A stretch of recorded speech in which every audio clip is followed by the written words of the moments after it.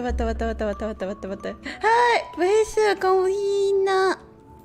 It is I, your scattered brain, unprepared pig. Ino desu. Yoroshiku onegaishimasu. ちょっと待って。わあ。 How's it going? I only did one fight. I have to do it 3 times.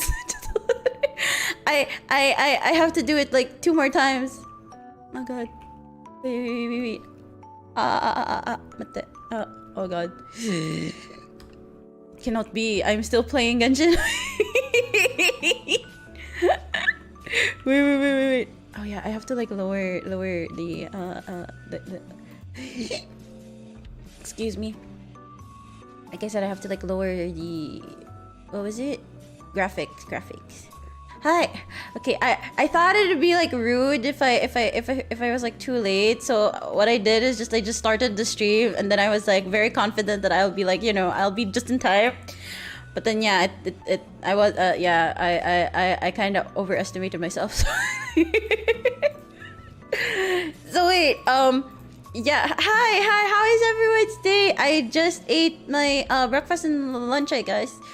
Yeah, that's also like one of the reasons why I was also late, because I cooked like 2 meals for myself. Just 1 meal wasn't enough, and I'm like, I have to last until like the end of stream. Probably that's probably gonna end like what, 12 p.m. or 12 a.m. So I was like, you know what, I should like cook like two dishes, two meals for myself. Like it's heavy, but it's fine, I'll last. Then Sumeru happens. Yeah, apparently there's like a new event, but I'm just gonna do that like off stream. The FIES trials, yeah. Or should I even stream that later? Should I do another stream later, Char? No, I mean, I could last, because tomorrow's supposed to be my rest day, so I guess I could like, you know, I could like what was it? Stream later. But no. Today's topic is Doki Doki Literature Club, and yet here I am still playing Genshin. Wait, has it still not yet respawned? Respawn already. It's still respawning. Oh, there we go. It's now respawn. Okay, wait. Let me just do another fight. Let me just do like another fight. Currently, fighting the Ruined Serpent just so I could.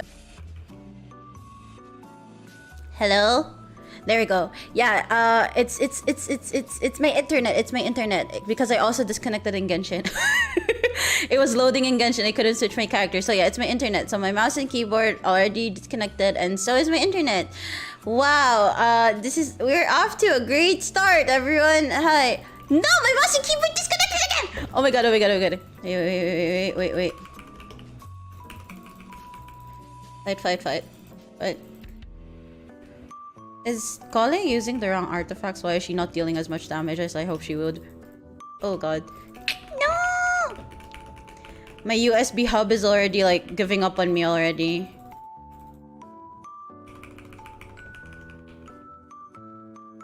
Oh god.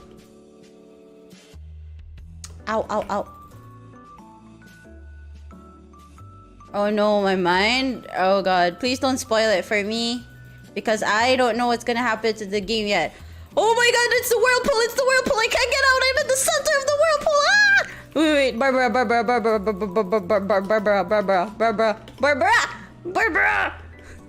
There you go. Sorry, I'm like playing Genshin right now. I will be quick. I'm almost done. I just need to fight like 1 more fight just so I could like quite the DDLC. Yeah. Go on. Oh my god.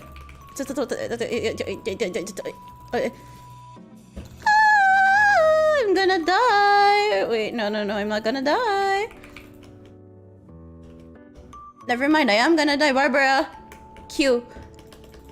Good luck getting traumatized? I don't know. It's gonna depend. I'm fighting. Sorry, I'm fighting bosses real quick. It's because I streamed yesterday. I streamed Genshin yesterday, which is why I didn't manage to sleep early. Oh, what the?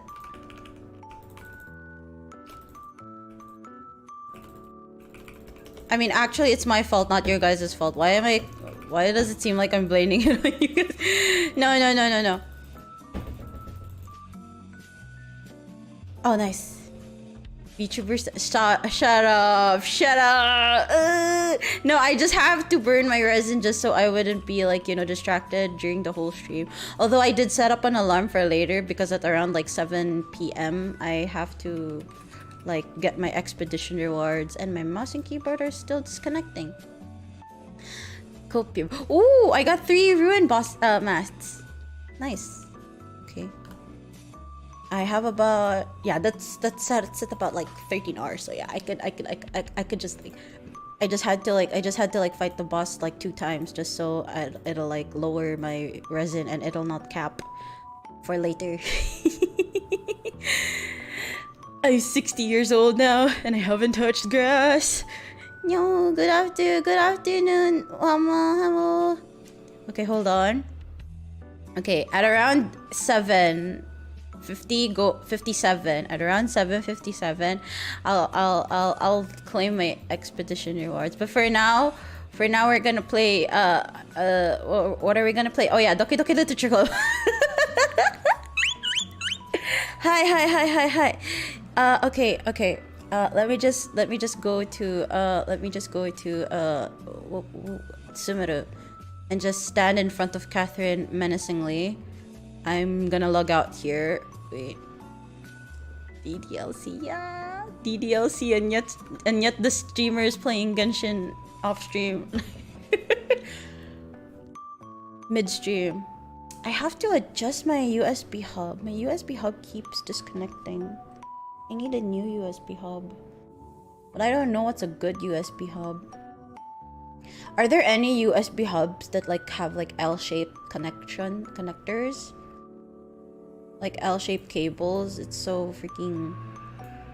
I'll just read the update later on. There's a new event and I can't even stream it. I'll just do it later. Should I even stream it? Can I even stream later? No, maybe not. I can't do the same thing I did yesterday. Why won't it close? Genshin, close yourself. Escape. There we go. Okay. Okay, now I'm here. Now my mind and soul and body is here. I can now open up the game. Well, let me just adjust my mouse and keyboard. How is my day? My day's been going great. Also, sorry if my face looks like that. There we go. I had to like adjust my mouse and keyboard. Okay. Let's go. Will it reveal my my OBS? It won't. Okay, nice. Okay, I'm just gonna open up the game real quick. Also, please don't spoil me because I have no idea what the game's gonna be. I mean, I don't know the journey towards that game. So yeah, this is yeah. Hi. It's like doing the pathetic face. Me looking down on you, judging you from beyond. It's a good thing it's automatically already adjusted to like 1280 to 720. I didn't have to even change it, so. Okay. Good luck to me. This is gonna be pretty long. Individuals suffering from anxiety or depression may not have a safe experience playing this game. Oh, I have anxiety, I guess.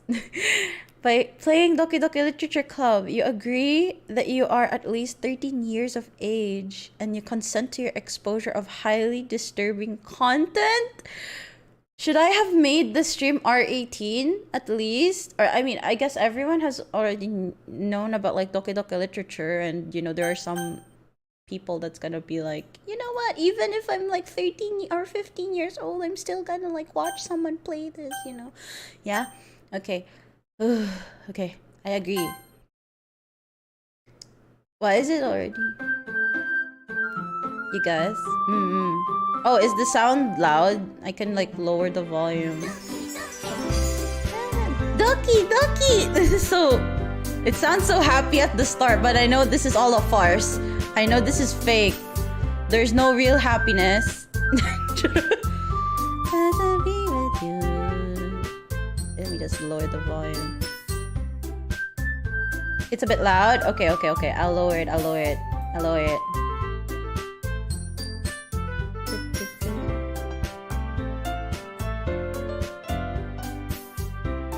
How about that?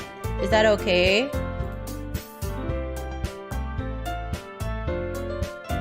Is this voiced or nah? Okay. Still the same? I mean, it's just in the beginning, right?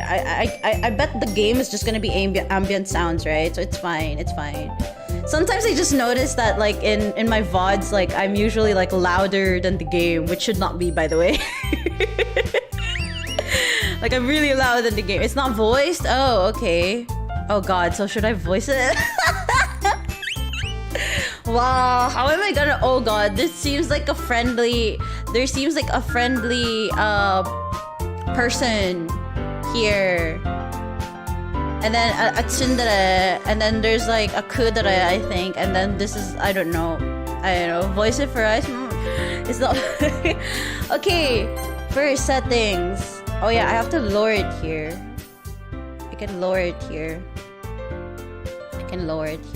I guess. There we go. Auto forward time, text speed. I guess we could go like faster. Skip unseen text after choices. No, let's not do any of those. Okay, let's go with the new game. Hi, new game. Enter my name, Ino desu. Oh wait, maybe I should make that a capital I, Ino. Okay. Oh, who is this? Hey! Hey! I see an annoying girl running towards me from the distance, waving her arms in the air like she's totally oblivious to any attention she might draw to herself. That girl is Sayori, my neighbor and good friend since we were children.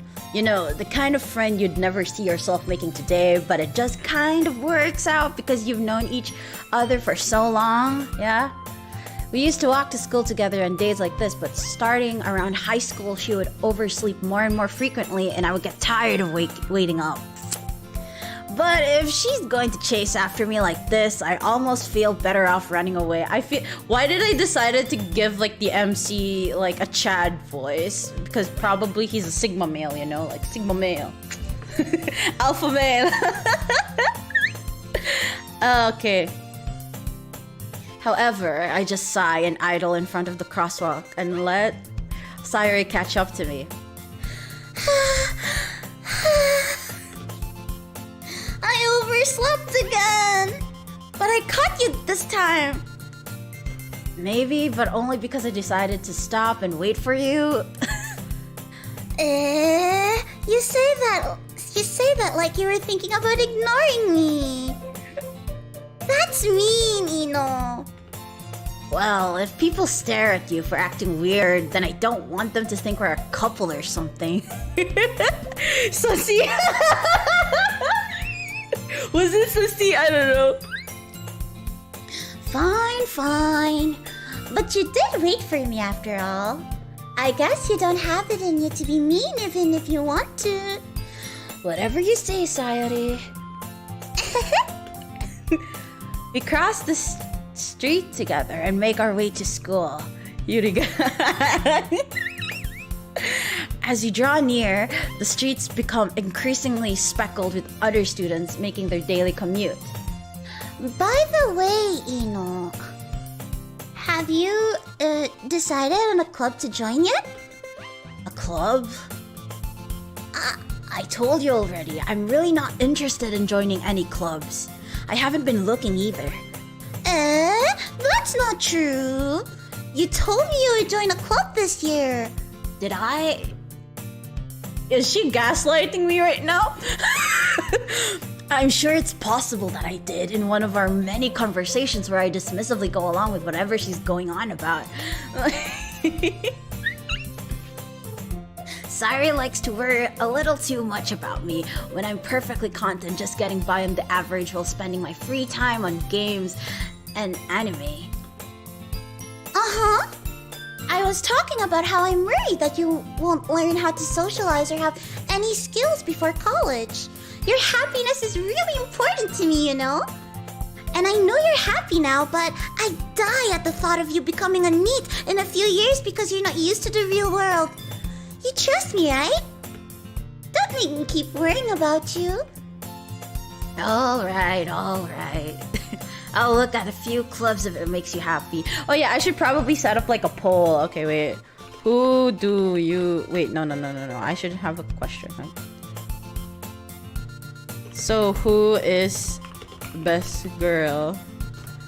Who are the characters here? So we have Sayori.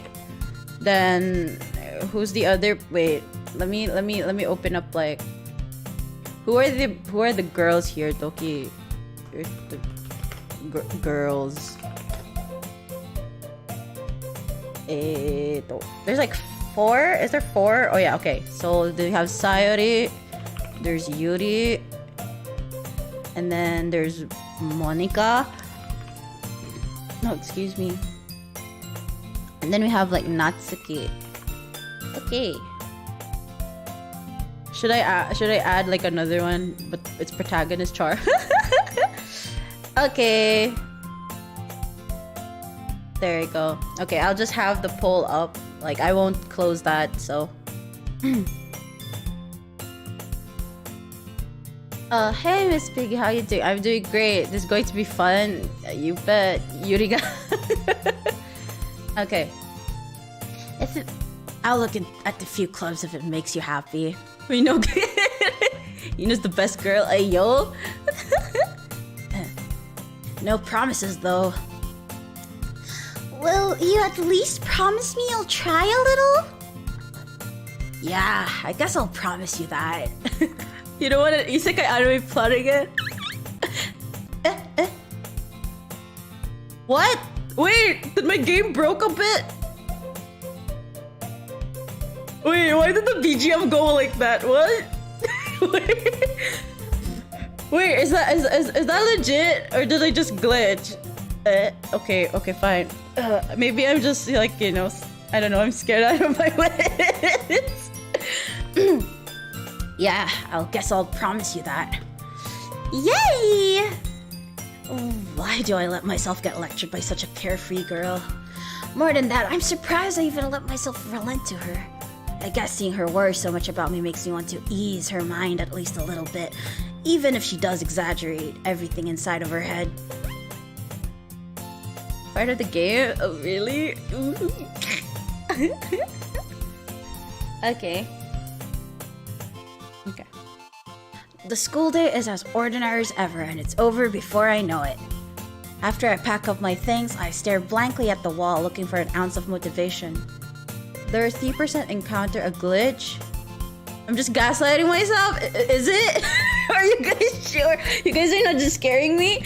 Okay. Clubs. Sayori wants me to check out some clubs. I guess I have no choice but to start with the anime club.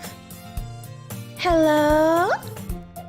Sayori must have come into the classroom while I was spacing out.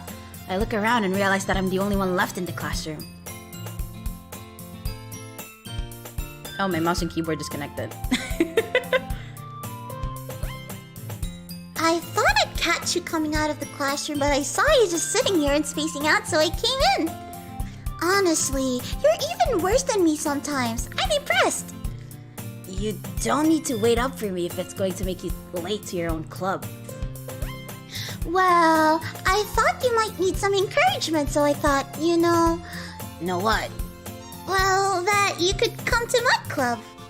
Sayori. Yeah? There is no way I'm going to your club. Ichiwaru. Nini. Sayori is the vice president of the literature club. Oh, I would like to join that club, the literature club. Oh wait, no, it's Doki Doki Literature. Oh yeah, that's the title. Okay. Ooh, okay. Okay. Not that I was ever aware that she had any interest in literature. In fact, I'm 99% sure she only did it because she thought it would be fun to help start a new club. Since she was the first one to show interest after the one who proposed the club, she inherited the title Vice President. That said, my interest in literature is guaranteed to be even less. Yeah, I'm going to the anime club. Come on, please. Why do you care so much anyway? Well, I kind of told the club yesterday I would bring in a new member. And Natsuki made cupcakes and everything. Don't make promises you can't keep. I can't tell if Sayori is really that much of an airhead or if she's so cunning as to have planned all of this out. I let out a long sigh. Fine, I'll stop by for a cupcake, okay? Yes, let's go! Okay. And thus, today marks the day I sold my soul for a cupcake. I dejectedly follow Sayori across the school and upstairs, a section of the school I rarely visit, being generally used for third-year classes and activities. Sayori, full of energy, swings open the classroom door. Everyone, the new member is here! I told you, don't call me a new member. I glance around the room. Welcome to the Literature Club. It's a pleasure meeting you. Sayori always says nice things about you. Seriously? You brought a boy? Way to kill the atmosphere. What a nice surprise! Welcome to the club! All words escape me in this situation. This club is full of incredibly cute girls! Ooh! What are you looking at? If you want to say something, say it. Sorry. Natsuki. The girl with the sour attitude, whose name is apparently Natsuki, is one I don't recognize. Her small figure makes me think she's probably a first year. She is also the one who made cupcakes, according to Sayori. You can just ignore her when she gets moody. Sayori says that quietly into my ear, then turns back toward the other girl. Quietly into my ear, so it should have been... You could just ignore her if she's that moody. Kinda like that, I don't know. Then turns back towards the other girls.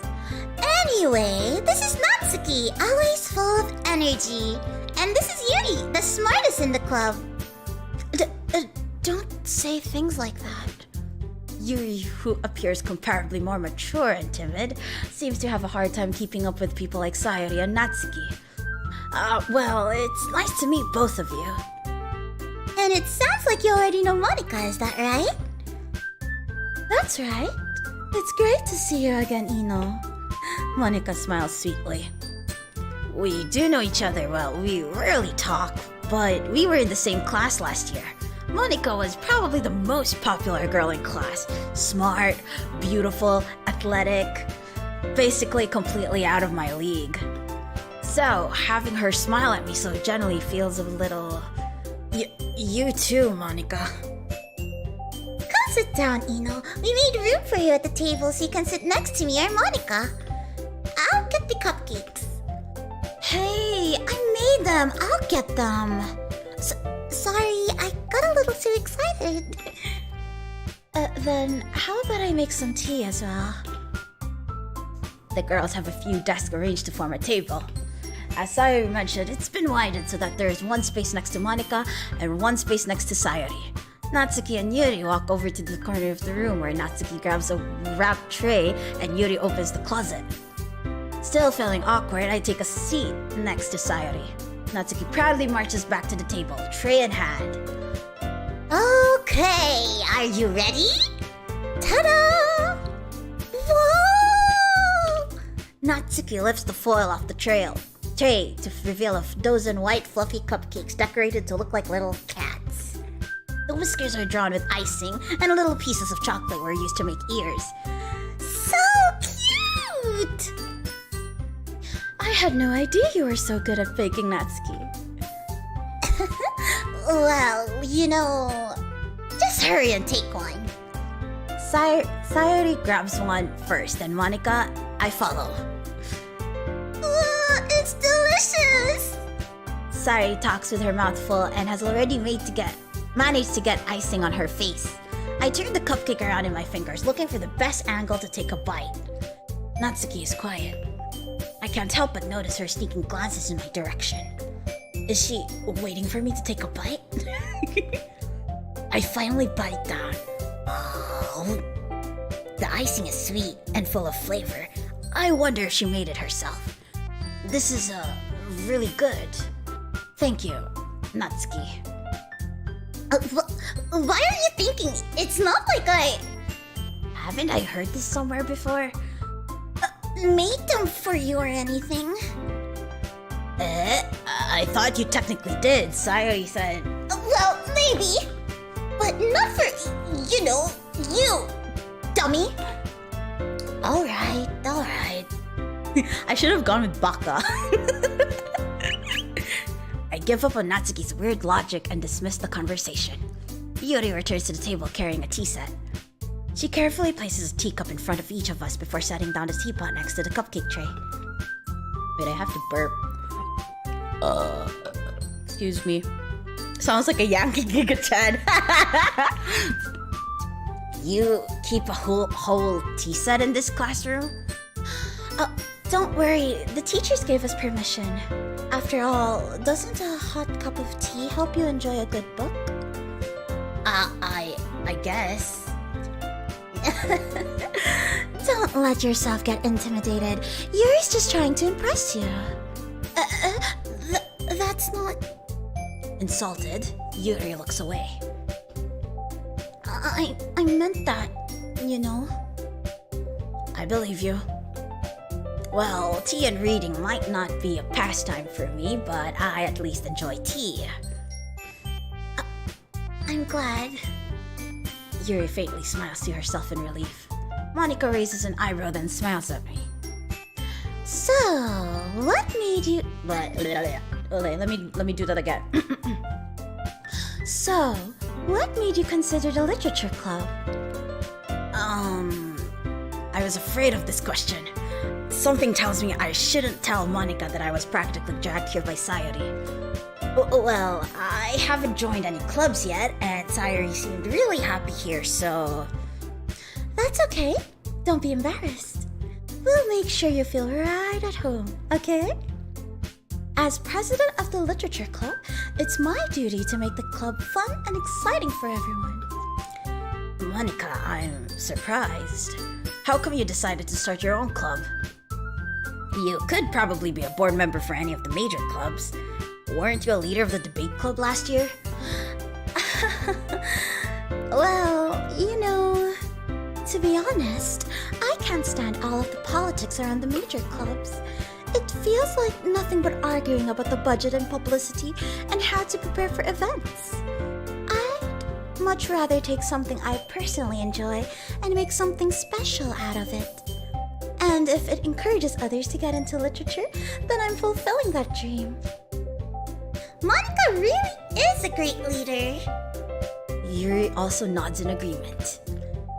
Then I'm surprised there aren't more people in the club yet.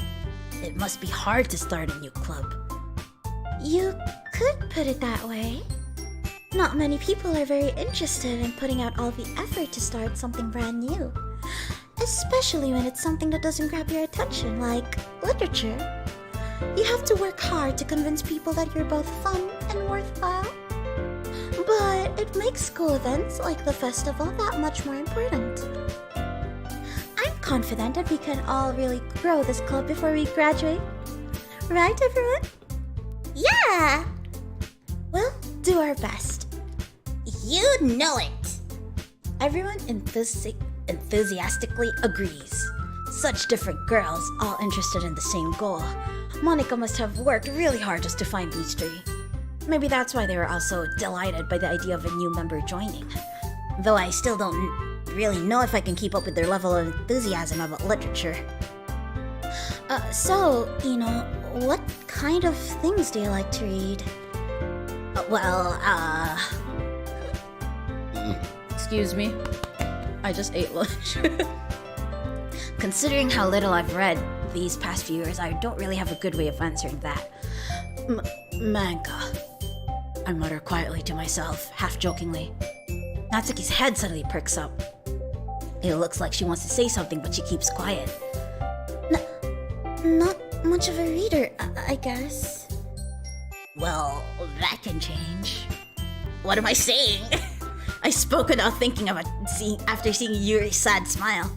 Anyway, what about you, Yuri? Well, let's see. Yuri traces the rim of her teacup with her finger. My favorites are usually novels that build deep and complex fantasy worlds. Hello, Yom. The level of creativity and craftsmanship behind them is amazing to me. And telling a good story in such a foreign world is equally impressive. Yuri goes on, clearly passionate about her reading.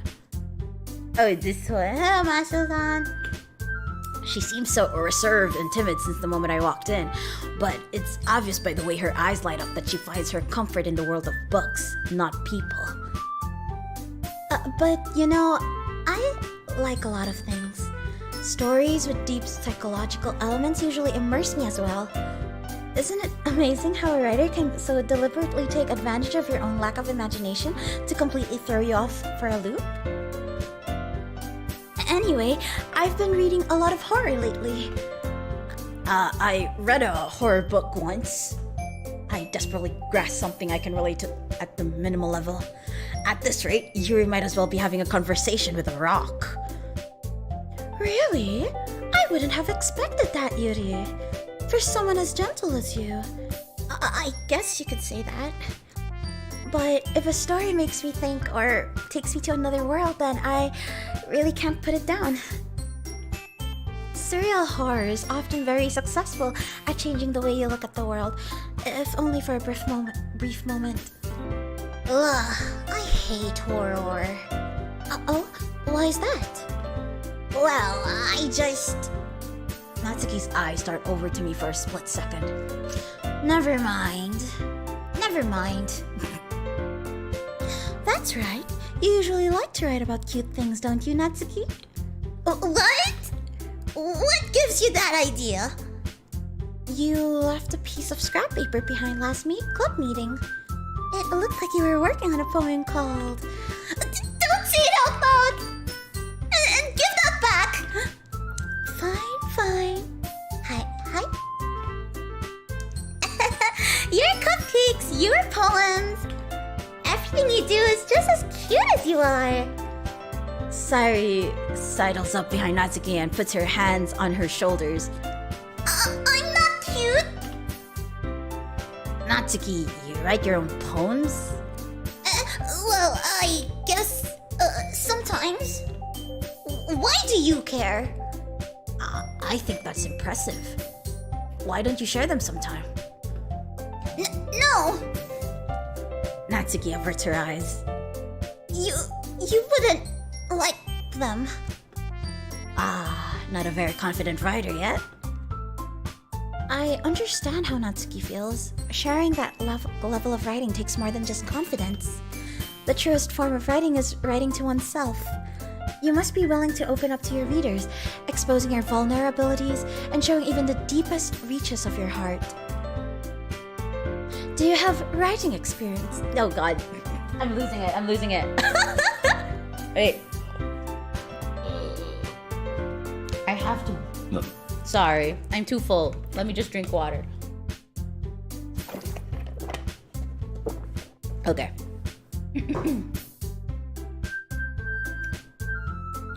Do you have writing experience too, Yuri? Maybe if you share some of your work, you can set an example and help Natsuki feel comfortable enough to share hers.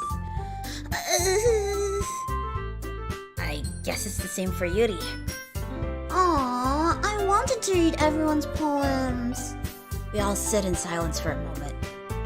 Okay, I have an idea, everyone. Huh? Natsuki and Yuri look quizzically at Monica. Let's all go home and write a poem of our own. Then, next time we meet, we'll all share them with each other. that way, everyone is even. Yeah, let's do it. Wow, I'm slowly giving Sayori the Paimon voice, oh god. Plus, now that we have a new member, I think it will help us all get a little more comfortable with each other and strengthen the bond of the club. Isn't that right, Ino? Monica smiles warmly at me once again. Oh, hold on. There's still one problem. What's that? Now that we're back to the original topic of me joining the club, I bluntly come forth with what's been on my mind the entire time. I never said I would join this club. Oh, my secret. Sayori may have convinced me to stop by, but I never made any decision. I still have other clubs to look at, and, I lose my train of thought. All four girls stare back at me with dejected eyes. But... I'm sorry, I thought... Ino... You all... I'm defenseless against these girls. How am I supposed to make a clear-headed decision when it's like this? That is, if writing poems is the price I need to pay in order to spend every day with these beautiful girls. Right. Okay, I've decided then. I'll join the literature club. One by one, the girls' eyes light up. Yes, I'm so happy. Sai wraps her arms around me, jumping up and down. Hey! You really did scare me for a moment. If you really just came for the cupcakes, I would be super pissed. Then that makes it official. Welcome to the Literature Club. Oh, hello, Orange, look at that. My mouse and keyboard keeps getting disconnected. Thanks, I guess. Okay, everyone. I think with that, we can officially end today's meeting on a good note. Everyone, remember tonight's assignment. Write a poem to bring to the next meeting so we can all share. Monica looks over at me once more. Ino, I look forward to seeing how you express yourself. Yeah. Can I really impress the class star Monica with my mediocre writing skills? I already feel the anxiety welling up inside me. Meanwhile, the girls continue to chit-chat as Yuri and Natsuki clean up their food. Hey, Ino? Since we're already here, do you want to walk home together?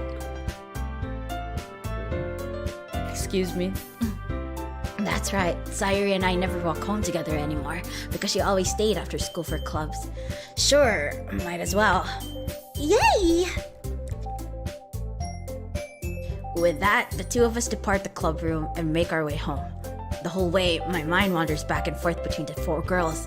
Sayori, Natsuki, Yuri, and of course, Monica. Will I really be happy spending every day after school in the literature club? Perhaps I'll have the chance to grow closer to one of these girls. Alright, I'll just need to make the most of my circumstances, and I'm sure good fortune will find me. And I guess that starts with writing a poem tonight. It's time to write a poem. Pick words you think your favorite club member will like. Something good might happen with whoever likes your poem the most. What the fudge is this? Okay, wait, I have to save here, right? Let me just save here. Okay. Save. Now, okay, return. Poem time. Okay, I'm gonna go with like, this is just 1 out of 2. Let's see. Let's go with something, wonderful, I guess? Oh! Wait, it was Sayori? No! Okay, wait.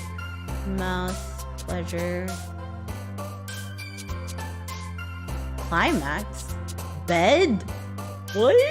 Pure melody, lazy. Oh wait, doesn't it react? I was like looking at the chibis and hoping that it'll react to like if I choose this. Alone.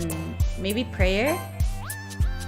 Wait, it's Sayori! Wait, I'm always going with Sayori? No! Wait, no. Effulgent, extraordinary, cove, death? Okay, let's go with death. What the fudge? Oh, never mind. Okay, horror. Oh, there we go. Now we're getting her. We're getting her. Okay. We're aiming for who? I'm gonna aim for Yuri. Sadness. Is she a pessimist? Unrestrained. Of sadness. Oh, what? Why is it always Sayori? Fluffy, loud tragedy. What? Depression? Boop. Incongruent, incapable, kiss. Play. I don't know. Incapable? Variance? What are these words? Maybe I'll just go with extreme? Oh, nice. Okay. Hopeless. Disown. Cage? What? What is this? Okay, I go with the cage, I guess. Cage? Why does she like that? Lust, childhood, melancholy, eternity, misery, hair. That will make Yuri jump. Okay. Melancholy. I guess we could go with this one. Oh, nice. Passion, vibrant, playground, awesome, pouting socks, skipping, uncanny, calm, after image. After image? Oh, okay. Since Yuri likes books. Oh, okay. Cry, happiness, disoriented, strawberry heaven, scent, unrequited, fear, heartbeat, inside, anime, unrequited, heaven, scent, disoriented. Oh god. Fireflies, bouncy. I don't know what kind of poem we're gonna end up making. What the fuck? Bouncy, sticky piece, unstable, whisper, broken, crimson. Oh, okay. Tenacious, nightgown, tenacious. Oh, okay. Marriage, massacre, papa, frightening, anxiety, massacre, frightening, contamination. Oh yeah, the long words are making her go up. Giggle, skirt, vivacious. What the fudge? Okay. Promise, games, fun, vanilla, fester, explode, beauty. I guess fester or despise. Despise is also a big word, but fester is like bigger. Oh, there we go. It's like deeper. Okay, I see. Rose, love, suicide. Oh wait, did you just spoil me that Natsuki also likes manga? I guess. Marshmallow, electricity, memories, jumpy, comfort, together, clumsy, suicide. She's happy with the word suicide. Graveyard, ambit, defeat, meager. There we go. Sugar, unending. Captive cheeks, vacation, starscape. Let's go with unending. Okay. I feel like I scored like a lot of points. No, I don't. I have no idea with the game, so please don't spoil me. No spoilers, please. Okay. Hi again, Ino. Glad to see you didn't run away on us. Nah, don't worry. This might be a little strange for me, but I at least keep my word. Well, I'm back at the literature club. I was the last to come in, so everyone else is already hanging out. Thanks for keeping your promise, Ino. I hope this isn't too overwhelming of a commitment for you. Making you dive headfirst into literature when you're not accustomed to it. Say that. Yeah, but you know, you already said it, so it's gonna now stick into my mind, and it's not gonna be a surprise to me anymore that Natsuki likes manga.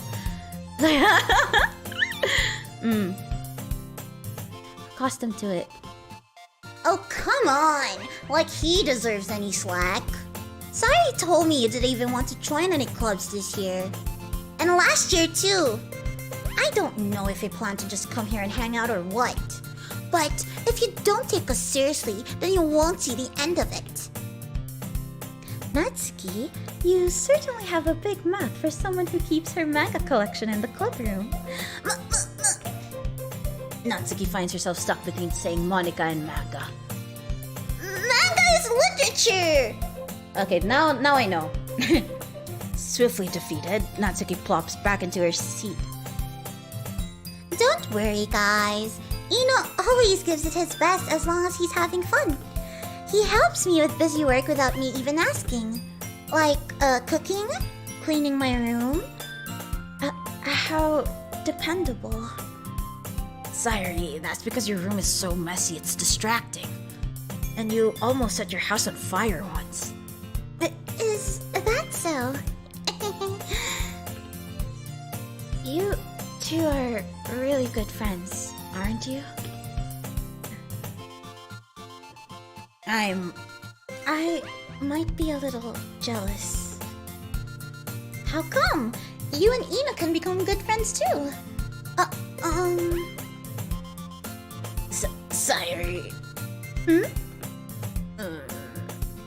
As usual, Sayuri seems oblivious to the weird situation she just put me into.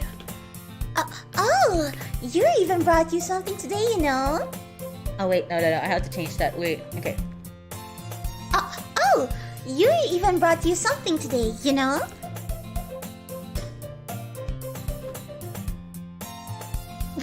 Wait, Sayuri. Me?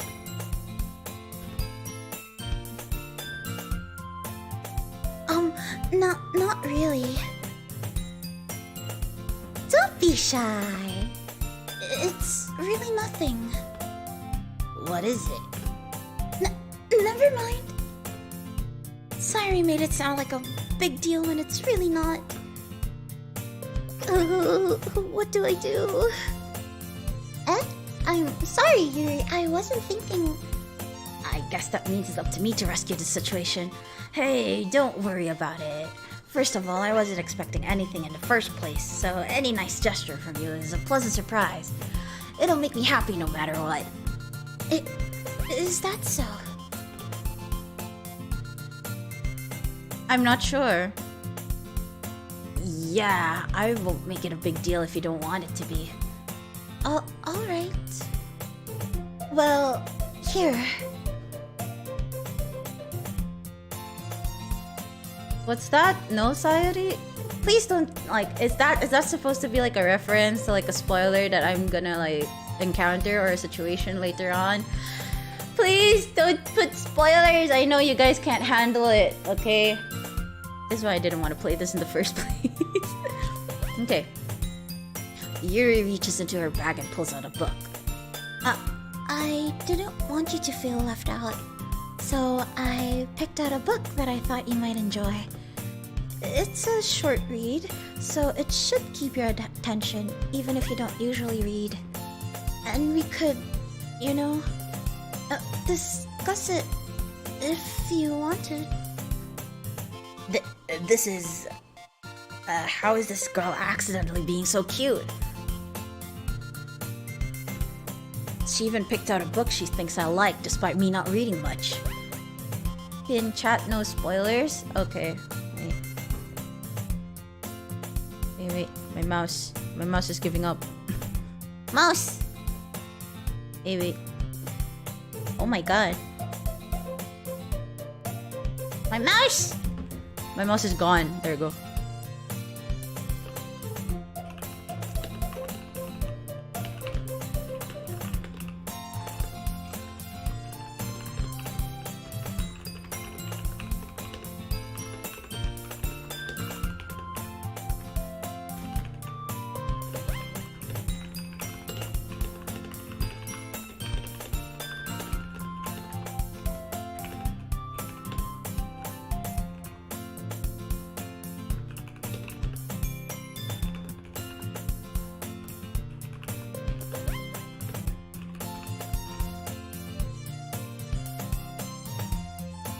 Okay. Wait, and then I'll pin this. Okay, there we go. Well, now it's both of them are blocked. Okay, there we go. Yuri, thank you. I'll definitely read this. I enthusiastically take the book. Well, you can read it at your own pace. I look forward to hearing what you think. now that everyone's settled in, I expected Monica to kick off some scheduled activities for the club. But that doesn't seem to be the case. Sayuri and Monica are having a cheery conversation in the corner. Yuri's face is already buried in a book. I can't help but notice her intense expression like she was waiting for this chance. Meanwhile, Natsuki's rummaging around in the closet. I'm really curious to talk to Yuri a little bit more, but at the same time, I would feel bad for distracting her from reading. I catch a glimpse of the cover of her book. Okay. It looks like the same book that she lent to me. More than that, she seems to be on the first few pages. Crap! I think she noticed me looking at her. She sneaks another glance at me and our eyes meet for a split second. But that only makes her hide her face deeper in her book. Sorry. I was just spacing out. I muttered this, sensing I made her uncomfortable. Oh, it's fine. If I was focused, then I probably wouldn't have noticed in the first place. But I'm just rereading a bit of this, so... That's the book you gave me, right? I wanted to reread some of it. Not for any particular reason. Just curious, how come you have 2 copies of the same book? Well, when I stopped at the bookstore yesterday... that's not what I meant. I mean, I just happened to buy 2 of them. I see.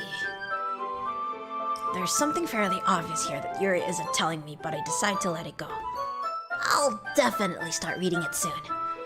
I'm glad to hear. Once it starts to pick up, you might have a hard time putting it down. It's a very engaging and relatable story. Is that so? What's it about anyway? Yuri closes the book and scans her eyes over the back. The book is titled Portrait of Markov. There's an ominous-looking eye symbol on the front cover. Alright. I just wanted to make sure I don't accidentally give anything away. Basically, it's about this girl in high school who moves in with her long-lost younger sister.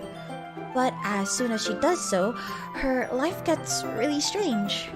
She gets targeted by these people who escaped from a human experiment prison, and while her life is in danger, she needs to desperately choose who to trust. No matter what she does, she ends up destroying most of her relationships, and her life starts to fall apart. And my mouse starts to fall apart. Wait, I have to like really fix... Let me just...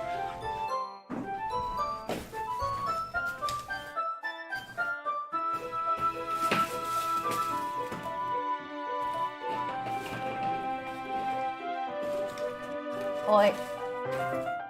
Stop disconnecting. There we go. Wow.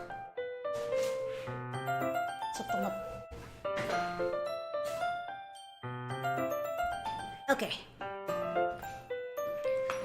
That's kind of, That's kind of dark, isn't it? You made it sound like it was going to be a nice story, so the dark turn came from nowhere. Yuri gently giggles all of a sudden. Are you not a fan of that sort of thing, Ino? No, it's not that. I mean, I could definitely enjoy those kinds of stories, so don't worry. I hope so. Yeah, I totally forgot that Yuri is into those things. She's so shy and reclusive on the outside, but her mind seems to be completely different. It's just that those kinds of stories... they challenge you to look at life from a strange new perspective. When horrible things happen, not just because someone wants to be evil, but because they have their own goals or their own philosophy that they believe in.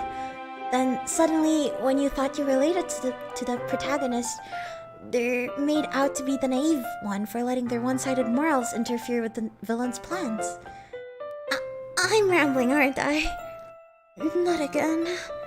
I'm sorry. Hey, don't apologize. I haven't lost interest or anything. Well, I guess it's alright then. But I feel like I should let you know that I have this problem. When I let things like books and writing fill my thoughts, I kind of forget to pay attention to other people. So, I'm sorry if I end up saying something strange. And please, stop me if I start talking too much. I really don't think you need to worry. That just means you're passionate about reading. The least I could do is listen. It's a literature club after all. That's true. In fact, I might as well get started reading it, right? You don't have to. What are you saying? Just a moment ago you said you were looking forward to it. Let me just get the book. I quickly retrieved the book that I had put into my bag. Alright, it's fine if I sit here, right? I slip into the seat next to Yuri's. Yeah. Are you sure? You seem a little apprehensive. I'm sorry. It's not that I don't want you to. It's just something I'm not very used to. That is, reading in company with someone. I see. Well, just tell me if I end up distracting you or anything. Alright. I open the book and start the prologue. I soon understand what Yuri means about reading in company. It's as if I can feel her presence over my shoulder as I read. It's not a particularly bad thing. Maybe a little distracting, but the feeling is somewhat comforting. Yuri's in the corner of my eye. I realize that she's not actually looking at her own book. I glance over. It looks like she's reading from my book instead. Sorry. I was just, Yuri, you really apologize a lot, don't you? I do? I don't really mean to. Sorry. I mean... Here, this should work, right? I slide my desk until it's up against Yuri's, then hold my book more between the two of them. I suppose so. Yuri timidly closes her own copy. Once we each lean in a bit, our shoulders are almost touching. It feels like my left arm is in the way, so instead I use my right hand to hold the book open. I guess that makes it kind of difficult to turn the page. Here. Hey yo! Let's go, we got a CG! Yuri takes out her left arm and holds the left side of the book between her thumb and forefinger. I do the same with my right arm on the right side of the book. That way, I turn a page and Yuri slides it under her thumb after it flips to her side. But in holding it like this, we're huddled even closer together than before. It's actually kind of distracting me. It's as if I can feel the warmth of Yuri's face and she's in the corner of my vision. Are you ready? Eh? To turn the page? Sorry. I think I got a bit distracted for a second. Oh great, I got a spoiler. Let's go. I glance over at Yuri's face again and our eyes meet. I don't know how I'll be able to keep up with her. That's okay. You're not as used to reading, right? I don't mind being patient if it takes you a bit longer. It's probably the least I could do. Since you've been so patient with me. Yeah. Thanks. We continue reading. Yuri no longer asks me if I'm ready to turn the page. Instead, I just assume that she finishes the page before me, so I turn it by my own volition. We continue the first chapter in silence. Even so, turning each page almost feels like an intimate exchange.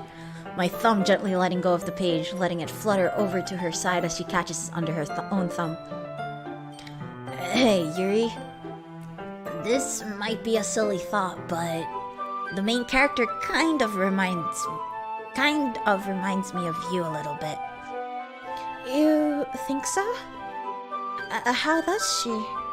Well, I guess she's more blunt in a lot of ways, but she also second guesses all of the things that she says and does. Like, she's afraid she'll do something wrong. It's not like I can see into your head or anything, but they're kind of reminiscent of some of your mannerisms. I see. You remain silent for a moment.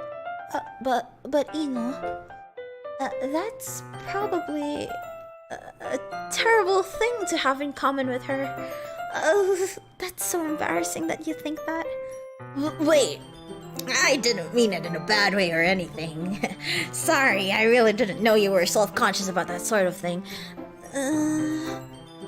I guess I more meant that it's kind of cute. What are you saying all of a sudden? Okay, everyone.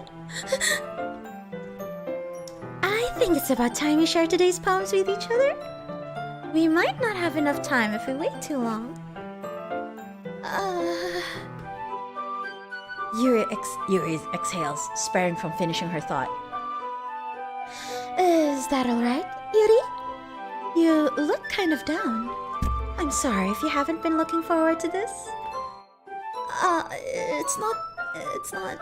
It's fine. Yuri releases her hand from the book, causing it to close on top of my thumb. Alright, I guess I'll do some more reading tonight. Hello, Taon-san. Oh, or would you prefer I only read it with you? I guess I don't have too much of a preference either way. In that case, I'll read a little more tonight. It'll be more fun to read with you after it picks up a bit, you know? That's good reasoning. In that case, feel free to finish the first 2 chapters in your own time. Alright. I stand up. I make a mental note of where I left off in the book, then slip it back into my bag. By the way, did you remember to write a poem last night? Yeah. My relaxation ends. I can't believe I agreed to do something so embarrassing. I couldn't really find much inspiration since I've never really done this before. Well, now that everyone's ready, why don't you find someone to share with? I can't wait! Sayuri and Monica enthusiastically pull out their poems. Sayuri's on a wrinkled sheet of loose leaf torn from a spiral notebook. On the other hand, Monica wrote hers in a composition notebook. They're so cute. Hi, just Monica. I can already see Monica's pristine handwriting from where I sit. Natsuki and Yuri reluctantly comply as well, reaching into their bags. I do the same myself. Who should I show my poem to first? Okay, chat. Who should I show my poem to first? I'm gonna go with like the verbal... Not really verbal, like which names I see more in chat. Let's see. Take care, people. Okay, yappy bye. Yuri gang. Okay, we have 1 vote for Yuri.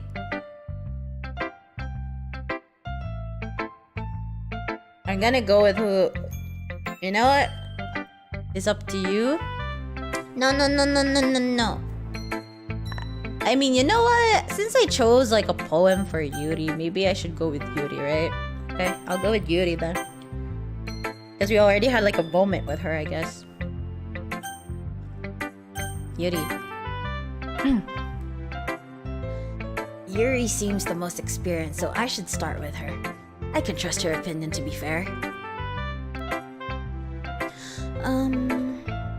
As Yuri reads the poem, I notice her eyes lighten.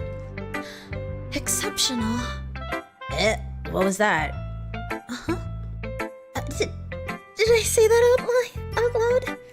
Yuri first covers her mouth, but then ends up covering her whole face.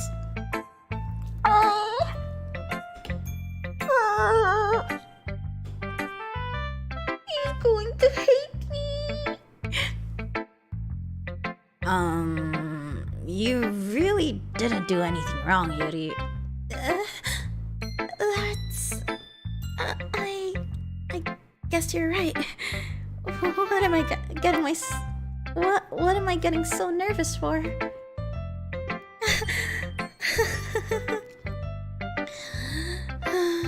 Yuri takes a breath. So, what kind of writing experience do you have? Your use of imagery and metaphors indicates you've written a lot of poetry before. Really? Wow, that's a huge compliment coming from you. This is actually my first time, really. Huh? Yuri stares at me blankly, then looks at my poem again. Well, I know that. I just meant, Yuri trails off, unable to find an excuse. She traces her finger along the words in the poem as if breaking it down more thoroughly. Yeah. Okay. This is the reason I was able to tell. It's just that there are specific writing habits that are usually typical of new writers, and having been through that myself, I kind of learned to pick up on them. I think the most noticeable thing I recognize in new writers is that they try to make their style very deliberate. In other words, they tend to pick a writing style separate from the topic matter, and they fit the two together. The end result is that both the style and the expressiveness are weakened. Once Yuri finds her train of thought, it's as if her demeanor totally changes. Her stammering is completely gone and she sounds like an expert. Of course, that's not something you can be blamed for. There are so many different skills and techniques that go into writing even a simple poem. Not just finding them and building them, but getting them to work together is probably the most challenging part. It might take you some time, but it all comes down with practice and learning by example and trying new things. I also hope that everyone else in the club gives you valuable feedback. Natsuki can be a little bit biased though. Biased? How? Well, never mind. I shouldn't be talking about people like that. Sorry. It's fine. I'm not sure if Yuri is apologizing to herself, to me, or to Natsuki. Hello, Mr. Mohawk. Oh, me voicing Sayuri? Well, I'm kind of losing it on her, but we'll see. Do you mind if I read your poem now? Please do. I'd love to share my thought process behind it. Yuri smiles dreamily as if it's a rare opportunity for her. Which itself is kind of funny. After all, isn't this supposed to be a literature club? Ghost under the light. The tendrils of my hair illuminate beneath the amber glow, bathing. It must be this one, the last remaining street light to have withstood the test of time. The last yet to be replaced by the sickening blue-green hue of the future. I bathe, calm, breathing air of the present but living in the past. The light flickers. I flicker back.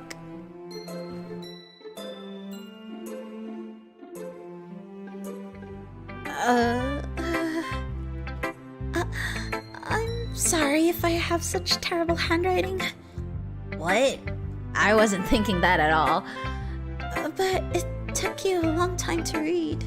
Ah, well, I just don't read script very often. I actually think your handwriting is pretty. That's a relief. Also, I like the poem. Even though it's short, it was really descriptive. It wasn't too short. It wasn't too short? I usually write longer poems. Not at all. I'm really glad you like it. I'll be honest. Since it's our first time sharing, I wanted to write something a little more mild. Something easy to digest, I suppose. Are you into ghosts, Yuri? Actually, the story isn't about a ghost at all, Ino. Really? I must have totally missed the point. Well, I suppose you did only glance over it after all. But remember that poets often express their own thoughts, feelings, and experiences in their work. They usually do more than a simple story or paint a picture. In this case, perhaps the subject of the poem is only being symbolically compared to a ghost, lingering in her last remaining place of comfort, unable to let go of the past, and soon to be left with nothing. That's a lot more solemn, putting it that way. I hadn't even thought of that. That's impressive. It's nothing really. Yours was impressive too, so... Nah. If anything, I could probably learn a thing or two from you. You think so? Yeah, of course. You know, I was really nervous about doing all this, but in the end, I enjoyed it. I'm going to keep doing my best for you, Ino.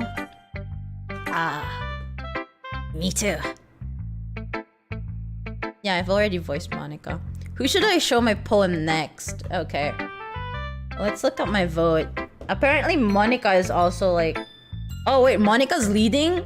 Wow, what the heck? Okay, I'm gonna show it to Monica next then. Hi, Ino. Having a good time so far? Yeah. Good. Glad to hear it. By the way, since you're new and everything, if you ever have any suggestions for the club, like new activities or things you can do better, I'm always listening. Don't be afraid to bring things up, okay? Alright, I'll keep that in mind. Of course I'll be afraid to bring things up. I'm much better off just going with the flow until I'm more settled in. Anyway, want to share your poem with me? It's kind of embarrassing, but I guess I have to. Don't worry, Ino. We're all a little embarrassed today, you know? But it's that sort of barrier that we'll all learn to get past soon. Yeah, that's true. I hand Monica my poem. Great job, Ino. I was going ooh in my head while reading it. It's really metaphorical. I'm not sure why, but I didn't expect you to go for something so deep. I guess I underestimated you. It's easiest for me to keep everyone's expectations low. Was hot? Was that even hot?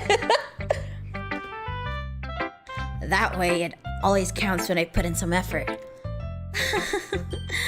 That's not very fair. Well, I guess it worked anyway. You know that Yuri likes this kind of writing, right? Writing that's full of imagery and symbolism. Unlike Sayuri, who likes using simple and direct words to describe happiness and sadness, Yuri likes it when readers are left to derive their own meaning out of it. It's very challenging to write like that effectively, both allowing people to get something out of it just by feel, or letting them deeply analyze all of the nuances. It can take years of practice, which I'm assuming Yuri has at this point. I never really asked though. I'm sure I'm nowhere near her level yet. Don't worry so much about that. You do your own thing. Just keep exploring and learn by trying new things. I'm sure I'll end up trying different things a lot. It could take a while before I feel comfortable doing this. That's okay. I love to see you try new things. That's the best way to find the kind of style that suits you. Everyone else might be a little bit biased towards their own kinds of styles, but I'll always help you find what suits you the most. So don't force yourself to write the way everyone else wants you to write. It's not like you have to worry about impressing them or anything. Anyway, do you want to read my poem now? Don't worry, I'm not very good. You sound pretty confident for someone who claims to not be very good. Well, that's because I have to sound confident. That doesn't mean I always feel that way, you know? I see. Well, let's read it then. Hole in the wall. It couldn't have been me. See, the direction the spackle protrudes? A noisy neighbor? An angry boyfriend? I'll never know. I wasn't home. I peer inside for a clue. No, I can't see. I reel, blind like a film left out in the sun. But it's too late. My retina's already scorched with a permanent copy of the meaningless image. It's just a little hole. It wasn't too bright. It was too deep, stretching forever into everything. A hole of infinite choices. I realize now that I wasn't looking in. I was looking out. And he, on the other side, was looking in. Hi, Yuzai. So, what do you think? It's very freeform, if that's what you call it. Sorry, I'm not really the right person to ask for feedback. It's okay. Yeah, that kind kind of style has gotten pretty popular nowadays. That is, a lot of poems have been putting emphasis on the timing between words and lines. When performed out loud, it can be really powerful. What was the inspiration behind this one? Let me burp. Excuse me. Oh, wait. Okay. My nose is so itchy. Okay. Well, I'm not sure if I know how to put it. I guess you could say that I had some kind of epiphany recently. It's been influencing my poems a bit. An epiphany? Yeah, something like that.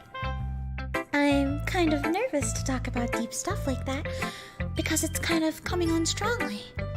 Maybe after everyone is better friends with each other. Anyway, here's Monica's writing tip of the day. Sometimes when you're writing a poem or a story, your brain gets too fixated on a specific point. If you try so hard to make it perfect, then you'll never make any progress. Just force yourself to get something down on the paper and tidy it up later. Another way to think about it is this. If you keep your pen in the same spot for too long, you'll just get a big dark puddle of ink. So just move your head and go with the flow. That's my advice for today. Thanks for listening! Who should I show my poem to next? Okay. Let's go with like Natsuki. Or maybe let's go with Sayori? Wait, who's the next best girl? Everyone's voting Monica. Wow, oh my god. Okay. Let's go with Sayori next.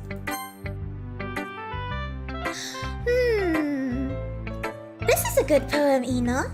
Are you sure it's your first time? Of course, it's not that good. Am I the kind of guy who'd be writing poems in his spare time? I guess you're right. But that's why it impressed me. Well, to be honest, I was afraid that you wouldn't do it seriously, or that you wouldn't write one at all. I'm really happy just that you wrote one. It just reminds me of how you're really a part of the club now. Not to mention the fact that I'm standing in front of you in the club room. Well, of course, I'm not really into it yet, but that doesn't mean I'll break my promise. See? It's like I said before, Ino. Deep down, you're not selfish at all, you know. Trying new things like this for other people, that's something that only really good people do. Thanks, Sayori. I'm not sure if Sayori sees the full picture of my motive here. And then again, I can't deny that she's part of the reason I joined, knowing how much this means to her and all. Yeah. And I'm gonna make sure you have lots of fun here, okay? That will be my way of thanking you. Oh god, I'm burping. I'm burping a lot. Alright, I'm going to haul you to that then. Yay! Now, you'll read my poem too, right? Don't worry, I'm really bad at this. Well, we'll see about that. Dear sunshine, the way you glow through my blinds in the morning, it makes me feel like you missed me, kissing my forehead to help me out of bed, making me rub the sleepy from my eyes. Are you asking me to come out and play? Are you trusting me to wish away a rainy day? I look above, the sky is blue. It's a secret, but I trust you too. If it wasn't for you, I could sleep forever. But I'm not mad. I want breakfast. Because you eat a full meal. Yeah, I ate a full meal. Sayori, this is just a guess, but did you wait until this morning to write this? No, just a little bit. You can't answer just a little bit to a yes or no question. I forgot to do it last night. Well, at least that makes me feel a little better about myself. Don't be so mean. I still tried my best. Yeah. I didn't mean to say that it was a bad poem. It came out nice, or how should I put it? It sounds just like you. Really? Yeah. Especially that last line. I made eggs and toast. Even though you were late to school, It's bad to skip breakfast. I get all cranky. Well, I guess there's no point in arguing. Anyway, thanks for showing me. This was so much fun. Monica's the best. Ah, yeah. But next time, I won't forget. And I'm gonna write the best poem ever. Well, I guess I look forward to it. Who should I show my poem to next? I guess let's go with Natsuki. I'm gonna bestow upon Natsuki the voice of Paimon. Okay.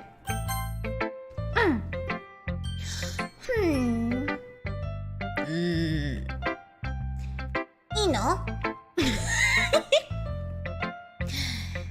Hello, Do. Ino? If you're not going to take this club seriously, then go home. What? Harsh? What? You expect me to believe that you actually put effort into this? Do you think I'm stupid? I'm not a writer. Maybe it's not very good, but yeah, I did put an effort. We all start somewhere, right? If you're still proud of the first poem you ever wrote, then I'd like to read it. Painful to think about. Fine. Well, sorry. You'll get better anyway. I tell you what to improve, but you're better off just trying again. Fair enough. Well, to each their own, I guess. Anyway, I guess I gotta share mine now. Knowing you, you'll probably think it's stupid. Eagles can fly. Monkeys can climb. Crickets can leap. Horses can race. Owls can seek. Cheetahs can run. Eagles can fly. People can try. But that's about it. Yeah. I told you that you weren't gonna like it. I like it. What? Just be honest. I am. Why are you so convinced that I wouldn't like it? Well, because everyone in high school thinks that writing has to be all sophisticated and stuff. So people don't even take my writing seriously. But isn't the point of poems for people to express themselves? Your writing style wouldn't make your message any less valid. Yes, exactly. I like when it's easy to read but it hits you hard. Well, like in this poem. Seeing everyone around you do great things can be really disheartening. So I decided to write about it. Yeah, I understand. But the other nice thing about simple writing is that it puts more weight on the wordplay. Like I set up for a rhyme at the end, but then made it fall flat on purpose. It helps bring out the feeling in the last line. So you did. I guess more went into it than I realized. That's what it means to be pro. I'm glad you learned something. Didn't expect that from the youngest one here, did you? Yeah, guess not.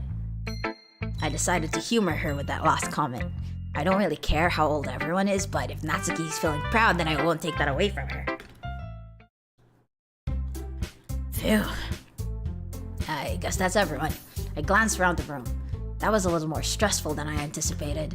It's as if everyone is judging me for my mediocre writing abilities. Even if they're just being nice, there's no way my poems can stand up to theirs. This is a literature club after all. I sigh. I guess that's what I ended up getting myself into. Across the room, Sayori and Monika are happily chatting. My eyes land on Yuri and Natsuki. They gingerly exchange sheets of paper, sharing their respective poems. As they read in tandem, I watch each of their expressions change. Natsuki's eyebrows furrow in frustration. Meanwhile, Yuri smiles sadly. What's with this language? Did you say something? Oh, it's nothing. Natsuki dismissively returns the poem to the desk with one hand. I guess you could say it's fancy. Thanks. Yours is, cute. Cute? Did you completely miss the symbolism or something? It's clearly about the feeling of giving up. How can that be cute? I know that. I just meant the language, I guess. I was trying to say something nice. You mean you have to try that hard to come up with something nice to say? Thanks, but it really didn't come out nice at all. Well, I do have a couple suggestions. If I was looking for suggestions, I would have asked someone who actually liked it. Which people did, by the way. Sayuri liked it. And Ino did too. So based on that, I'd gladly give you some suggestions of my own. First of all... Excuse me. I appreciate the offer, but I've spent a long time establishing my writing style. I don't expect it to change anytime soon, unless, of course, I come across something particularly inspiring, which I haven't yet. And Ino liked my poem too, you know? He even told me he was impressed by it. Natsuki suddenly stands up. Oh, I didn't realize you were so invested in trying to impress our new member, Yuri. That's not what I... You're just... Yuri stands up as well. Maybe you're just jealous that Ino appreciates my advice more than he appreciated yours. Huh? And how do you know he didn't appreciate my advice more? Are you that full of yourself? No. If I was full of myself, I would deliberately go out of my way to make everything I do overly cutesy. Is everyone okay? Well, you know what? I wasn't the one whose boobs magically grew a size bigger as soon as Ino started showing up. Natsuki... Natsuki, that's a little... This doesn't involve you! I don't like fighting, guys. Suddenly, both girls turned towards me as if they just noticed I was standing there. Ino... She's just trying to make me look bad. That's not true! She started it! If she could get over herself and learn to appreciate that simple writing is more effective, then this wouldn't have happened in the first place. What's the point in making her poems all convoluted for no reason? The meaning should jump out as the reader, not force themselves to have them to figure it out. Help me explain that to her, Ino! Wait! There's a reason we have so many deep and expressive words in our language. It's the only way to convey complex feelings and meaning the most effectively. Avoiding them is not only unnecessarily limiting yourself, it's also a waste. You understand that, right, Ino? Well? How did I get dragged into this in the first place? It's not like I know anything about writing, but whoever I agree with, they'll probably think more highly of me. So of course that's going to be... Oh my god, who do I go for?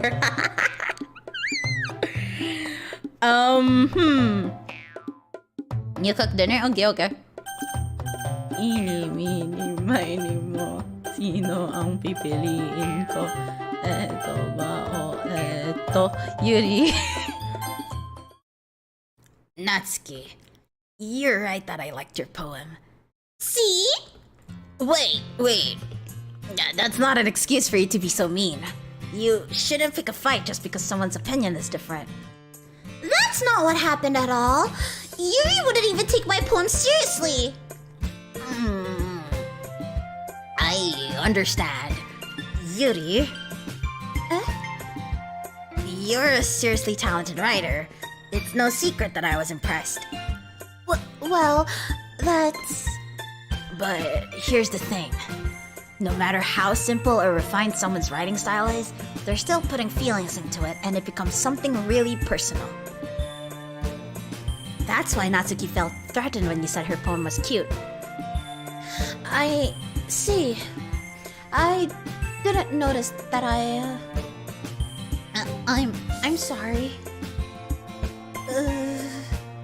But Natsuki, you took it way too far.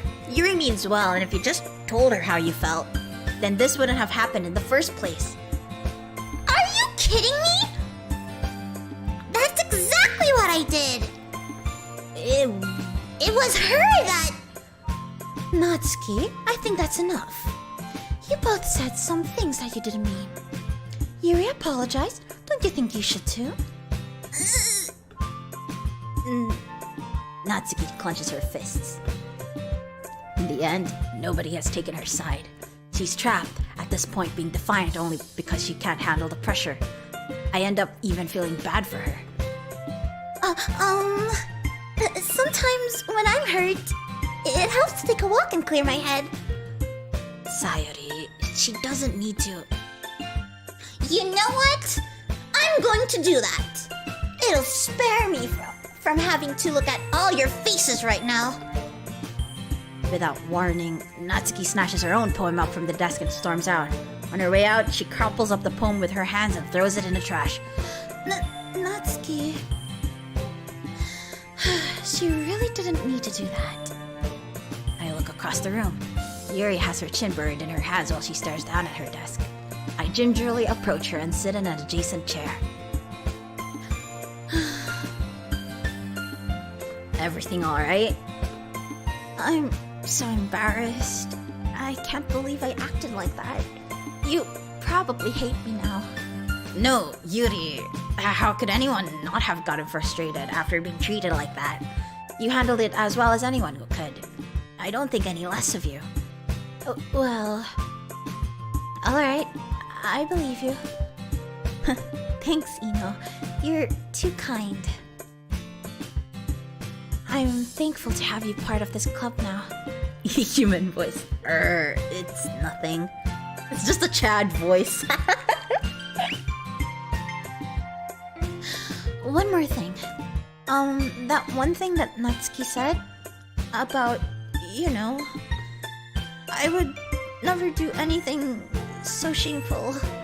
So... What thing did Natsuki say? Well, never mind that. I'm going to go make some tea. Good idea. Make enough for more than one person, okay? Yeah. Did I remove it? I didn't. Did I remove it? I didn't remove it. Oh. Oh. You read my description, let's go. Okay. Maybe I should have added it. Okay, everyone. It's just about time for us to leave. How did you all feel about sharing poems? It was a lot of fun. Well, I'd say it was worth it. It was alright. Well, mostly. Ino, how about you? Yeah, I'd say the same. It was a neat thing to talk about with everyone. Awesome. In that case, we'll do the same thing tomorrow. And maybe you learned something from your friends too. So, your poems will turn out even better. I think to myself, I did learn a little more about the kind of poems everyone likes. With any luck, that means I can at least do a better job impressing those I want to impress. I nod to myself with newfound determination. Ino! Ready to walk home? Sure, let's go. Sayori beams at me. It truly has been a while since Sayori and I have spent this much time together. I can't really say I'm not enjoying it either. Sayori, about what happened earlier. What do you mean? You know, between Yuri and Natsuki. Does that kind of thing happen often? No. That's really the first time I've seen them fight like that. I promise they're both wonderful people. You don't hate them, do you? No, I don't hate them. I just wanted your opinion, that's all. I can see why they make good friends with you. You know, Ino, it's nice that I get to spend time with you in the club. But I think seeing you get along with everyone is what makes me the happiest. And I think everyone really likes you too. That's... Every day is going to be so much fun. Ugh. It looks like Sayori still hasn't caught on to the kind of situation I'm in. Sure, being friends with everyone is nice, but does it really need to stop there? We'll just have to see what the future holds, Sayori. I pat Sayori on the shoulder. I said it more to myself than to her, but it's easy to use Sayori as an internal monologue sometimes. Okay. Yeah, let's do this. Okay, now what? Good vitality. Incapable. Excitement. Despise. After image. Shame. Family. Cove. Unrestrained. Secretive childhood desire. Special. Infinite. Intellectual. Incongruent. Effulgent. Yeah, like the very big words are making her happy. Disarray. Whistle. Infallible. Shopping variants. Depression. Uncanny. Contamination. Existence. Crimson. Let's see. Oh god. Alone? She likes being alone? What the fudge? Vibrant. Unrequited. Oh, there you go. Mouthful words, yeah. Another day passes and it's time for the club meeting already. I've gotten a little more comfortable here over the past couple days. Entering the club room, the usual scene greets me. Hi, Ino. Yo, Sayori. Looks like you're in a good mood today. I'm just still not used to you being in the club, that's all. I see. That's a pretty simple thing to get you in a good mood. I'm trying to make the protagonist depresso. But I guess it's always the simple things with you anyway. Speaking of which, I'm kinda hungry. Will you come with me to buy a snack? No thanks. That's not like you at all. I have my reasons. Why don't we take a look at your purse, Sayori? Why that all of a sudden? No reason, really. I just wanted to look at it. Sayori nervously retrieves her coin purse. She fumbles with the latch and it gets open. Then she turns it upside down and lets its contents spill onto the desk. Only 2 small coins fall out. I knew it. I can see right through you, Sayori. That's not fair.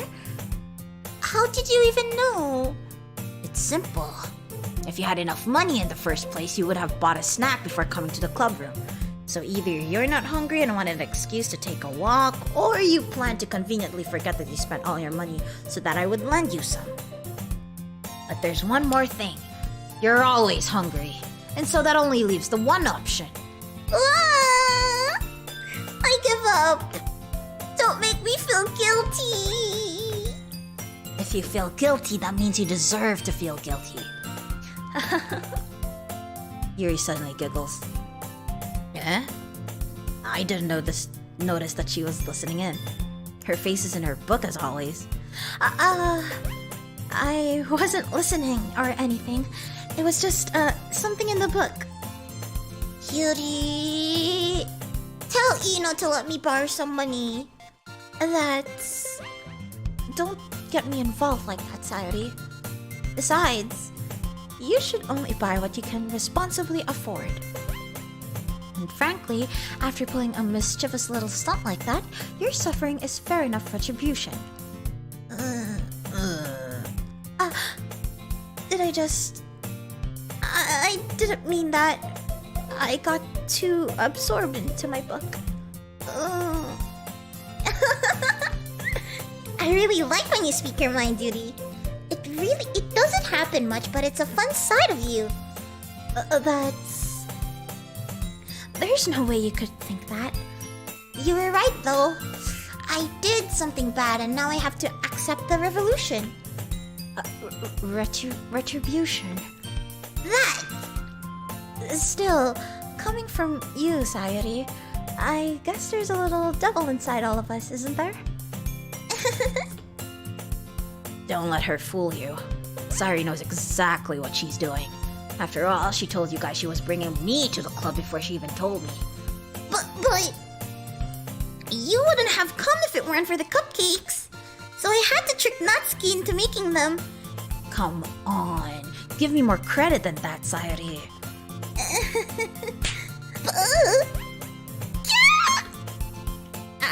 Out of nowhere, something smacks Sayori in the face and tumbles onto the desk. Ow. What was... A cookie? Sure enough, it's a giant cookie wrapped in plastic. Sayori glances around. Is this a miracle? It's because I paid my restitution! Retribution. Actually, that one almost worked. I was just gonna give it to you.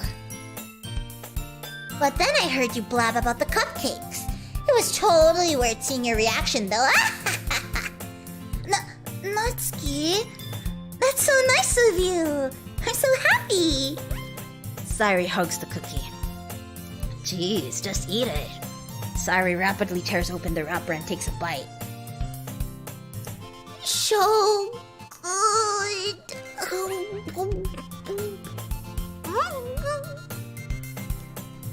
Sayori suddenly clasps her hands over her mouth. I bit my tongue.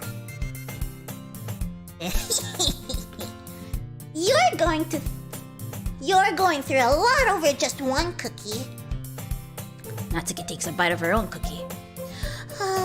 Yours look really good too, Natsuki. Can I try it? Jeez, beggars can't be choosers. But yours is chocolate. Yeah, what do you think I gave you that one? Why do you think I gave you that one? Fine. Still, I'm really happy that you shared this one with me.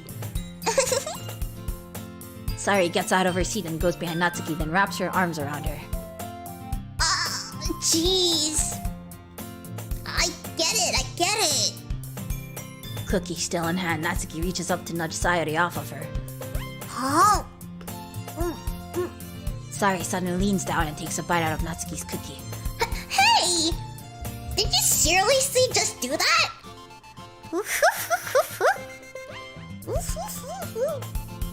Mouthful, Sayori trots away to safety. You and I laugh as well. Jeez, you're such a kid sometimes. Monica, can you tell Sayori? Natsuki glances around. Monica isn't in the club room. Where's Monica anyway? Good question. Have any of you heard anything about her being late today? Not me. Yeah, I haven't either. That's a bit unusual. I hope she's okay. Of course she's okay. She probably just had something to do today. She's pretty popular after all. You don't think she has a... I wouldn't be surprised. She's probably more desirable than all of us combined. That's true.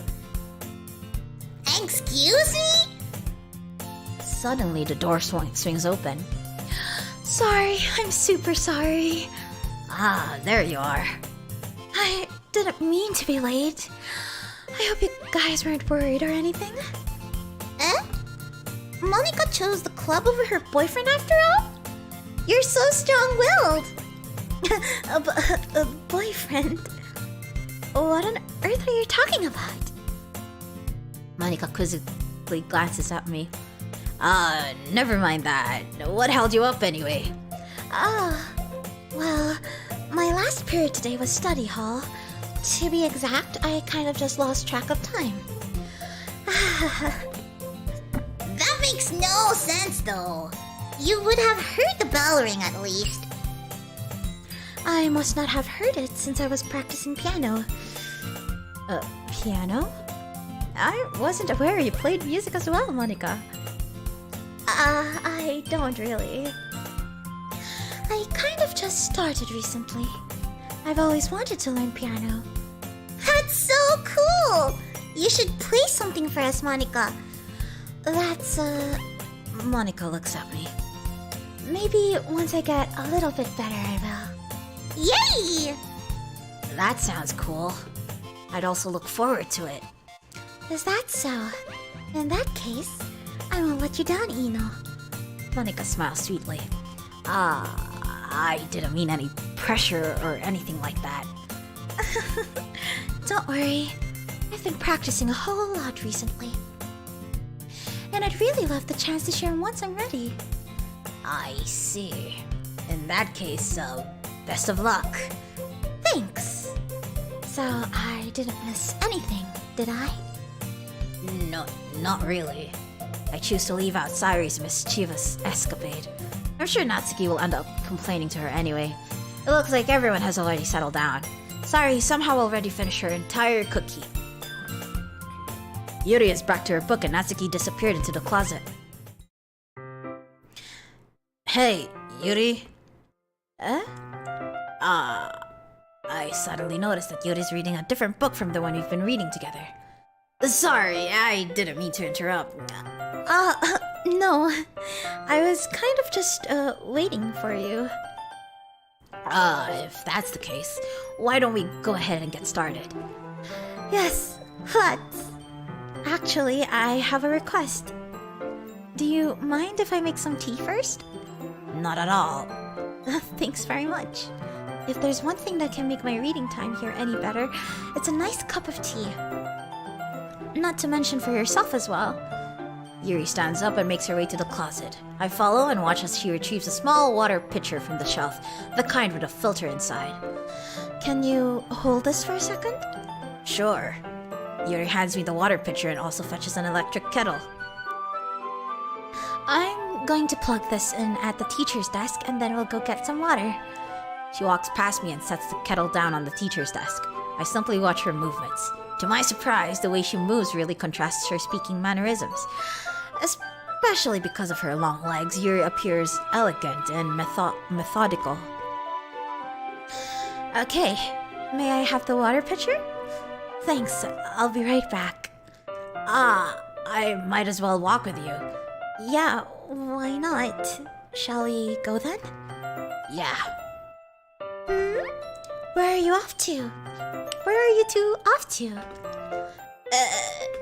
We're just, Yuri was going to make some tea, so...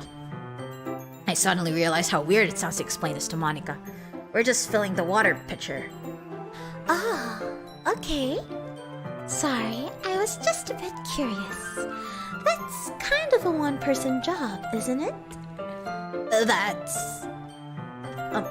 Monica, please mind your own business for once.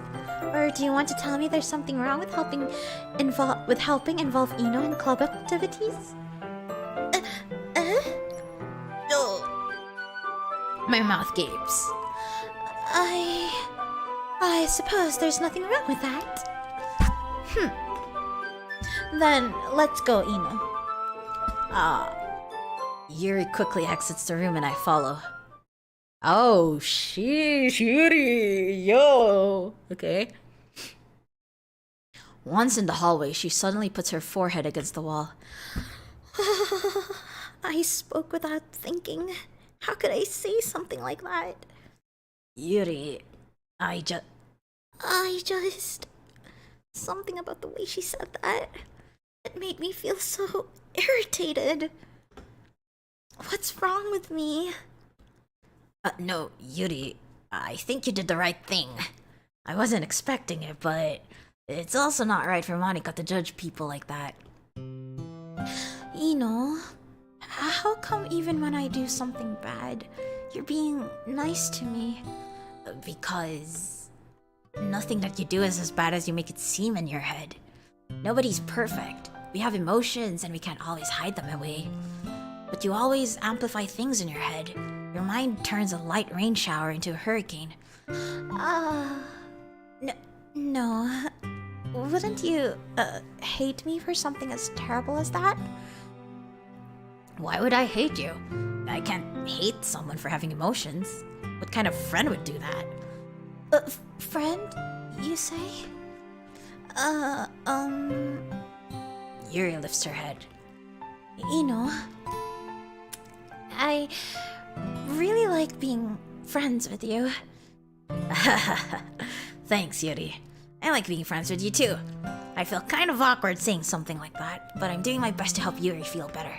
Anyway, Yeah. Shall we go? yeah. Yuri and I walked to the nearest water fountain. Once we filled up the water pitcher, we returned to the classroom. Ino, do you like oolong tea? Yeah. Anything is fine. Very well. Yuri sets the temperature in the kettle to 200 degrees. Now it's time to get the teapot. You really do this properly, don't you? Of course. I shouldn't do any less when I'm making tea for others. Even if I'm not an expert on tea or anything? In that case, you'll only be even more impressed. Perhaps I will. Yuri fetches the teapot and begins measuring the tea leaves. To my surprise, she even starts humming a little to herself. You must be in a good mood now. Is that so? I was letting it show. And you noticed, I was doing a bit of thinking, and I decided that I would try expressing myself a little bit more. It turns out it's not very hard for me to do. When it's you who's around anyway. That's great, Yuri. Just don't push yourself too much. You're always worrying about me, Ino. It's very endearing. Yuri wasn't kidding. I don't even know if I can keep up with this. I watched Yuri pour a cup of tea for each of us. Ino, I have another request. Do you mind if we sit on the floor today? Why's that? It's a little easier on my back. I can read with my back against the wall rather than bending over at my desk. Sorry, I didn't realize. No worries. I just have back pain fairly regularly, so I do my best to manage it. Is that so? I wonder why that is. It's most likely because my Your posture, right? Always hunch over like that while reading? Yes, I have terrible reading posture, so that's why we should sit on the floor. Fair enough. I'll go ahead and get the book. That's the boobs, right? It's her boobs. Honestly, same problem, girl.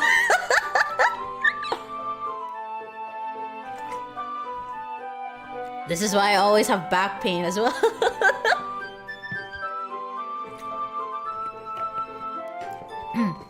Okay, I had to like drink water. Okay. I retrieved the book from my bag. I have some chocolate as well. It's a bag of small chocolate candies that I kept hidden from Sayuri's candy radar.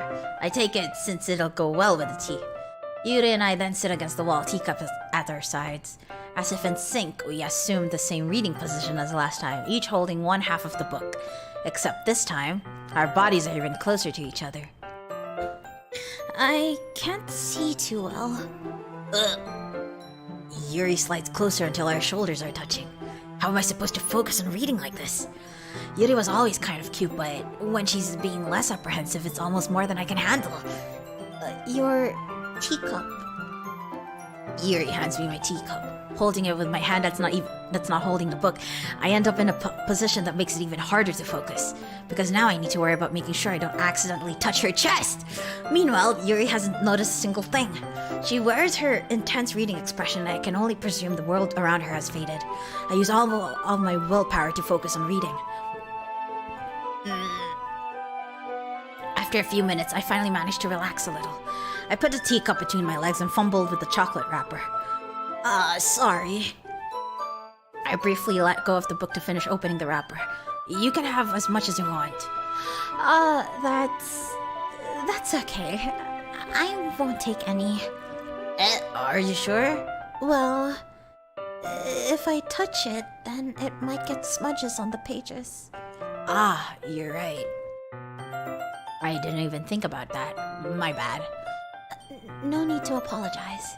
I'll hold the book, okay? Are you sure? Read the book, read the book. Of course. Oh wow, CG! Yuri opens the book with both hands. She holds it so that I don't have any harder of a time reading from it, but as a result, her left arm is practically resting on top of my leg. Well, in that case, Yuri is already totally focused on reading again. I take a chocolate candy and pop it into my mouth. Then I take another chocolate and I hold it up to Yuri. She doesn't even look away from the book. She simply parts her lips as if this situation was completely natural. Man, she's being fed! Ooh. But that means I can't stop here. I apprehensively place the chocolate in her mouth. What kind of... You don't eat chocolate like that. You inhale it. Like, the whole chocolate goes into your mouth. It doesn't hang like that outside. This is not real. This is not an accurate representation of how to eat chocolate. Man, you guys, this are the creators of this simps or something? Did they really think that, girls eat like this? For me, I would like, the whole chocolate, I would just plop it into my mouth, like inhale it, like. Okay. Just like that, Yuri closes her lips over it. Hello, Nezu. Yuri's expression suddenly breaks. Did I just... Yuri looks at me like she needs to confirm what just happened. Ino? Sorry, I guess I shouldn't have done that. Devour the whole chocolate, including the box there. That's... well... You were just helping. That's something that friends do. They're getting friend zone, holy! Right? I mean... not really in this kind of context, but... yeah... that's all it was. Yeah... then... you don't need to stop or anything. I see. The situation has gotten really tense. Yuri tries to return to the book, but I can tell just by her expression that even she can't focus now.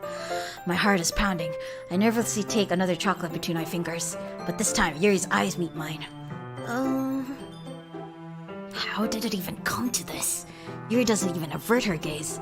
I notice her chest rising and falling to the rhythm of her breaths. I raise my arm. Like before, Yuri pats her lips. But it's different this time. I take the chocolate and place it in her mouth. I feel her hot breath on my fingers. Okay, everyone.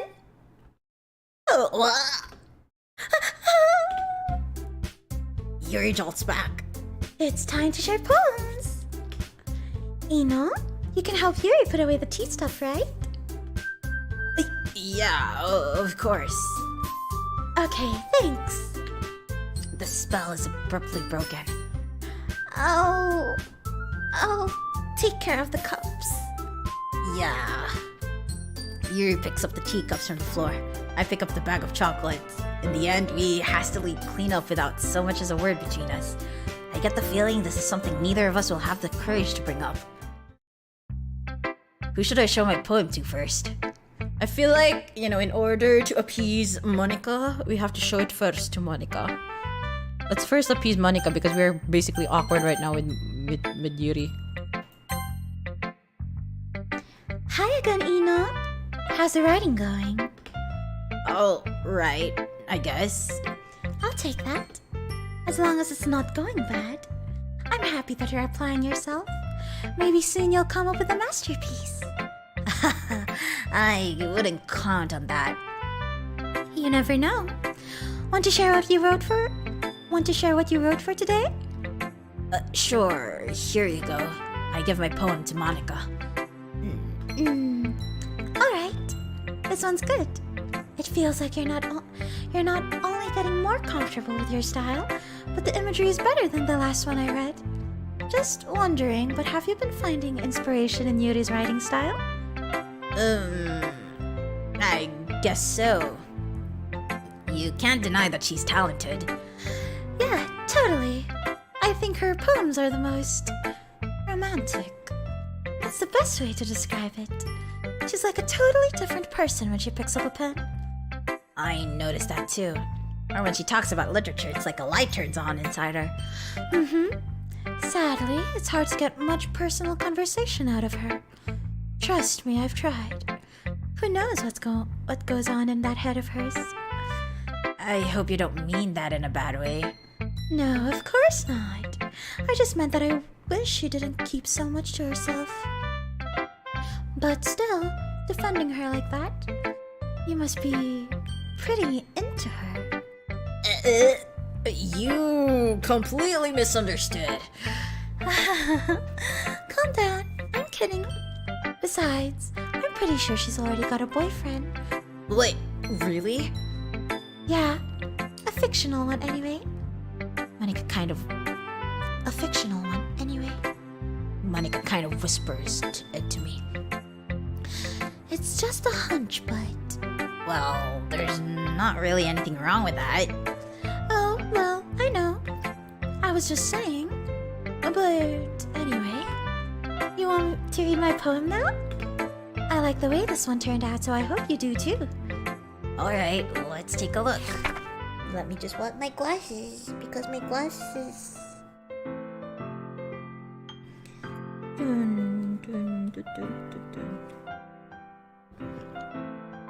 Save me. The colors, they won't stop. Bright, beautiful colors.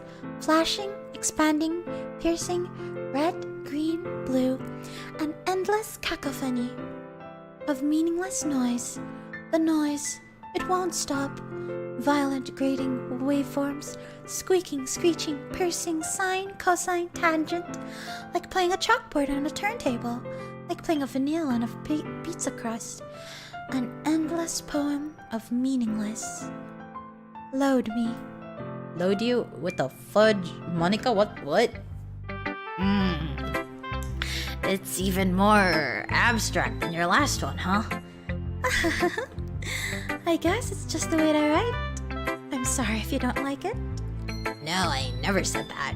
It's just the kind of thing I've never really seen before, I guess. I kind of like playing with my space on the paper. Choosing where and how to space your words can totally change the mood of the poem. It's almost like magic. The way I wrote the lines really short makes it feel like they're trying to speak over the noise. I see. It's still hard for me to tell what it's about, though. Sometimes, asking what a poem is about isn't the right question. A poem can be as abstract as a physical expression of a feeling, or a conversation with the reader. So, putting it that way, not every poem is about something. Anyway, here's Monica's writing tip of the day. Sometimes you'll find yourself facing a difficult decision. When that happens, don't forget to save your game. Save my game? You never know when you might change your mind, or when something unexpected may happen. Wait, is this even a tip about writing? What am I even talking about? That's my advice for today. Thanks for listening. Is it because I don't save? I only saved once. Should I save now? Try. That fourth wall break. Oh, she's breaking the fourth wall. Should I save? No. Let's continue. It's not like she'll destroy my save files, right? Let's see what you've written for today. Yuri stares at the poem with a surprised expression on her face. Do you like it? You know, this one might even be better than yesterday's. How did you even pick up on this so quickly? Just yesterday, I was telling you the kind of techniques worth practicing. Maybe that's why. You did a good job explaining. I really wanted to try giving it more imagery. Yuri visibly swallows. Even her hands appear sweaty. I'm not used to this. Used to what? I don't know. It's fine, take your time. Yuri breathes and collects her thoughts. I know that Yuri likes to think before she speaks, so I offer that patience to her. Yeah. Just being appreciated like this, I guess. It probably sounds really stupid, but seeing someone motivated by my writing. It just makes me really happy. Are you saying you've never shared your writing before? Yuri nods. Really? I don't believe it. I really only write for myself, and besides, people would just laugh at me. Do you really think that? Again, Yuri nods. Huh. Even your close friends? Yuri doesn't respond to that. I wonder why. Anyway, do you want to share the poem you wrote today? Yeah, I do. If it's with you. The Raccoon. It happened in the dead of night while I was slicing bread for a guilty snack. My attention was caught by the scattering of a raccoon outside my window. That was, I believe, the first time I noticed my strange tendencies as an unordinary human. I gave the raccoon a piece of bread, my subconscious well aware of the consequences, well aware that a raccoon that is fed will always come back for more. The enticing beauty of my cutting knife was the symptom. The bread, my hungry curiosity, the raccoon, an urge. The moon increments its phase and reflects that much more light off of my cutting knife. The very same light that glistens in the eyes of my raccoon friend. I slice the bread, fresh and soft. The raccoon becomes excited. Or perhaps I'm merely projecting my emotions onto the newly satisfied animal. The raccoon has taken to following me. You could say that we've gotten quite used to each other. The raccoon becomes hungry more and more frequently, so my bread is always handy. Every time I brandish my cutting knife, the raccoon shows me its excitement. A rush of blood. Classic Pavlovian conditioning. I slice the bread, and I feed myself again. I was a little more daring with this one than yesterday's. I can see that. It's a lot more metaphorical. I don't know if it's my fault, but I can't begin to imagine what this poem is about. That's right. It's a bit closer to my preferred writing style, using the poem as a canvas to express vivid imagery and conveying emotions through them. Yeah, if I take it at face value, I can't even figure out what it's supposed to mean. Well, I think it's something that different people can relate to in their own way. I wanted to express the way it feels for me to indulge in my more unusual hobbies. It's those sorts of things I'm usually forced to keep to myself. So, I sometimes enjoy writing about them. Why do you keep them to yourself? Because they're embarrassing, and people would make fun of me. You're still the best? But don't you have anything like that, Ino? Well, yeah, I guess I do. I feel like everyone has a little something like that. The best you can do is respect each other and our individualities.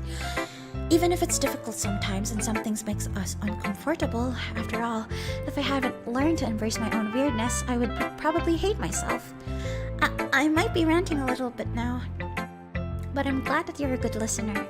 You're good at a lot of things. Writing, listening. There really aren't many people like you, Ino. That's exaggerating a little bit. It's just how I feel. I never thought I would feel so comfortable sharing my writing. But now I almost feel like I look forward to it. It's just a really nice feeling. And you're to thank for that. It's nothing really. Yuri smiles sincerely at me. For just a moment, her timidness seems to disappear. Who should I show my poem to next? Let's see. Wow, Monika's winning. No one's even voting for Natsuki. I mean, like, some purple? Ooh! I like this one, Ino. It has some nice feelings in it. I'm glad. Does that mean it's better than yesterday's? Let me think. I do know. I guess I like them both. That's not very helpful, you know. Well, I'm not very good at figuring out if poems are good or bad, but that's why I just go by my heart. If it makes me feel things, then it must be a really good poem. I'm not sure that's exactly how it works. Then again, I guess conveying feelings is a pretty important part of this whole thing. Yeah, maybe. Honestly, I don't even know what kind of writing you like in the first place. Yeah, me neither. Why don't you at least try giving it some thought? Aw, you want to write something for me? That's so sweet. Yeah, right. But you're always thinking about other people. You need to think about yourself once in a while. If you don't, you might end up getting hurt at some point. Eh? Well, I don't really know what you mean, but I'll try to keep it in mind. Well, whatever. Anyway, let's see. I guess I like happy poems. Wait, sometimes I like sad poems too. Sometimes a little bit of both. There's a word for that, right? What's the word I'm looking for? Bittersweet. Yeah. I like things that are happy and things that are sad. Happy and sad? I can't see you liking something sad, Sayori. Well, I like happy the most. But sometimes when you have a little rain cloud in your head, a sad poem can help give the rain cloud a little hug and make a nice happy rainbow. Sayori, that's unexpectedly poetic. Eh? It is? Maybe I'm getting better at expressing my feelings after all. Thanks, Ino. I should go write that down then. You can read my poem now, okay? Bottles. I pop off my scalp like the lid of a cookie jar. It's the secret place where I keep all my dreams. Little balls of sunshine, all rubbing together like a bundle of kittens. I reach inside with my thumb and forefinger and plucked one out. It's warm and tingly, but there's no time to waste. I put it in a bottle to keep it safe, and I put the bottle on the shelf with all of the other bottles. Happy thoughts, happy thoughts, happy thoughts and bottles, all in a row. My collection makes me lots of friends, each bottle a starlight to make amends. Sometimes my friend feels a certain way. Down comes a bottle to save the day. Night after night, more dreams. Friend after friend, more bottles. Deeper and deeper, my fingers go, like exploring a dark cave, discovering the secrets hiding in the nooks and crannies. Digging and digging, scraping and scraping, I blow dust off my bottle caps. It doesn't feel like time elapsed. My empty shelf could use some more. My friends look through my locked door, and someone's calling me. Tuttomatte.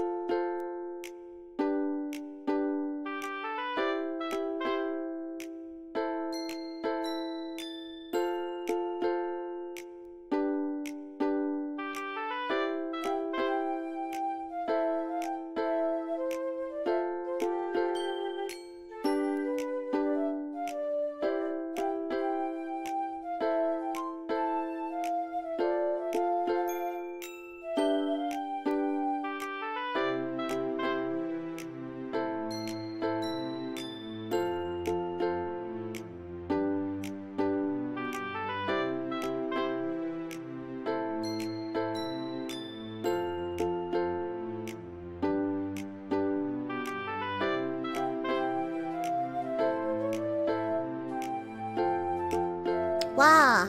Hi, gomen. Someone called. Where did I stop? Finally, all done. I opened up and in come my friends. And they come in such a hurry. Did they want my bottles that much? I frantically pulled them from the shelf, one after the other, holding them out to each and every friend, each and every bottle. But every time I let one go, it shatters against the tile between my feet. Happy thoughts, happy thoughts, happy thoughts and shards all over the floor. They were supposed to be for my friends who aren't smiling. They're all shouting, pleading, something, but all I hear is echo, echo, echo, echo, echo inside my head. Holy crap. Sayuri, did you really write this? Of course I did. Didn't I tell you yesterday I was gonna write the best poem ever? Yeah, but I mean, I didn't expect something like this coming from you. And chatto matte.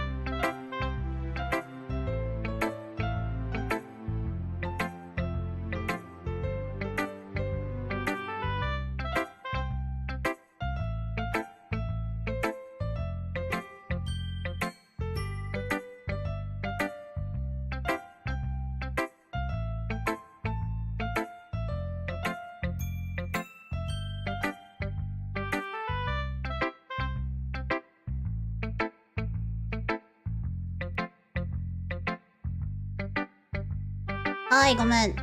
My grandpa kept calling. Problem with their package. I mean, I didn't expect something like this coming from you. Monica taught me a whole lot. And I've been really in touch with my feelings recently. I see that. It's almost kind of creepy. Creepy? Well, not exactly. Maybe because I'm so used to you being cheerful. Well, never mind. I'm thinking too hard about it. The point is, it came out good, so you should be proud of it. Aw, thanks. I feel like I was meant to express myself this way. It even helps me understand my own feelings a little bit better. Writing is like magic. You've gotten pretty passionate about this, huh? I hope you keep it up. Yeah, writing's the best. I'm gonna keep writing until I die. Don't get ahead of yourself. Sayuri's always had a habit of getting obsessed with something before dropping it no more than a week later. I wonder if this is one of those times. But seeing the passion in her eyes makes it hard for me to be pessimistic. Who should I show my poem to next? Natsuki. Oh boy, here we go.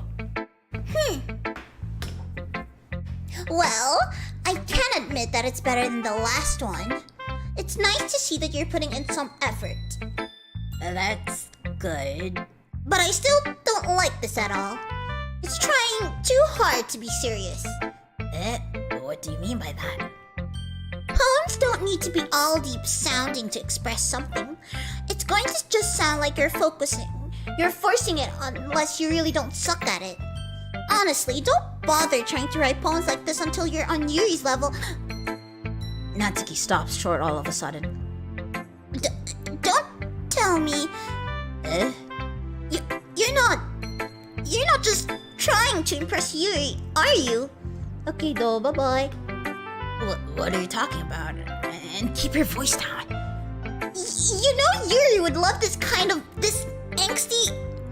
Just because she's a talented writer doesn't mean I mean... Looks like I'm in trouble.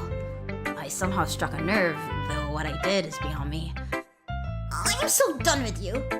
Natsuki shoves the poem I handed her back over to me. Take your stupid poem. If you wrote it for someone else, just don't show it to me. Ouch. This is what I get for letting a younger girl step into my business. Unless I was a mind reader, I was destined to be in a world of pain from the start. At least, Natsuki wasn't really the girl I was trying to impress in the first place. Okay, everyone. We're all done reading each other's poems, right? I have something extra planned today, so if everyone could come sit at the front of the room. Is this about the festival? Well, sort of. Ugh. Do we really have to do something for the festival?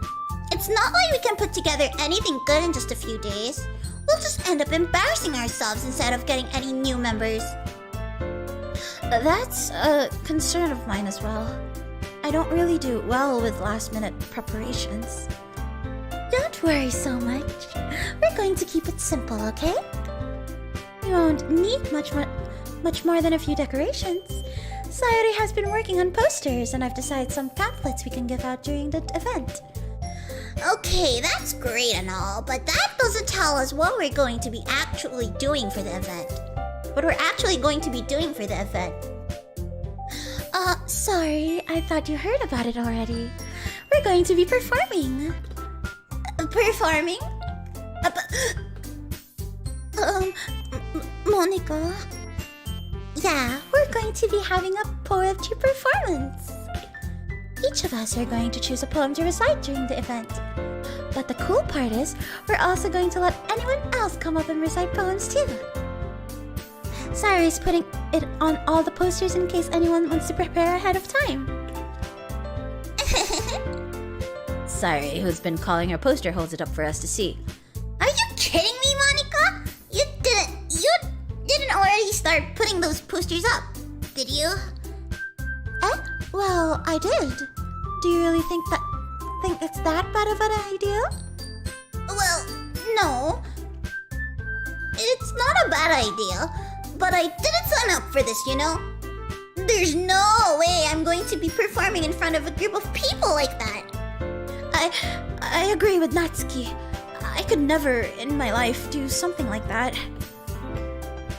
Then my grandpa's calling Choto.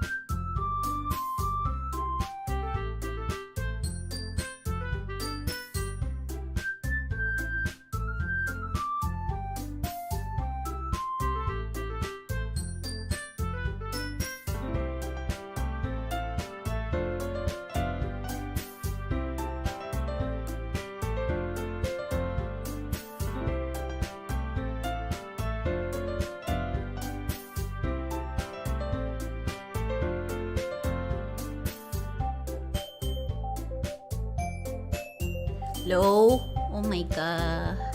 Sorry, I took a while, didn't I? My grandpa is having problems with their delivery, like order delivery and stuff. They don't know like how, deliveries work in apps. Like they missed out on a package. Like they ordered something online and then they missed out because they weren't home. It's a good thing it was like a cash on delivery thing. Ooh. Anyway, so I had to like explain it to them very hard because we were just in a call. Wow, it's so hard. Like it would have been easier if they were like, beside me and then I would teach them like on hand on how to do it. But then we were just in a call. So I was like just on my phone and because they're like hard of hearing, so I had to like yell. I was like, Grandpa, no, you have to click on the account. It's written at the bottom right of the application, Grandpa, no. Yeah, it's hard. It's a good thing I managed to teach them how to share their screen though, just so I could see what they were pressing and stuff. Okay, sorry, enough about that. Let's continue. Where was I? Oh yeah. Imagining it, Yuri shakes her head in fear. Guys. No, Sayuri. I understand where they're coming from. Remember that Natsuki and Yuri have never shared their poems with anyone until just a couple days ago. It's a lot to ask for them to recite their poems out loud to a whole room full of people. I guess I kind of overlooked that. So, I'm sorry. But I still think we should give it our best. We're the only ones responsible for the fate of this club. If we start the event and each put on a good performance, then it will inspire others to do the same. And the more people who perform, the better we'll be able to show everyone what literature is all about. Yeah, it's about expressing your feelings, being intimate with yourself, finding new horizons, and having fun. That's right. And it's those reasons that we're all in this club today. Don't you want to share that with others? To inspire them to find the same feelings that brought you here in the first place? I know you do. I know we all do. And if all it takes is standing in front of the room for 2 minutes and reciting a poem, then I know you can do it.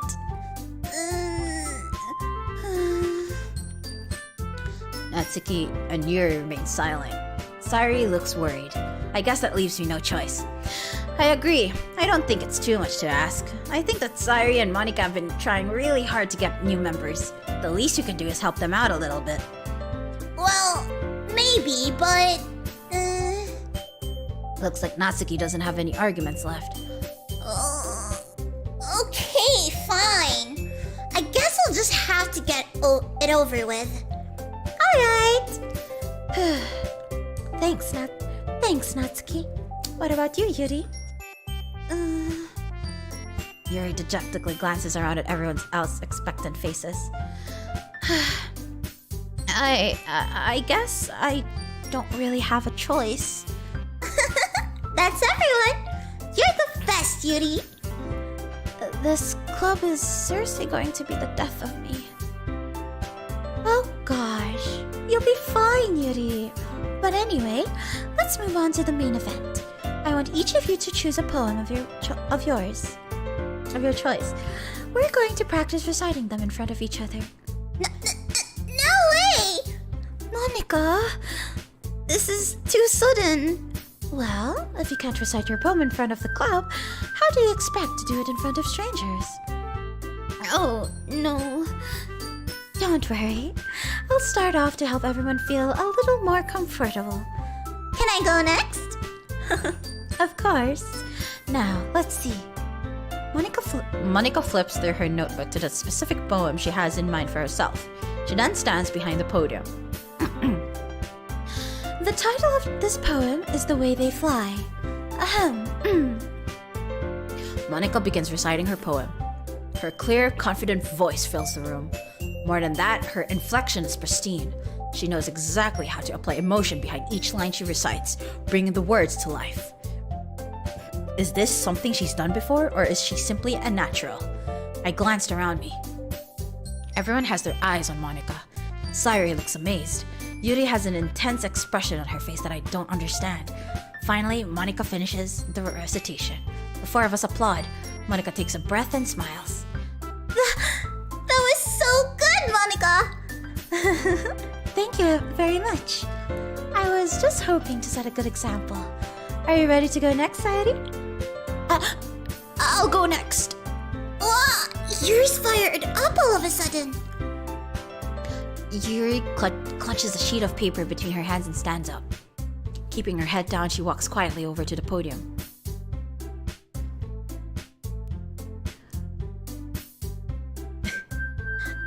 This poem is called... Yuri anxiously glances at each of us. You can do it, Yuri. It's called... After Image of a Crimson Eye.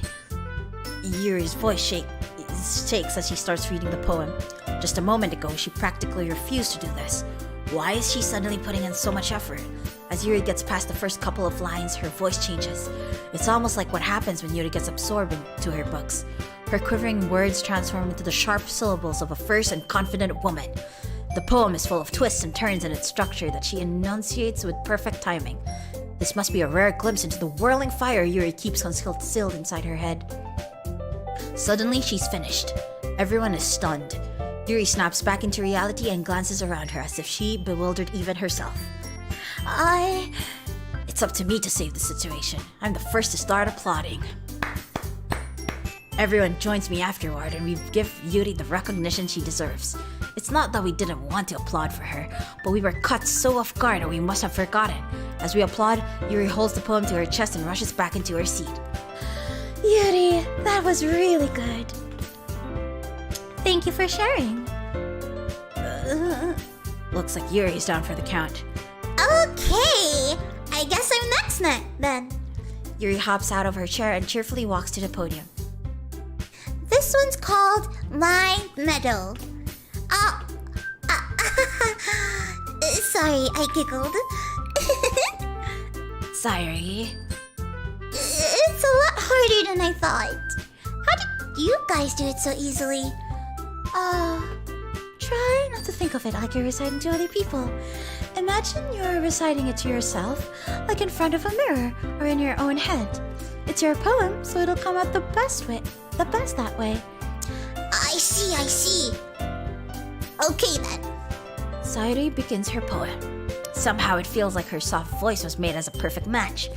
The poem isn't aimlessly cheery like Sayuri is. It's serene and bittersweet. If I were to read this on paper, I probably wouldn't think much of it, but hearing it come from Sayuri's voice almost gives it a whole new meaning. Maybe this is what Sayuri meant when she said she likes my poems. It's like I get to reach more deeply into something I thought I knew through and through. Sayuri finishes and we applaud. I did it! Good job, Sayuri. Even Ino liked it. I guess that's a good sign. What does that even mean? It came out nicely, Sayuri. The atmosphere of the poem fits you really nicely. But it might be the other poems who don't work quite as well with that kind of delivery. I don't really understand. In other words, I've seen poems of yours where that sort of gentle delivery wouldn't work as well. They might need a little more force behind them, depending on what you're reading. Oh, I know what you mean. I've been practicing that kind of thing. It's just embarrassing to do it in front of everyone. The next time, I'm going to make you pick a poem that challenges you a little more. We don't have much time before the festival, you know? Okay. Now, who's next? Natsuki? Don't make me go before Ino. It's not like I can compare to you guys anyway. Might as well let Ino lower everyone's standards a little before I have to do it. Natsuki. It's fine. I might as well get it over with. But it's not like I have much of a selection of what to read. I'll just have to go with what I wrote for today. I stand up and step in front of the podium. Everyone has their eyes on me, making me feel terribly awkward. I recite my poem. Since I'm not exactly confident in my own writing, it's hard to put energy into it. Despite that, once I finish, I receive applause anyway. Sorry, I'm not really as good as everyone else. Don't worry about it so much. I think it's less about your abilities and more about your lack of confidence in your writing. That's something that'll improve over time, though. Yeah, maybe. Alright then. That just leaves you, Natsuki. Yeah, I'm going. Natsuki begrudgingly... Go ahead. Natsuki begrudgingly gets out of her seat and makes her way to the podium. The poem is called... It's called... Why are you all looking at me? Because you're presenting? Anyway, the poem is called Jump. Natsuki takes a breath. When she starts reciting the poem, her sour attitude disappears a little.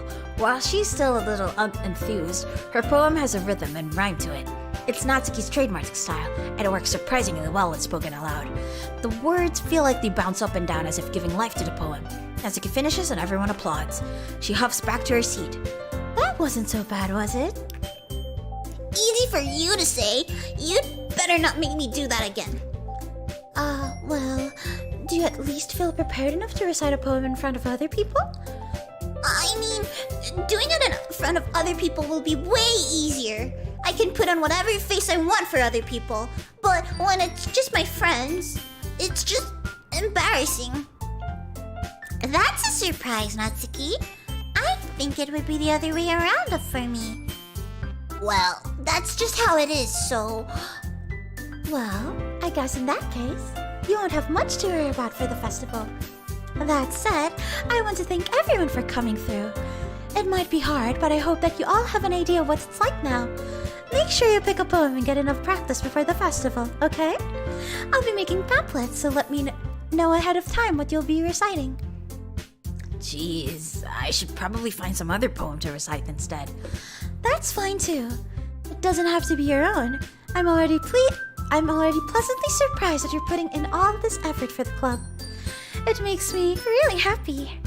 Ah, yeah, no problem. Okay, everyone. I think that's about it for today. I know the festival is coming up, but let's try to write poems for tomorrow as well. It's been working out really nicely so far, so I'd like to continue that. As for the festival, we'll finish planning tomorrow and then we'll have the weekend to prepare. Monday's the big day. I can't wait! I can do this. I can do this. All right. I stand up. There's no way I'll be able to find the same enthusiasm as Sayuri and Monica, but I'll do my best to get through it, if it's for the sake of the club. An impressing Monica. Oh my god. Wait, dismiss. Okay, wait. My Genshin alarm just rang. My expedition rewards. Okay, let me just open up my Genshin while I try to play this. And impressing Monica. Then I'll have to do my best. Ready to go, Sayuri? Yep. Look at you two, always going home together like that. It's kind of adorable, isn't it? Jeez, guys. Don't make such a big deal out of it. Let me just mute the game of like Genshin just so I wouldn't be as distracted. Here you go. It must be a little nice though. Well... how am I supposed to respond to that? It's okay, Ino. You don't have to say it. Whatever. Let's go already. I walk home with Sayuri once more. Even though it's only been a few days, a lot of things have already changed. But today, Sayuri is being a little quieter than usual on the way home. How far am I already in the game? Am I still in the prologue? Hey, Sayuri. Sorry, I was spacing out. No wonder. Wait. There you go. I was thinking about something from earlier. I like how you get to... I mean... Sayuri fumbles with her words. So let's just say that one day, Yuri asked to walk home with you. Huh? What would you do? What kind of question is that? You're kind of putting me on the spot here. Well... Oh no! Wait. Save. I would walk home with Yuri, I guess. I mean, we are in Yuri's route, right? Yeah? Walking home with Yuri, huh? Why does the thought of that make my heart pound? I mean, given how hard it is for her to socialize, I would feel awful turning her down, so... Isn't she so beautiful and smart? That has nothing to do with what I just said. You admitted it! Jeez. There's not even any point in speculating something that's never gonna happen. Well, maybe. But I just like to think about it. It's not long before you won't need me anymore, you know? Wait, claim. Wait, official isn't. There we go. Claim. Claim. Claim. Alright! Oh, wait. I gotta wait for Shinobu to also come home. Need you? Sayori, I can't figure out how you're seeing things in your head right now. Sorry. Everyone is different. Nobody in the club is a replacement for you. If you say so. The conversation trails off and I'm left feeling awkward. But it was kind of her fault for trapping me with such a weird question. I can't just lie to her. But if there's something that makes her happy, I would hate to take that away from her. That's why I said there's no point in speculating. Then again, the festival is only a few days away. Who knows what will happen in that time? Wait, is it after the festival?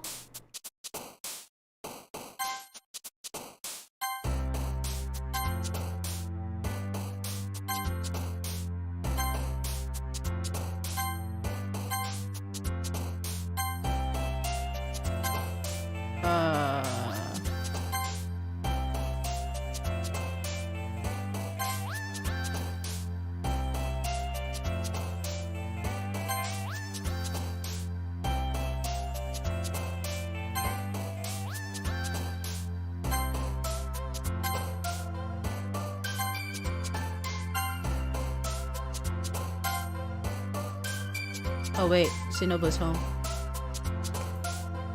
There we go. Now I have claimed all my expedition rewards.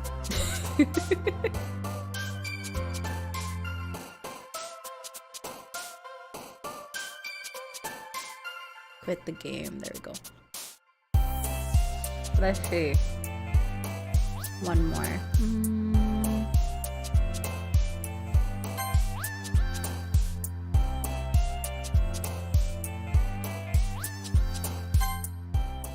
Oh, she likes lust. Oh man. I'm the last one here again. Don't worry, I just walked in too. Were you practicing piano again? Yeah. You must have a lot of determination. Starting this club and now picking up piano. Well, maybe not determination, but I guess passion. Remember that the club wouldn't be here if it wasn't for all of you. And I'm super happy that you're all willing to help out for the festival too. No. I can't wait for the festival. It's gonna be great. Weren't you complaining about it just yesterday, Natsuki? Well, yeah. I'm not talking about our part of the festival, but it's a whole day of school where we get to play and eat all kinds of delicious food. You sound a bit like Sayori all of a sudden. Monica, do they usually have fried squid? Squid? That's a pretty specific thing to look forward to. Oh, come on. Are you saying you don't like squid? You, of all people? I didn't say that I don't like it. Besides, what do you mean by you of all people? Because it's right in your name. Monica. That's not how you say my name at all. Also, that joke makes no sense in translation. Huh? Never mind. Wait, what? Monica? Like squid? Monica? Monica? Monica. Ika. What? What translation? What? Wait, was her name different in like another translation or something? I don't know. Let's just focus on our own event for now, okay? Fine, fine. Wait, squid.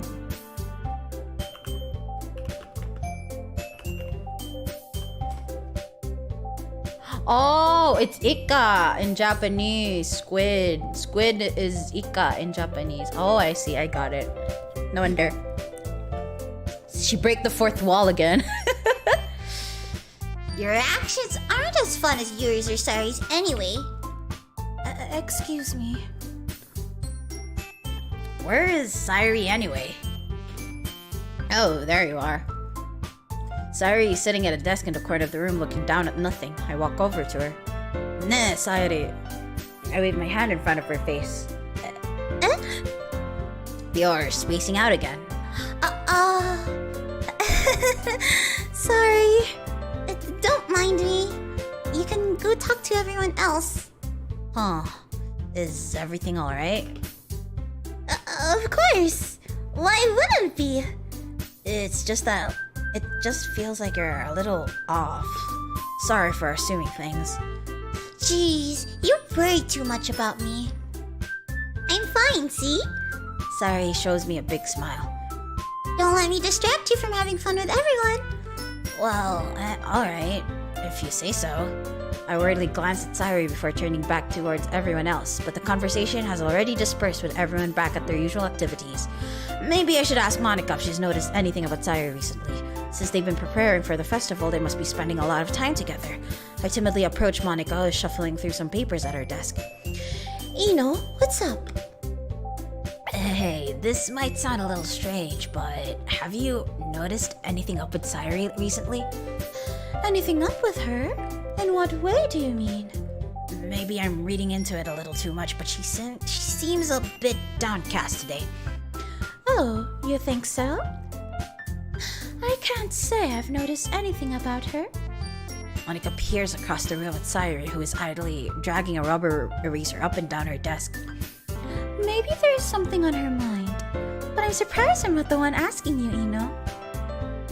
You certainly know her a lot better than I do.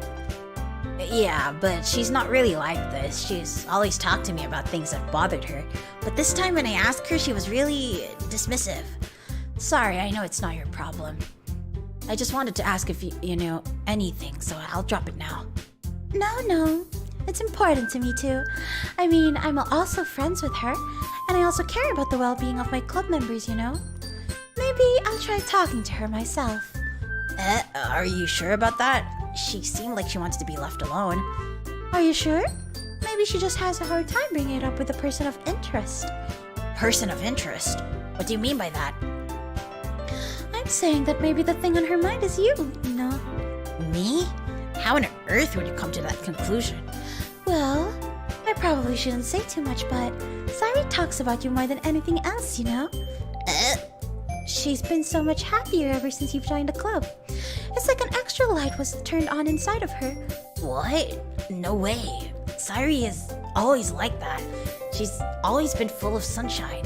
It's not any different now than it always has been.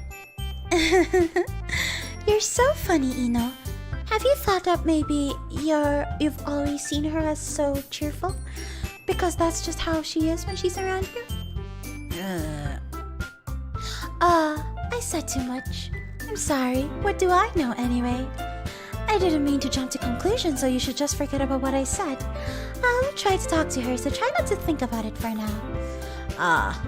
Alright. Monica smiles meaningfully. I know she said to forget about it, but I already know that I won't be able to get her words out of my head. Monica stands up from her desk and walks across the room to where Sairi is sitting. I watch her kneel down next to Sairi and gently talk to her. But she's keeping her voice so quiet that I can't hear her from here. I sigh and sit myself down. I know Sairi told me not to worry about her and to have fun with everyone else, but that's impossible to do when she's behaving like this. Exactly how much do I care about her that I'm letting this weigh me down so much? Now it feels like I'm the one behaving out of the ordinary, but there's nothing I can do besides wait for Monica. Why does it feel like I'm being watched? I glance around the room. Suddenly, I notice Yuri peering at me from over her book, but she looks away just as quickly with a flustered look on her face. I realize that she won't get anywhere like this. I've never really seen Yuri approach anyone or start a conversation on her own accord, so I have no choice but to approach her myself. By now, it's a little easier for me to do that. I stand up from my desk and sit on one next to her own. I didn't mean to bother you or anything. Relax, you didn't even do anything. But I could tell that you wanted to be alone with your thoughts. Alone with my thoughts? How are you even able to tell that I was thinking like that? Well, it's something that I do a lot, so it wasn't hard for me to spot based on your posture and expression. Not that I was staring you or anything. I didn't do anything creepy like that. In any case, I guess you were right. I'm sorry if I caused you any concern. Don't apologize. Your troubles are only the concern of those who willingly share in that concern. Of course, there are certainly those who find the most comfort in keeping to themselves. But if you would prefer to share what's on your mind, then I would be glad to listen. It's really not that big of a deal. I was just feeling a bit uneasy about Sayori. Sayori? Yeah, she seems a little off today, but when I asked her about it, she didn't want to admit it to me. So I can't help but wonder if something happened to her. Oh, that's quite romantic.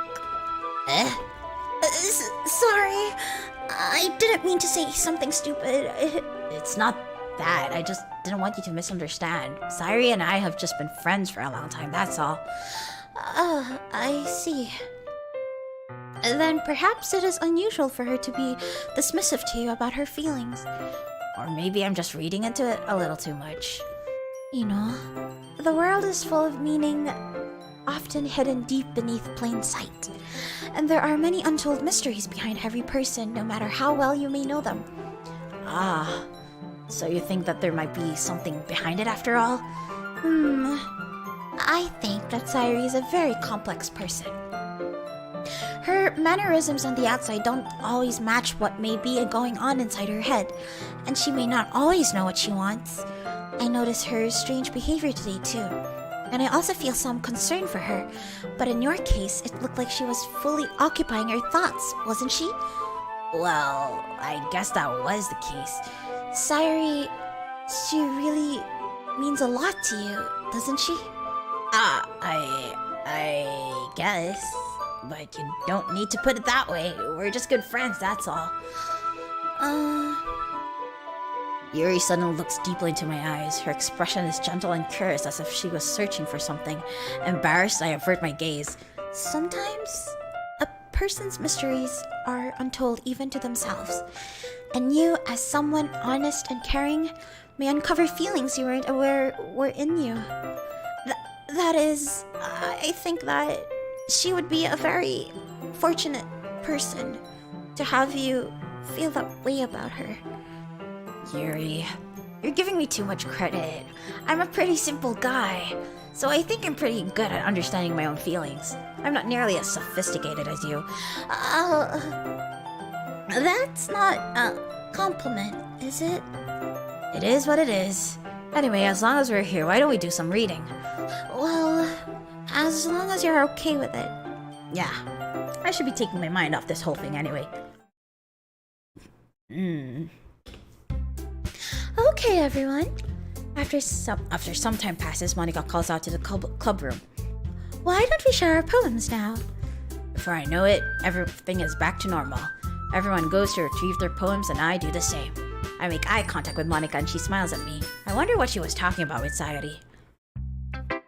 Who should I show my poem to first? Maybe Sayori?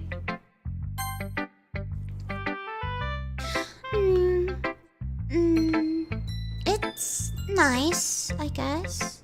Come on, I can already tell you don't like it. Well, you don't need to worry about what I think. After all, you wrote this for someone else, didn't you? Probably Yuri. I didn't write this for anyone specifically. Maybe. That's not really what I meant though. But it's okay. You're making new friends just like I was hoping. That makes me really happy. And you're happy too, right? In this club? Well, of course I am. Good. That's all that matters to me. Thank you, Ino. Sayuri, is there something wrong? Huh? No, nothing. I'm just a little tired today. Alright. Just tell me if you need anything. I will. Don't worry about me, okay? You can go play with everyone else now. If you insist. Yay! I'm gonna go home a little bit early today. Sayuri? Tell Monica I wasn't feeling well, okay? I'll see you tomorrow. Before I can say anything else, Sayuri cheerfully walks out of the classroom humming to herself. She left? Oh god, okay. Let's go with Yuri. Ino, your writing has only improved in these last few days. Every poem you show me has been nothing short of spectacular.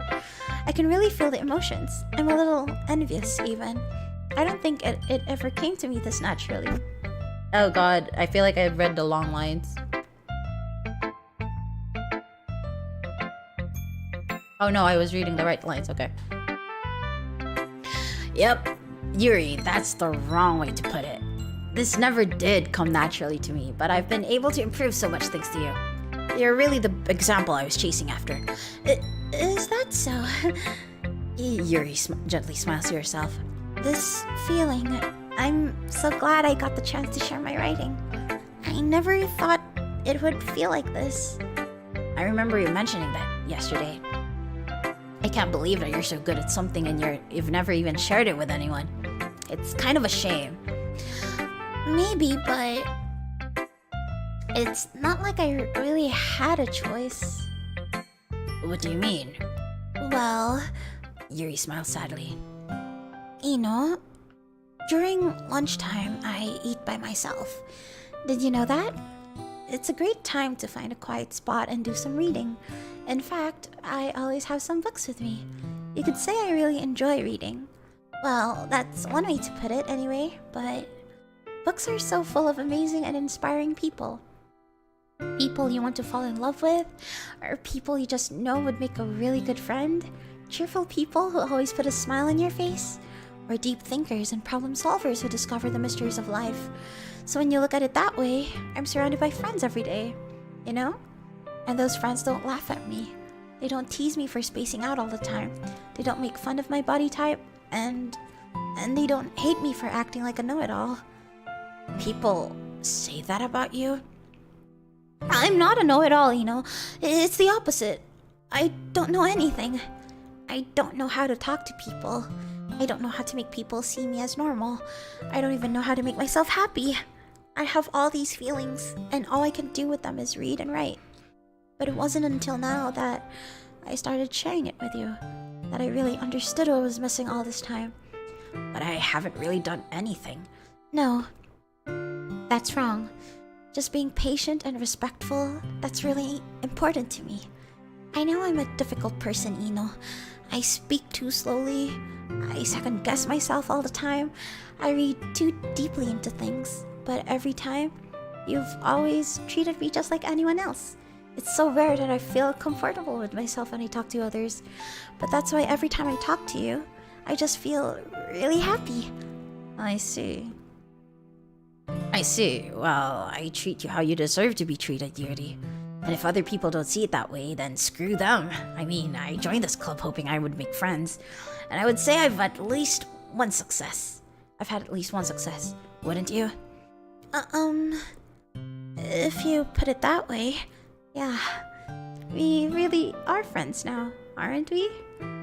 Yuri puts her head in her hands. But this time, she's smiling as she does it. Do you want to show me your poem? Yeah, I do. Let me get it for you. Ghost Under the Light Part 2. The tendrils of my hair illuminate beneath the amber glow, bathing. In the distance, a blue-green light flickers. A lone figure crosses its path, a silhouette obstructing the eerie glow. My heart pounds, the silhouette grows closer, closer. I open my umbrella, casting a shadow to shield me from visibility, but I am too late. He steps into the streetlight. I gasp and drop my umbrella. The light flickers, my heart pounds. He raises his arms. Time stops. The only indication of movement is the amber light flickering against his outstretched arm. The flickering light is in rhythm with the pounding of my heart, teasing me for succumbing to this forbidden emotion. Have you ever heard of a ghost feeling warmth before? Giving up on understanding, I laugh. Understanding is overrated. I touch his hand. The flickering stops. Ghosts are blue-green. My heart is amber. Finishing the poem, I start to hand it back to Yuri, but instead of taking it from me, she looks away. Do you dislike it? No, of course not. I just don't really know how I should respond. Despite Yuri's poems usually being cryptic, it wasn't hard to figure out what this one was about. I don't know if I'll be able to explain this one. That's fine. I understand this one. Yuri is having an even harder time speaking than usual. Does this one mean a lot to you? Yuri nods. I'm not really good with words, but I'm happy that you shared it with me. So thank you. And I hope we keep spending time together. Despite my inability to make eye contact, I see a faint smile emerge on Yuri's lips. I once again try to hand the poem back to her, but instead, Yuri gently takes my hands and pushes them back toward me. I hesitate in response to her warm touch. You can... The poem is... Once again, Yuri fails to form a complete sentence. You mean I can keep it? Yuri nods. I'd love to. Again, Yuri faintly smiles as if she doesn't want me to notice. You always make me feel nice. I know I'm not good with people, but I hope that I can return the favor sometimes. Yeah, don't worry. I think you do a good job. Yuri finally turns back toward me. I guess we should move on before Monica says something. But I'm sure we can talk again later. Yeah, I'm sure you will. With that, Yuri timidly smiles at me and I return to my seat so I can put her poem away. Who should I show my poem to next? Natsuki? Yeah, no thanks. You didn't even... Next! Who should I show my poem to next? Oh, that was quick. Okay. Monica. Hi, Ino. Have you thought about what you want to submit to perform at the festival? Well, being at this club is one thing, but performing in front of a bunch of people, I'll have to give it some more thought. Okay, no pressure. But whatever you do, I'm sure it'll turn out great. It would also make me happy to see. Anyway, let's take a look at today's poem. Sure. I let Monica take the poem I'm holding in my hands. Your style's gotten so refined, Ino. Yuri's been teaching you a lot of things, hasn't she? Well, I guess so.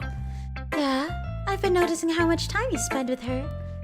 I think I've heard her say more words these past couple days than she's talked in the whole year.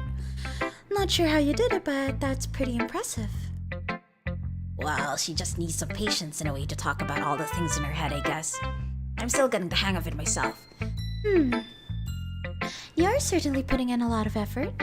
You must really like her. That's...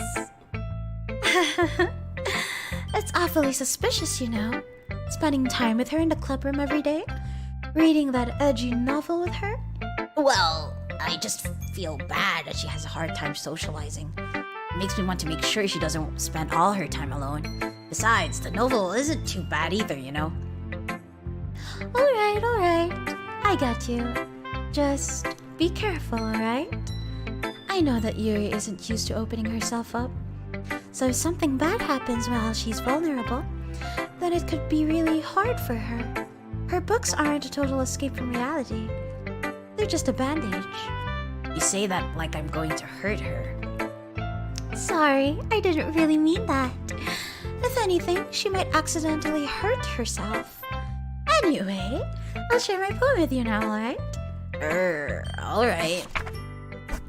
The Lady Who Knows Everything. An old tale tells of a lady who wanders Earth. the lady who knows everything.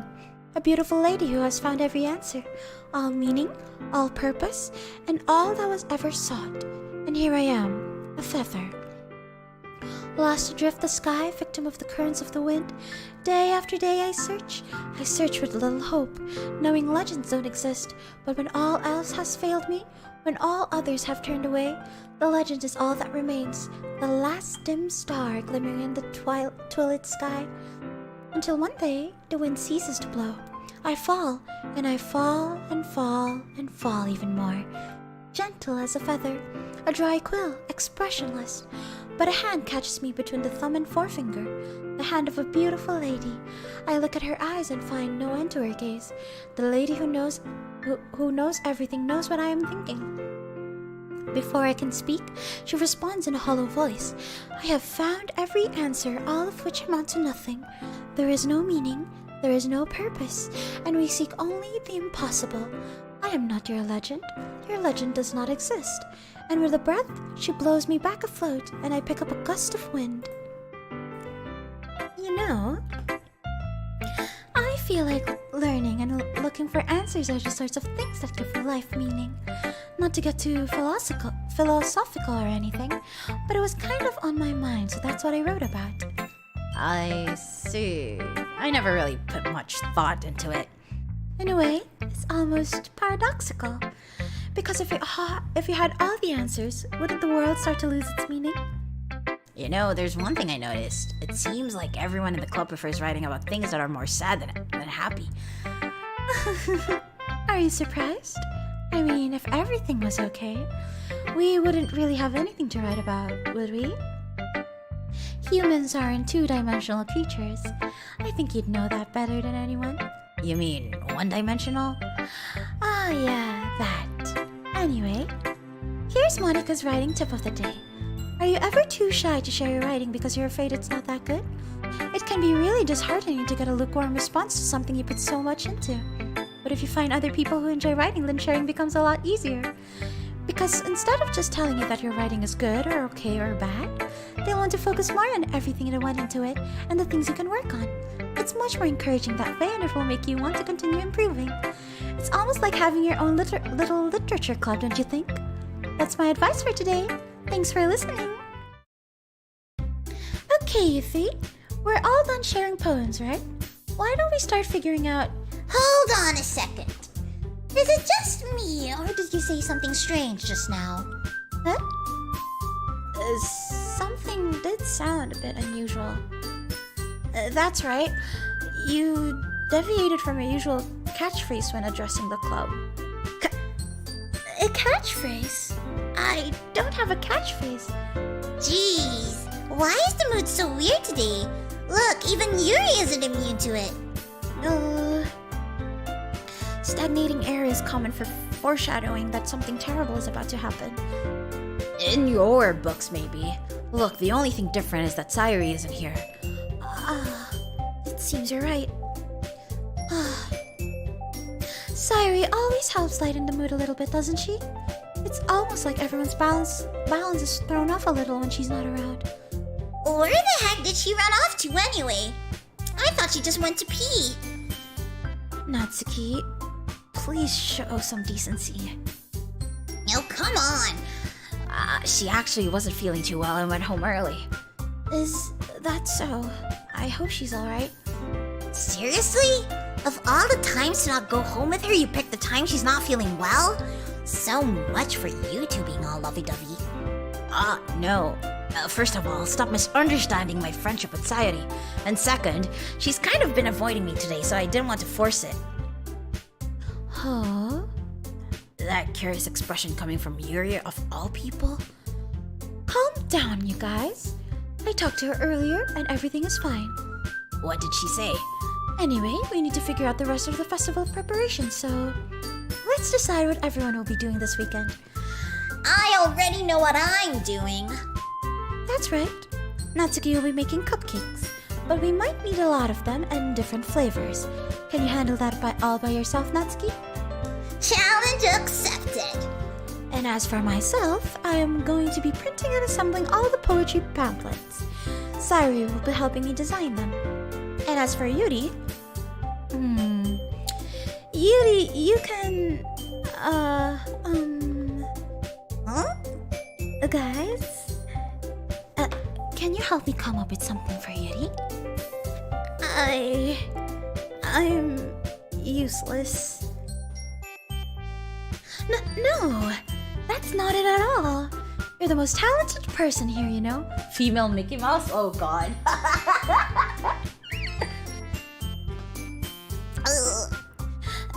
Now Natsuki's pouting too.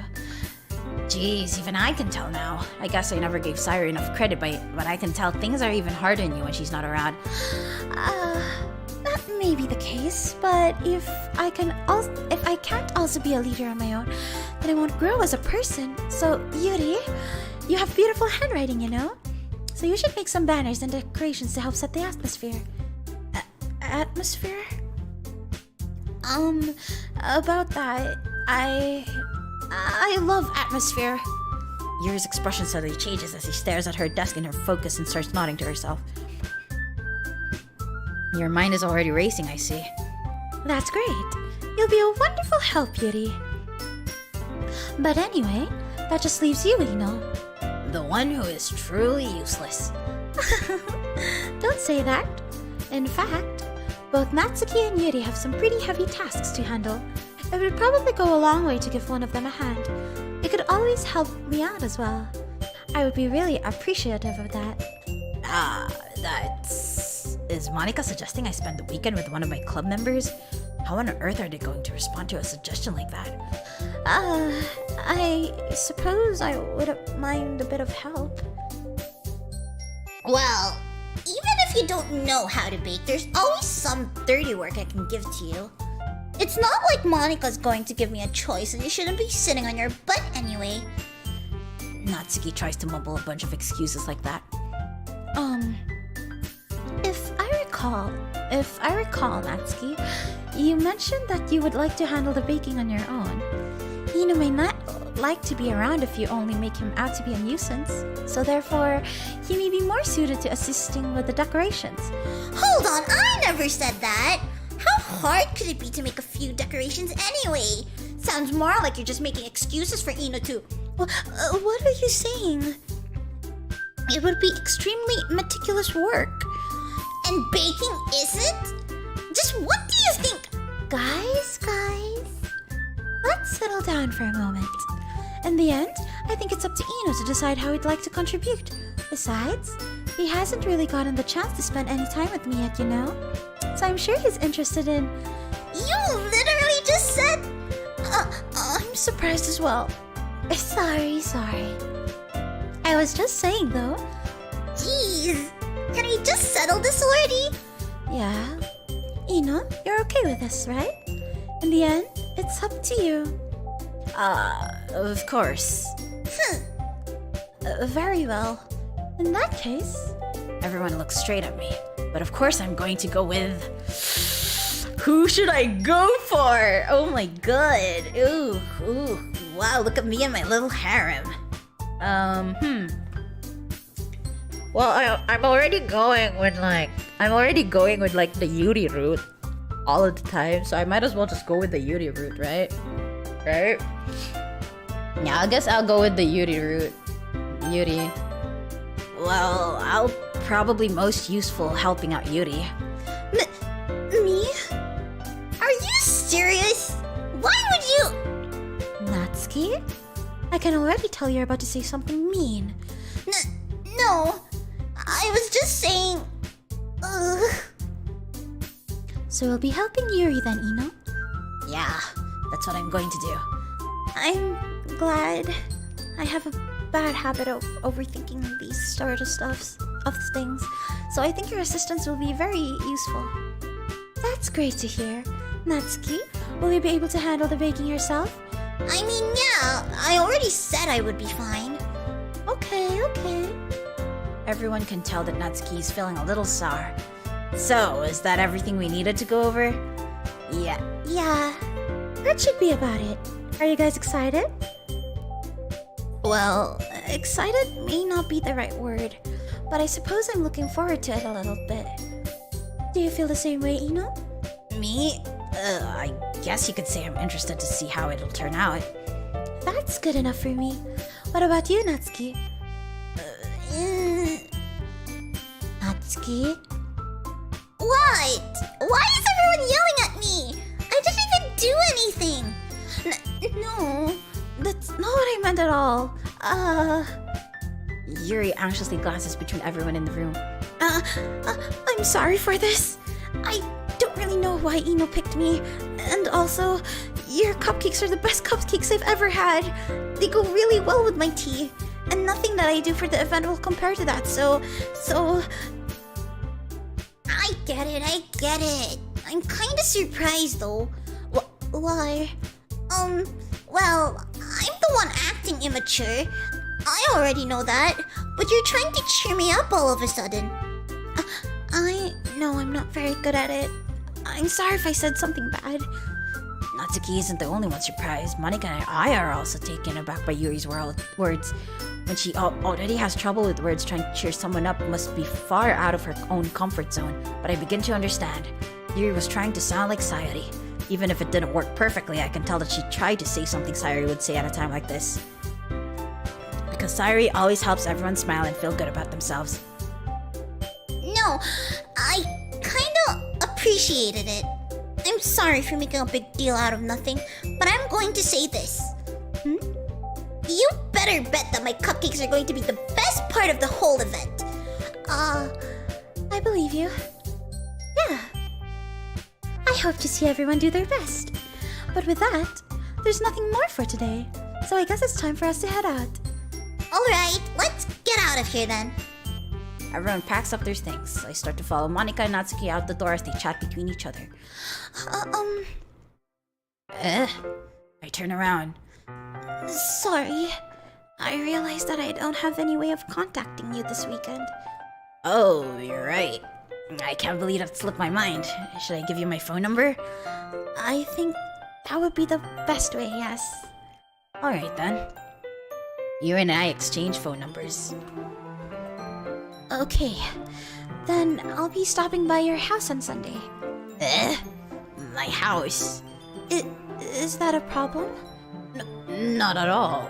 I just thought that I would be the one going to your house since I'm the one helping you. I suppose that makes sense. But if you don't mind, I think I would prefer going to your house. Alright, in that case it won't be a problem. I decide not to press Yuri for a reason. It's not like it should matter much either way, so I'll just need to make sure my room is clean. I hope I can manage to make myself useful in some way. I'm not nearly as creative as you are. Don't underestimate yourself, Ino. I think that will make a very productive team. Even if you only chose me because you felt bad or something. Wait, you don't actually think that, do you? I don't know. It's difficult to come up with any other reason you may have chosen me. You're forgetting the one reason with the most common sense. I chose to help you because that's what I want to do. But... Yuri thinks to herself with an extremely tense expression.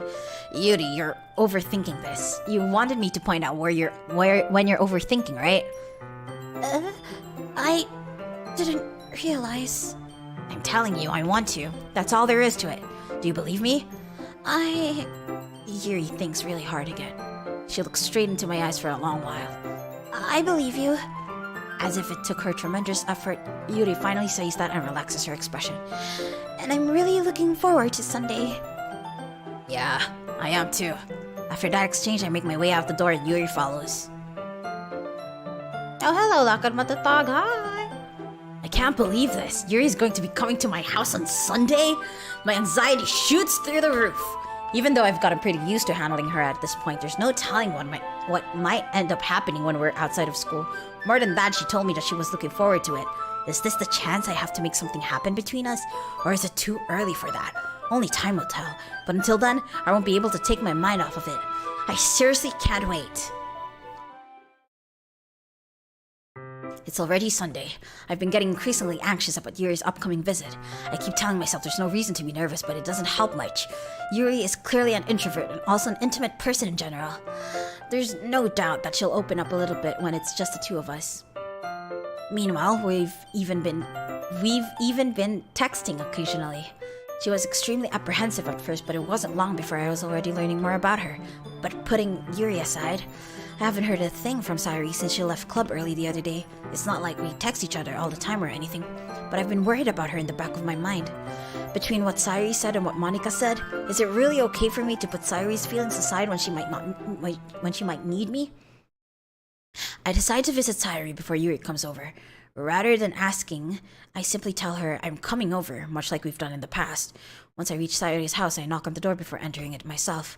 Again, we used to play so often that we've made it a habit of simply entering each other's houses like we were family. The house is quiet. Why is it like this? Oh my god, wait, I have to drink water.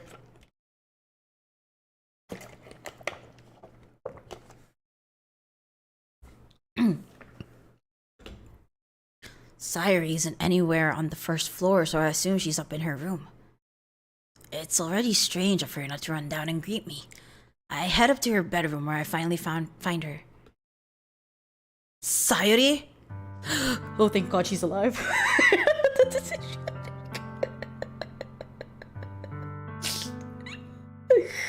Okay. Hi, Ino. I sit down in her room. Sayuri forces a smile, but it's easy to tell that she's different. There's a minute of silence between us. You haven't come over like this in a long time, have you? Calm down, Ino. No, okay. It's because I know what's gonna happen. Like I said, I just don't know like the journey towards that conclusion. So I don't know when it's gonna hit me, but yeah. I guess you're right. It has been a long time. Not much has really changed, has it? Sayuri's room is as messy as it's always been. I also recognize the same stuffed animals and wall decorations that she's had for years now. Like, why do they have to like black screen it like that, bro? If you came over more often, it wouldn't be such a mess. That's because I end up cleaning it for you. How come you suddenly wanted to come over today? Aren't you supposed to see you? Aren't you supposed to see Yuri today? Yeah, but... Wait, how did you know that? Sayuri had already left by the time we decided that last meeting. Monica told me. It's only natural for her to keep me informed about the festival preparations, right? That's true. But what about you? Aren't you going to be helping Monica today? Of course, but I'm just helping her online. We didn't plan to meet up or anything. So it's just me and Yuri then. Yep. There's more silence between us. Sayuri stares in a random direction. Everything about her behavior is really uncharacteristic. I finally get to the point. I just wanted to see how you were doing. After you left on Friday, when something's wrong, you can't hide it from me. I know you too well, so... Sayuri smiles, shaking her head. That's no good, Ino. Why can't it just be like it's always been? This is all my fault. If I didn't get so weak and accidentally express my feelings, if I didn't make that stupid mistake, then you wouldn't have been worried about me at all. You wouldn't have come here. Why does my YouTube say that my audio is a bit lower than usual? The recommended. Yeah. You wouldn't have even been thinking about me right now. But this is just my punishment, isn't it? I'm getting punished for being so selfish. I think that's why the world decided to have you come over today. It just wants to torture me. Sayuri! I grab Sayuri by the shoulders. What on earth are you saying? Are you listening to yourself right now? I know something happened to you. There's no other explanation for you to be like this. So tell me already. Until I know, I won't be able to stop thinking about it. Sayuri gives me an empty smile. You really put me in a trap, Ino. But you're wrong. Nothing happened to me. I've always been like this. You're just seeing it for the first time. Seeing what? What are you talking about, Sayuri? You're really just going to make me say it, aren't you, Ino? I guess I have no choice this time. The thing is, I've had really bad depression my whole life. Oh, she just suddenly drops that bomb. I mean, I did get the trigger warning at the start. Did you know that? Why do you think I'm late to school every day? Because most days, I can't even find a reason to get out of bed. What reason is there to do anything when I fully know how worthless I am? Why go to school? Why eat? Why make friends? Why make other people put their energy and caring to waste by having them spend it on me? That's what it feels like. And that's why I just want to make everyone happy, without anyone worrying about me. I'm in shock. I can't even figure out how to respond. How is it possible that Sayuri kept this from me the entire time that I've known her? Did she really want so badly for me just not think about her? Why, Sayuri? Why is it that you've never told me about this? It almost feels like I've been betrayed as your close friend. Because if I knew, I would have done everything I could to support you. Even if there's only so much that I could do. I would have tried a little bit harder to make every day a little better for you. That's why I'm your friend. All you have to do is tell me. You don't understand at all, Ino. Why do you think I didn't tell you? Because if I told you, then you would have to waste effort caring about me instead of doing important things. I don't want to be cared about. Oh god, I'm not gonna read your username. Hi, good evening. I'm fine, thank you. It's bittersweet when people try to care about me. It feels nice sometimes, but it also feels like a bat being swung against my head.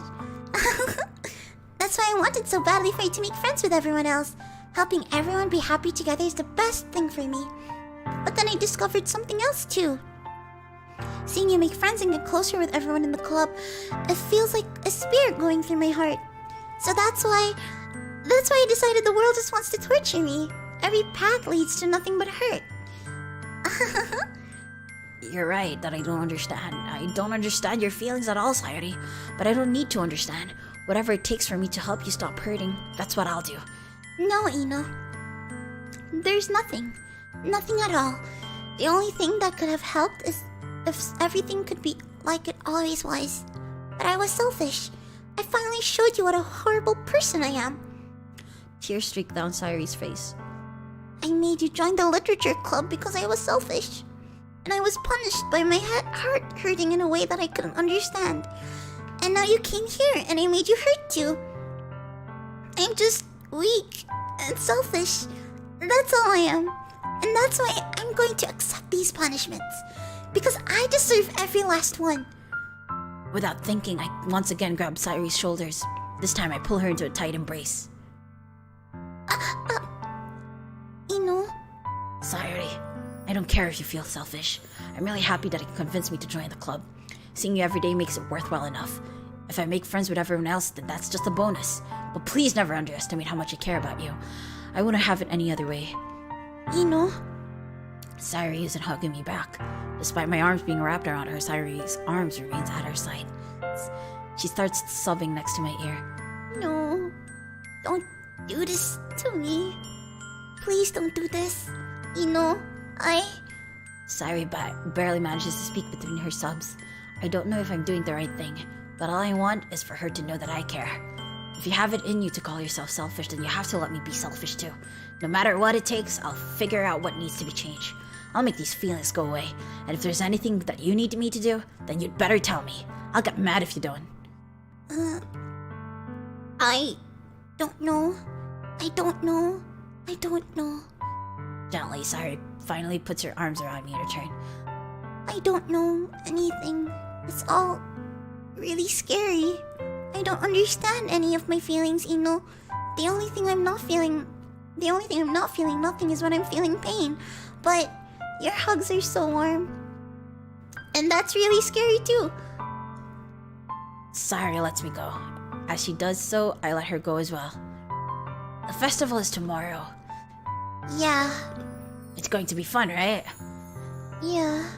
How would you like for me to spend it all with you? It's what I want, I promise. I think that would be nice then. Yeah. Sayuri wipes her eyes. If I could spend the whole day here, I would. Of all days, this has to be the one where I have other plans. Maybe I should cancel. No, don't! Please, don't. If you did that, then I really wouldn't forgive you. But it's almost time for Yuri to meet me at my house. At the very least, do you want to come along and help out? It would be fun. To my surprise, Sayuri shakes her head. I'm sorry. I don't know if that would be very good for me today.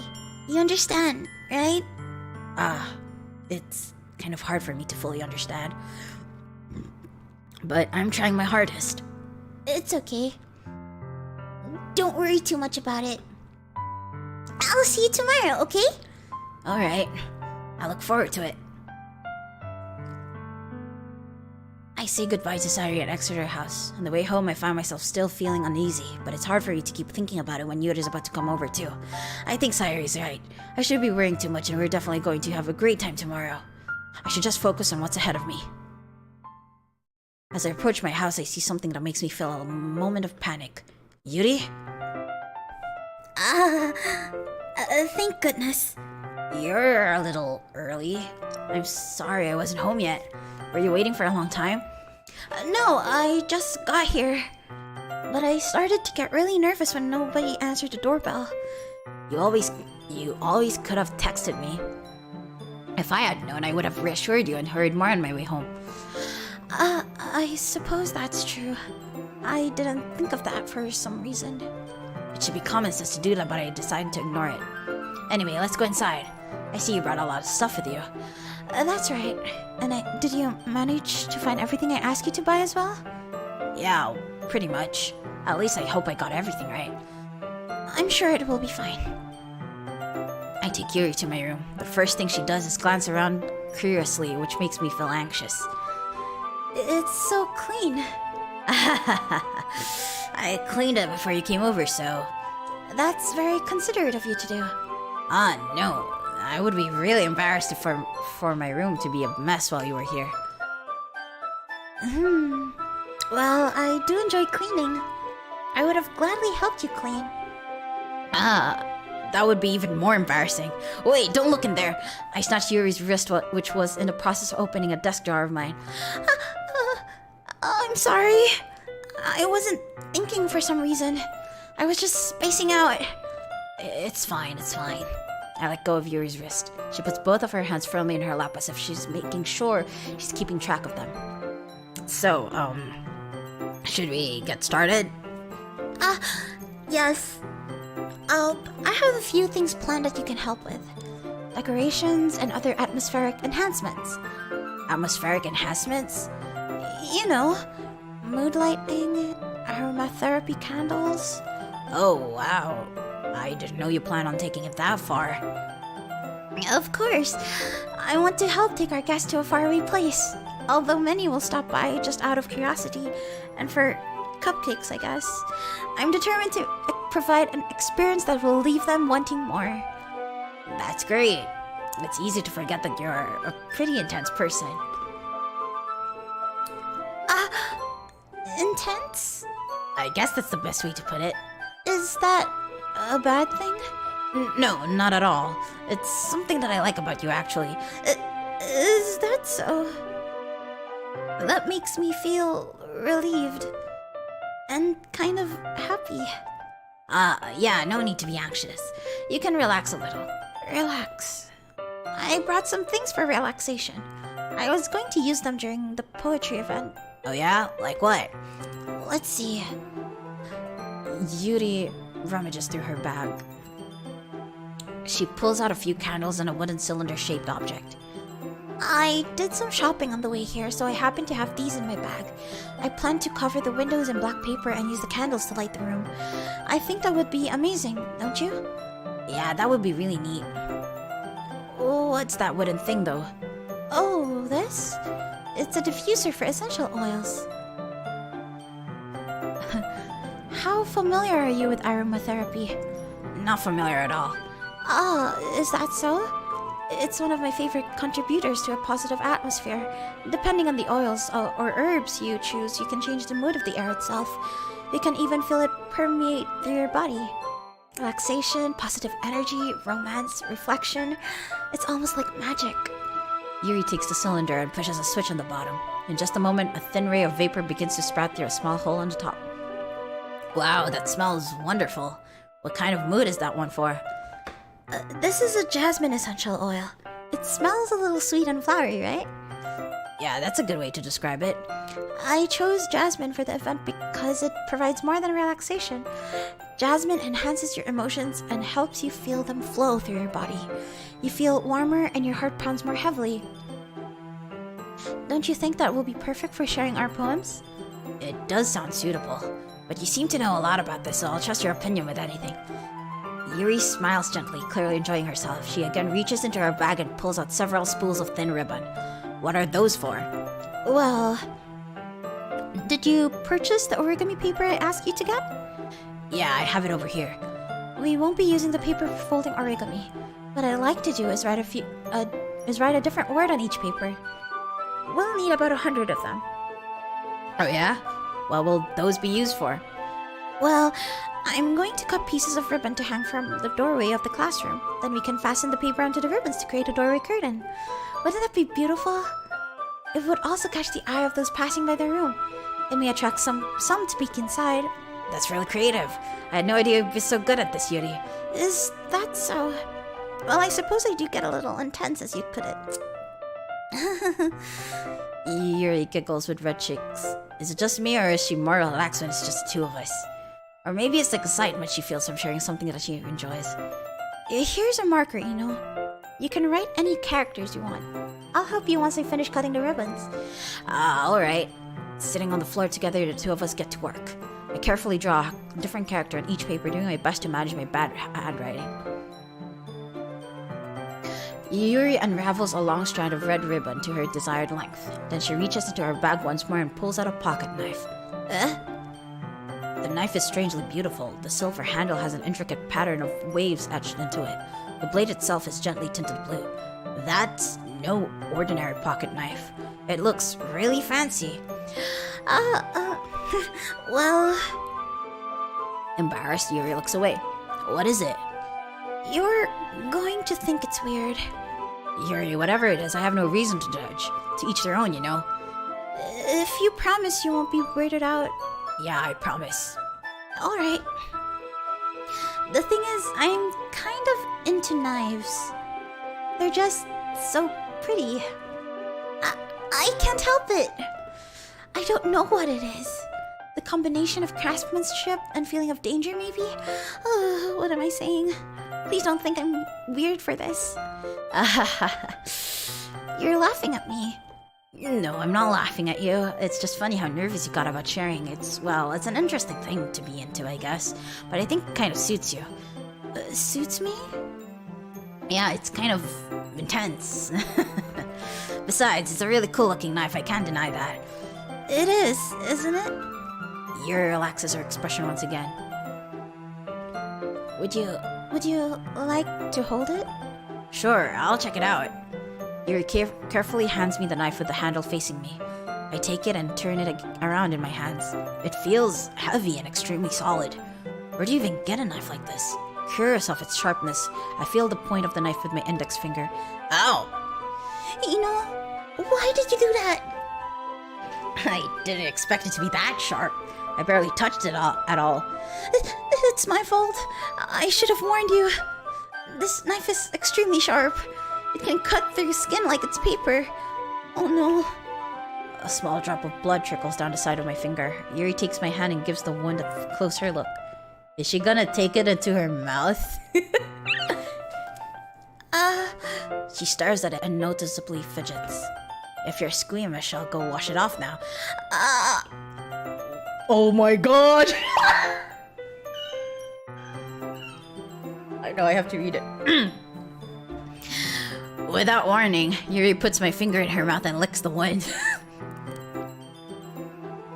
I feel her tongue curl around my finger. Startled, I instinctively put my hand back.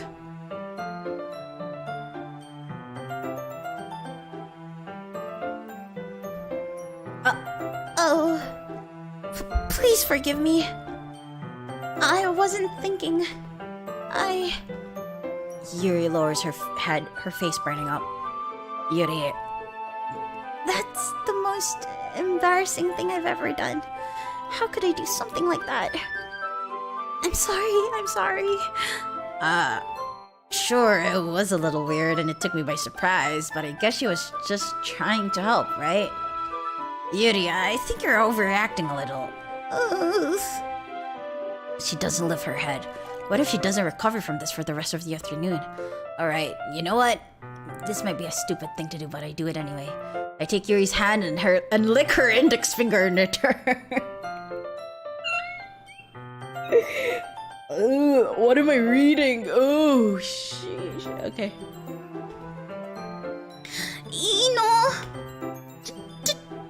Did you really just do that? Now we're even. Yuri just looks at me like I did something wrong. I knew that would be a bad idea. If not for the sweet aroma of the jasmine oil, the air would be extremely heavy right now. You're so weird, Yuri giggles shyly. Yuri calling me weird? I have no response to that. Where do you keep your bandages? I don't think I need one actually. It was a tiny cut. Look, it already stopped bleeding. I see. That's relieving. The tension is quickly lifted. We each resume our respective activities. I watch Yuri's knife cut through the ribbon like it's nothing but air. Meanwhile, I continue to make progress on the paper. After we finish attaching the paper to the ribbons, we lay them all out side by side. It looks better than I expected and will be very effective as a door curtain. It looks great. Good thinking coming up with this, Yuri. Thanks. It's just something I saw online, really. Are you ready to move on to the next task? Yeah, let's do it. What do you have in mind? I'd like to create a banner. That's why I asked you to buy the paint tablets. Ah, that's right. One of the items Yuri had asked me to buy was a kit of watercolor paint tablets. We'll need about 6 cups of water to put each of the tablets in. Do you mind fetching those for us? Of course not. 6 cups of water. I'll be right back in a minute. Thank you very much. Oh, and just a little bit of water is okay. If you fill the cups too much, it will be too diluted. Taking Yuri's advice, I decided to use small plastic bathroom cups rather than full-size glasses. I put them on a plate to catch any paint that drips, then bring it back into my room. Yuri? Yes? I come in to see Yuri quickly unrolling her sleeve, pulling it back over her arm. Nothing. Your face is a little red. Is it too hot in here or anything? Not at all. There's nothing wrong, so let's mix the paint. Yuri hurriedly dismisses me and takes it upon herself to unwrap the tablets, dropping them into the cups. So, I thought we would do something simple that will look very nice. I like to paint a gradient across the banner. Starting with the colors for a sunrise, then daytime, then sunset, and nighttime. Once it dries, I'll write an inspirational quote across the banner. We can hang it on the wall behind the podium at the front of the classroom.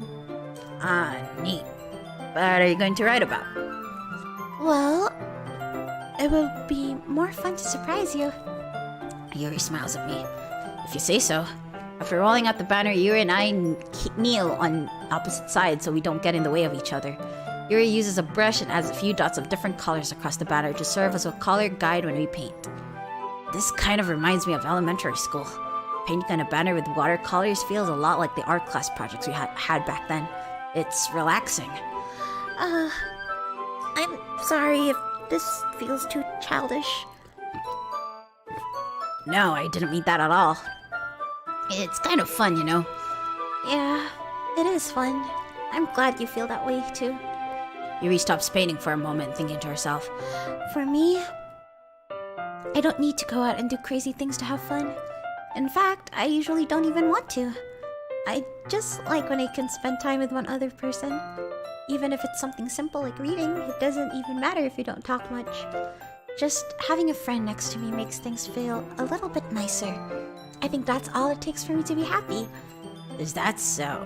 Even if Yuri and I are quite different, I can understand where she's coming from. I feel that way about things like anime and games where simply sharing the experience with someone can make me happy. I think I feel the same way. Yuri smiles gently. I knew you'd understand. Yuri leans over the banner to grab an unused paintbrush, but I move at the same time, causing my head to bump into hers. Sorry. Yuri reels back and I quickly lift my hands in surprise. Are you hurt? No, I'm not hurt.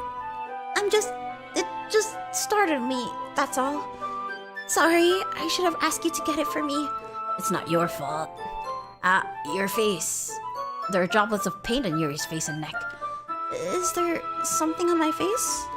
Yeah, I accidentally got paint on you. Sorry, it's totally my fault. I'll get a towel right away. I rush out and fetch a small towel and then dampen it with hot water. I returned to my room and kneeled back down in front of her. Oh, sheesh. Okay. Sorry. Here. I pat down Yuri's face and neck with a towel. Is something wrong? It's hot. I just didn't expect it. Sorry, I didn't want to use cold water. Having finished, I start to retract my hand, but Yuri suddenly holds my wrist. Wait, just for a little longer. It feels really nice. I keep my hand still against Yuri's neck. She looks into my eyes. It's an intense expression that I recognize from when she reads her books. Almost as if she's lost in a daze, enveloped by her own thoughts. She breathes gently, half through slightly parted lips. What is happening? Boing boom. Is it the aroma of the jasmine oil giving me this dizzy feeling? Yuri's gentle fingers wrapped around my wrist send a tingling sensation through my arm. And suddenly, her face seems to be much closer to mine than it was just a moment ago. Oh no, are they gonna kiss? Yuri slowly pulls away. Sorry. I've been feeling a little lightheaded today. I didn't mean to space out. It's fine.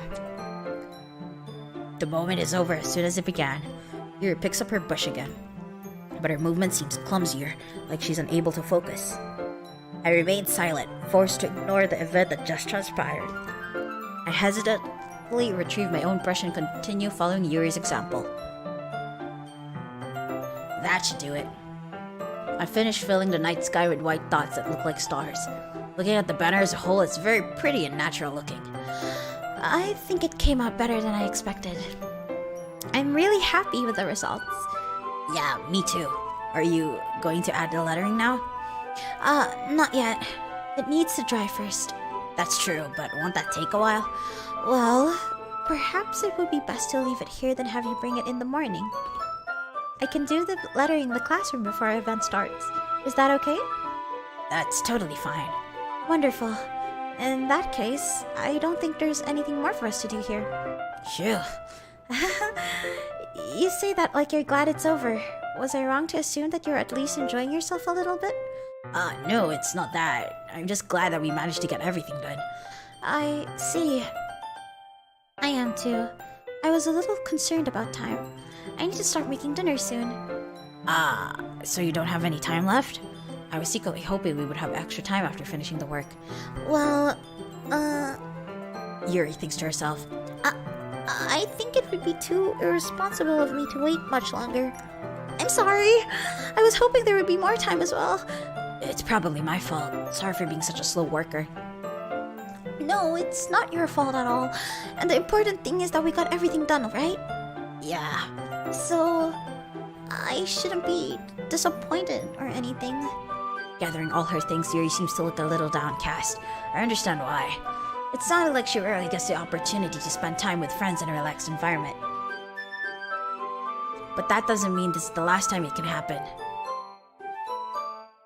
Do them in a deep voice. I've already had like, I already like have like voices for them in my head. So it'll be really weird if I suddenly change it midway. Once Yuri packs up, I walk her out the front door. Thank you very much for having me today. No problem. I'm glad I was able to help. I mean, the protagonist is a guy, so just let me know if there's anything else you need me to bring tomorrow. I will. Well then. Yuri fidgets. I guess I'll see you tomorrow. Wait. I kind of said that without thinking. About today. It's fine that we didn't have as much time as we wanted, because we can do this again. Whenever you want, you can come over or we can go out somewhere. I forgot you don't like going out much. As I stumble over my words, Yuri simply smiles bashfully. Anyway, you know what I'm trying to say, so... You're very thoughtful, Yuri takes a step closer to me, then briefly squeezes my hand. Oh, sheesh, she suddenly... I kind of like that about you. Well, how am I supposed to respond to that? But I don't even get a chance to as Yuri suddenly pulls back. Sayori?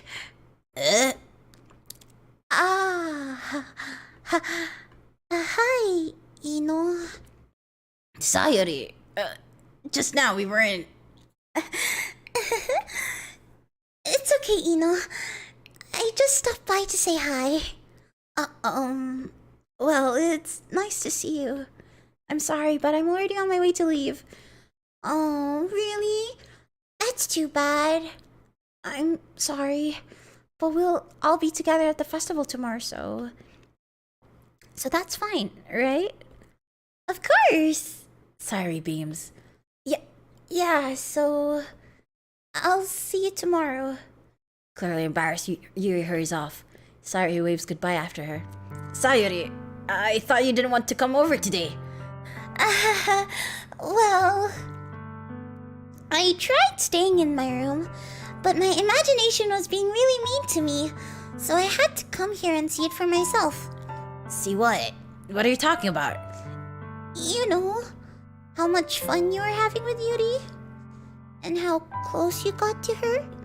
It makes me really happy that you've made such good friends. That's all that matters to me. Tears start to fall down Sayori's face. That's all that matters to me. Oh, why am I feeling this way, I'm supposed to be happy for you. Why does it feel like my heart is splitting in half? It hurts so much. Everything hurts so much. This would be so much better if I could just disappear. Sayori, don't say that. It's true, If I wasn't here, then you wouldn't have to waste your sympathy on me. You wouldn't have to put up with me being selfish. Monica was right. I should just... Monica was right about what? Sayori, what I said before is true. I'm not going to let this continue. Caring about you like this isn't the burden your mind is making it out to be. It's something that makes me happy. It's something that I wouldn't trade for anything else. So even if it takes an entire lifetime, I'm going to be by your side until you don't feel any more pain. But...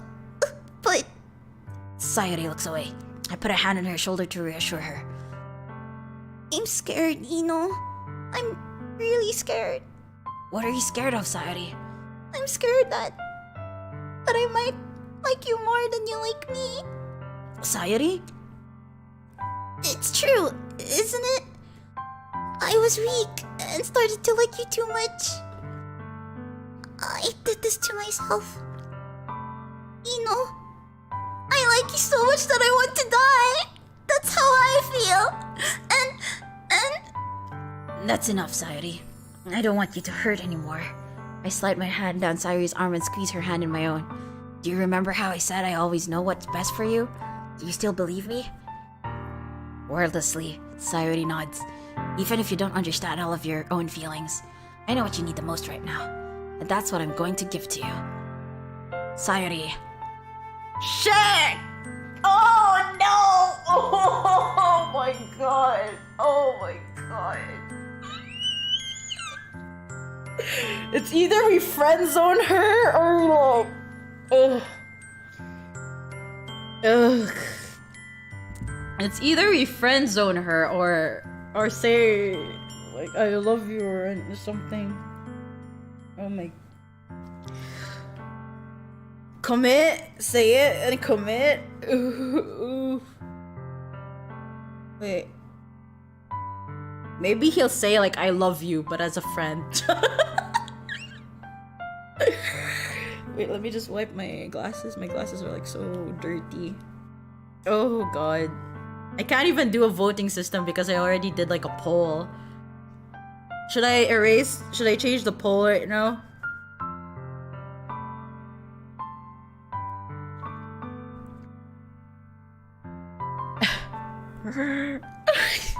Say it, commit. Don't hurt Sayori's feelings. Commit to the childhood friend. Commit to the childhood friend. You'll always be my dearest friend. My god. Oh, wait. My eyes and my nose are so itchy. Hi. Let's see. Eeny, meeny, miny, moe, sino ang pipiliin ko? Eto, ano ba talaga tama ang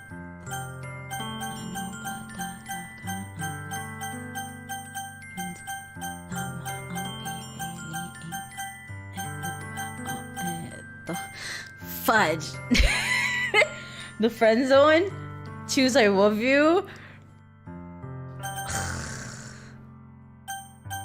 Wait. Should I do a coin flip? I don't even have a coin. Do I even have a coin? What can count as like a coin? I don't have a coin. wait. I'll do like a, where is it? Wait. Coin flip. Google. There we go. Flip a coin to get heads or tails. Okay, virtual coin flip. Here we go. Okay. Flip.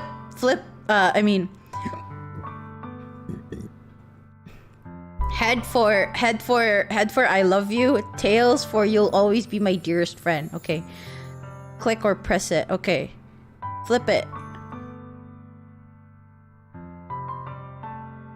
It hit head. It hit head. Okay, I'll go with the I love you then. It hit head. Did you guys hear it though? I did a coin flip. Wait, I'll do it again. Okay, wait. I'll make it louder so you guys can hear it. Wait. I'll even mute the sound, okay? Here. I'm gonna click it, okay?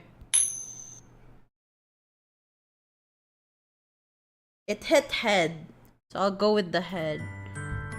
I'll go with the head. I meant I'll go with the Okay, I'll go with the I love you. What if he says like I love you but as a friend, as a sister, as a sibling, bro? Like, ew. That's unfair, but it's okay. What do you mean that's unfair? I did a coin flip, is it not? Okay, I'll do another one then. Then I'll have it hit on tails. Is that what you want? Wait. I'll do 5. I'll do 5 coin flip and see how which one's the most. Virtual coin flip. Okay. Wait. Just flip a coin. Okay, flip the coin. Red. Let's go. Flip the coin. First one, it's tails. Flip again. Second one is tails. Flip again. Third one is heads. Flip again. Fourth one is heads. Flip again. Fifth one is tails. Okay. So it's tails. Like out of 5 of them, it's tails. As a friend, that's it. Be compassionate, say I love you 5 times. How about 50 times? No, I was joking. You know what? I'll go with I love you. I already chose it. I love you.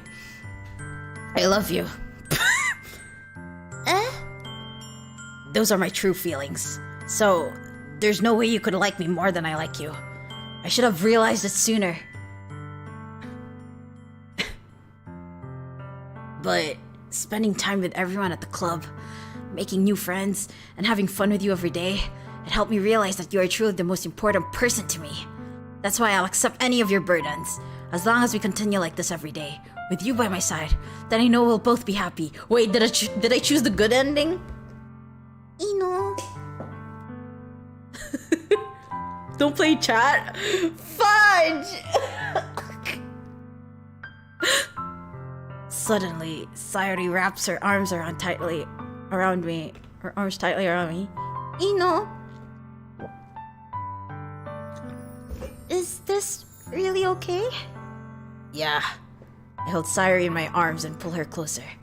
You'll never have to let go of me again. I love you, Ino. I want to be with you forever. Me too. I feel Sayori's grip around me weaken a little bit. What is this? Sayori? I'm supposed to be happy right now. I always thought that this would be the happiest moment for me. Oh no, I forgot she's depressed!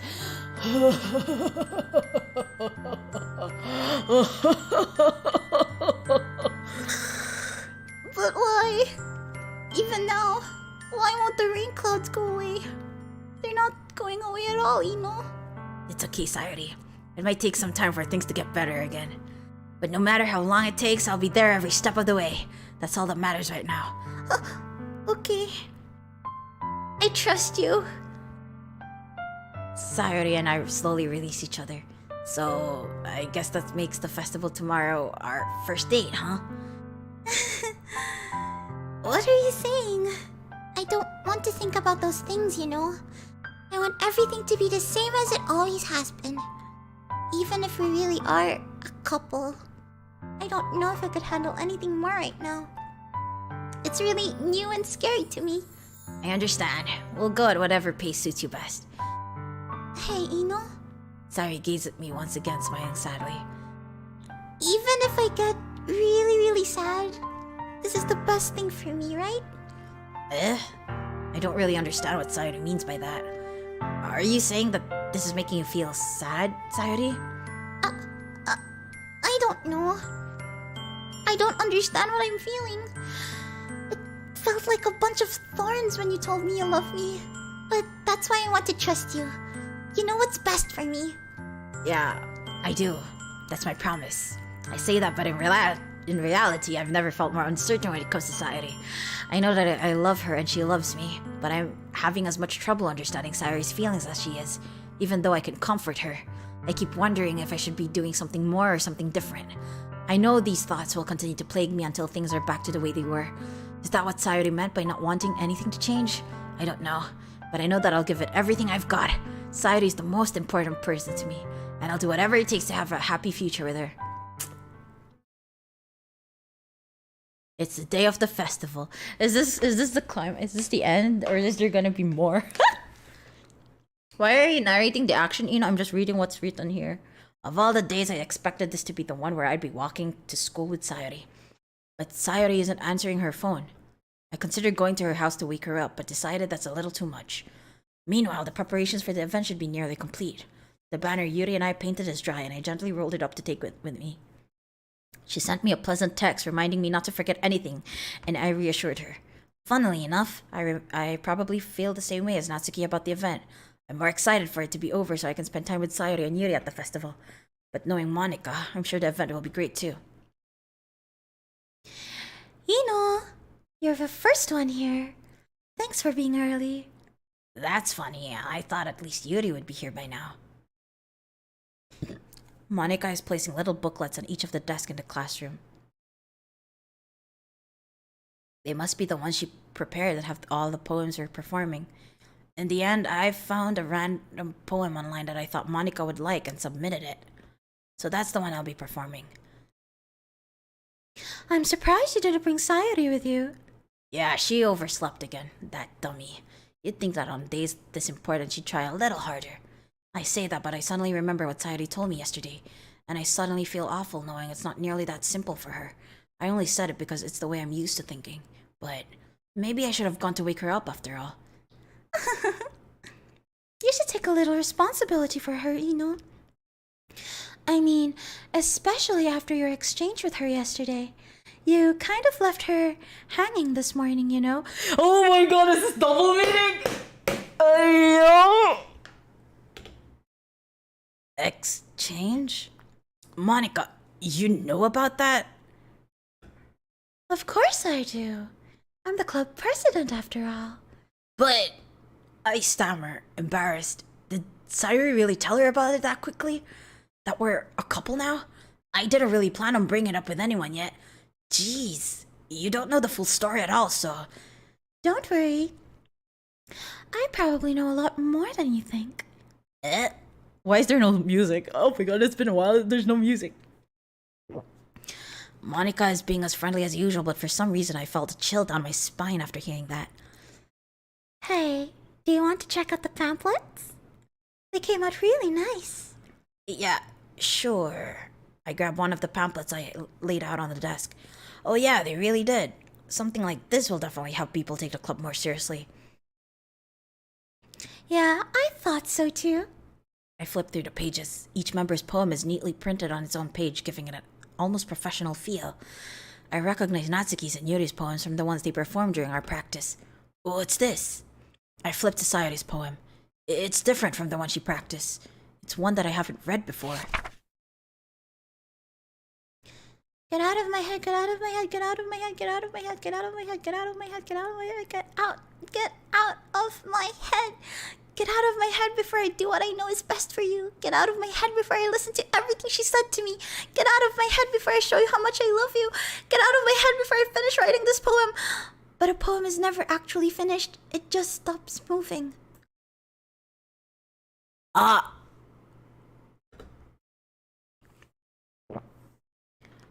What is this? Reading the poem might get a pit in my stomach. Ino? What's wrong? Nothing. This poem feels completely different from everything else Sayori's written. But more than that, I changed my mind. I'm going to go get Sayori, so...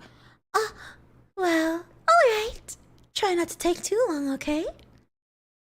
I quickly leave the classroom. Why is there no music, oh? Don't strain yourself. Monica calls that out after me. I cook at my pace. What was I thinking? I should have tried a little bit harder for Sayori. It's not a big deal to at least wait for her or help her wake up. Even the simple gesture of walking her to school makes her really happy. Besides, I told her yesterday that things will be the same as they always have been. That's all she needs and what I want to give her. I reach Sayori's house and knock on the door. I don't expect an answer since she's not picking up her phone either. Like yesterday, I opened the door and let myself in. Is it this? Is it this one? Sayori? Oh god. She really is a heavy sleeper. I swallow. I can't believe I ended up doing this after all. Waking her up in her own house. I'm like covering my screen right now. Because I'm so scared. That really is something that a boyfriend would do, isn't it? In any case, it just feels right. Outside Sayori's room, I knock on her door. Sayori? Wake up, dummy. There's no response. I really didn't want to have to enter her room like this. Isn't it kind of a breach of privacy? But she really leaves me no choice. I gently open the door. Oh, the music and the freaking sound! Oh shit! Oh shit! Oh god! Oh the fuck! Oh what? I know. The sound is. An exception has occurred.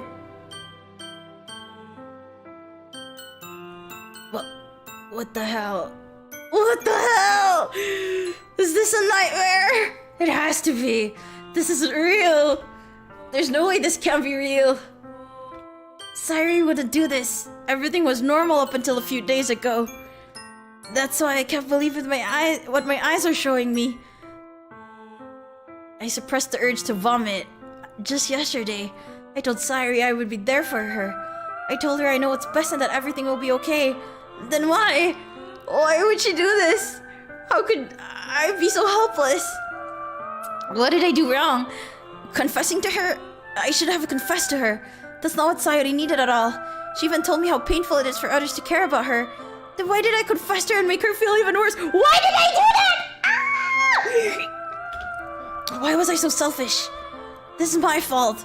My swarming thoughts keep telling me everything I could have done to prevent this. If I just spent more time with her, walked her to school, and remained friends with her like it always has been, then I could have prevented this. I know I could have prevented this. Screw the literature club. Screw the festival. I just lost my best friend. Someone I grew up with. She's gone forever now. Nothing I could do... nothing I do can bring her back. This is some game where I can reset and try something different. Joke's on you, this is a game. I had only one chance and I wasn't careful enough. And now I'll carry this guilt with me until I die. Nothing in my life is worth more than hers. But I still couldn't do what she needed from me. And now, I can never take it back. Never, never, never, never, never. And... What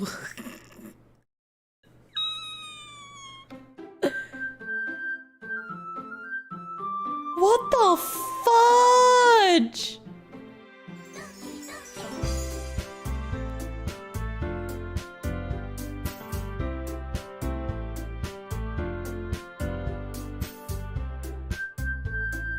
What the fudge? What the fuck?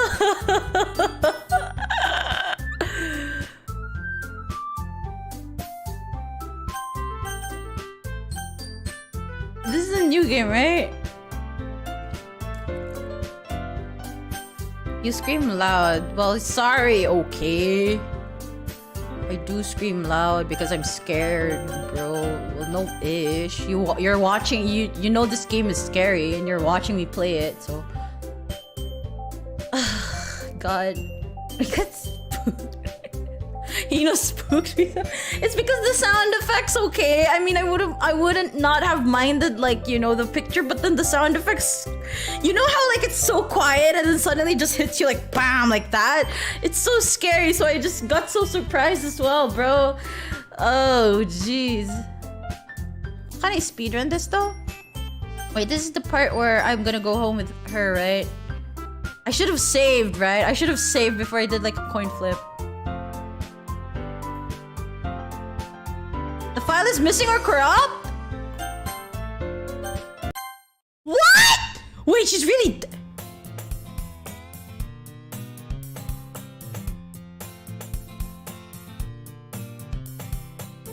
Huh? Huh?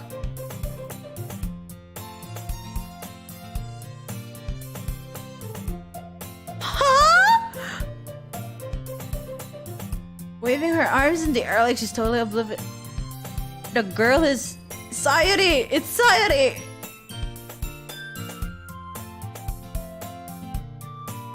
Why did I save? Why did I save then?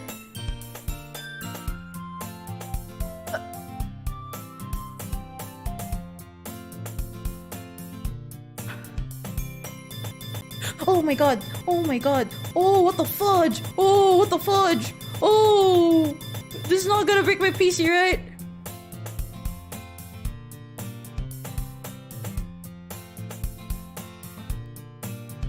Always walk to school alone?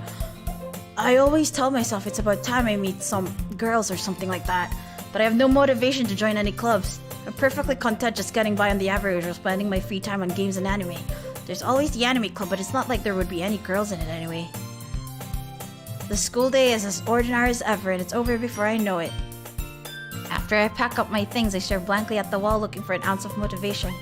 Clubs. There really aren't any that interest me. Besides, most of them would probably be way too demanding for me to want to deal with.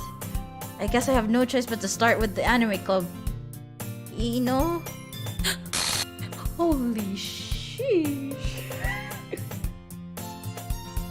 Monica? Oh my goodness! I totally didn't expect you to see you here. It's been a while, right? Ah, yeah, it has. Monica smiles sweetly. We do know each other well. We rarely talk, but we were in the same class last year. Monica was probably the most popular girl in class, smart, beautiful, athletic, basically completely out of my league. So having her smile at me so gently feels a little... What did you come in here for? I've just been looking for some supplies to use for my club. Do you know if there's any construction paper here?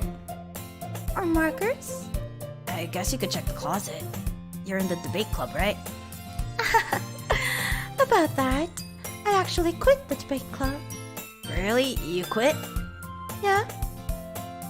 To be honest, I can't stand all of the politics. Oh yeah, I already read this. Okay. Actually, I'm starting a new one. Oh freaking fudge. A literature club. A literature? That sounds kind of Doll? How many members do you have so far?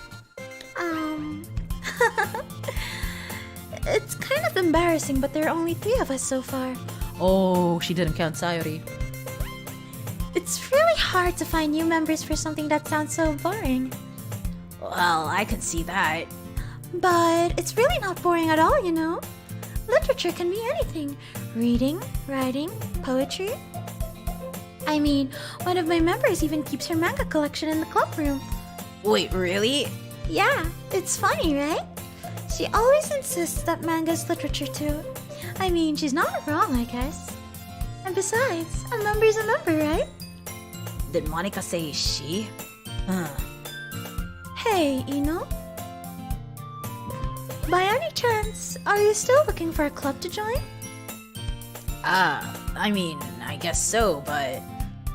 In that case, is there any chance you could do me a big favor? I won't ask you to join, but if you could at least visit my club, it would make me really happy. Please? Well, I guess I have no reason to refuse. Besides, how could I ever refuse someone like Monica? Sure, I guess I could check it out. Ah, awesome. You're really sweet, Ino, you know that? It's nothing really. Shall we go then? I'll look for the materials another time. You're more important. And thus today marks the day I sold my soul to Monica and her irresistible smile. I timidly follow Monica across the school and upstairs. Monica, full of energy, swings open the classroom door. I'm back!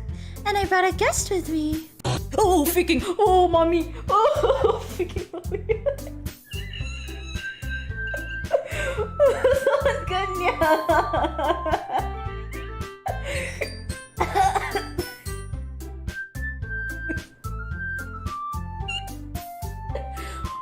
Putek! Wait.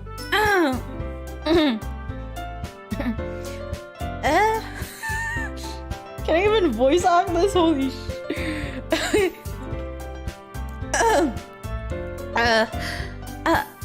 A guest? Seriously? You brought a boy? Way to kill the atmosphere. Don't be mean, Natsuki. But anyway, welcome to the club, Ino. All words escape me in this situation. This club is full of incredibly cute girls. So let me guess. You're Monica's boyfriend, right? What? No, I'm not. Natsuki? The girl with the sour attitude, whose name is apparently Natsuki, is the one I don't recognize. Probably a first year, okay? Anyway, this is Natsuki, energetic as usual. And this is Yuri, the vice president. Oh my god, she became the vice president? Oh. It's nice to meet you. Yuri, who appears comparably more mature and timid, seems to have a hard time keeping up with someone like Natsuki. Yeah, it's nice to meet both of you. So I ran into Ino in the classroom and he decided to come check out the club. Isn't that great? Wait, Monica, didn't I tell you to let me know in advance before you brought anyone new? I was going to, well, you know. Sorry. To always remember any kind of memes to not be scared. I don't know. I haven't seen any kind of memes about this. I didn't forget that, but I just happened to run into him. And in that case, I should at least make some tea, right? Yeah, that would be great. Why don't you come sit down, Ino? The girls have a few desks arranged to form a table. Yuri walks to the corner of the room and opens the closet. Can I skip this? Oh wait. Next to Monica. Okay. So, I know you didn't really plan on coming here, but we'll make sure you feel right at home, okay? As president of the literature club, it's my duty to make the club fun and exciting for everyone. I'm surprised there aren't more people in the club yet. It must be hard to start a new club. You could put it that way. Not many people are very interested in putting out all the effort to start something brand new. Especially when it comes to something that doesn't grab your attention like literature. I'm like having trouble reading the lines because I suddenly might get jump scared. Okay, I already read this a while ago. Right, Natsuki? Well, I guess. Natsuki reluctantly agrees. Such different girls are interested in the same goal. To just find us two. Yuri returns to the table carrying a tea set. Okay. The teachers gave us permission. Okay. Yuri's just trying to impress you. That's not... Oh, okay. Okay. Should I even go and try to aim for Yuri? Or maybe not? Let's just say something, but she keeps quiet. Okay.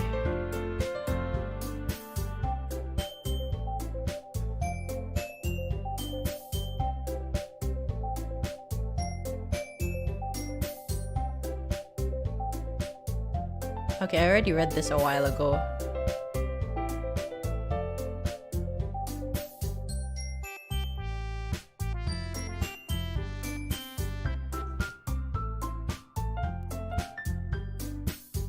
Sorry, I'm gonna be skipping a bit.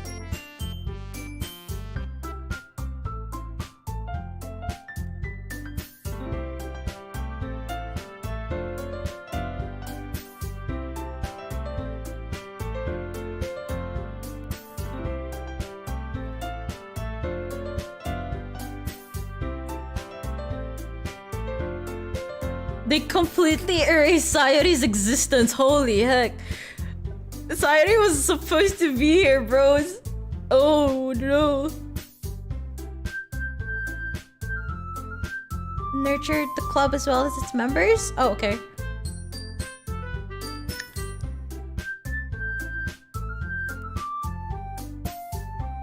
But I never made any decision. I still have other clubs to look at and I'm...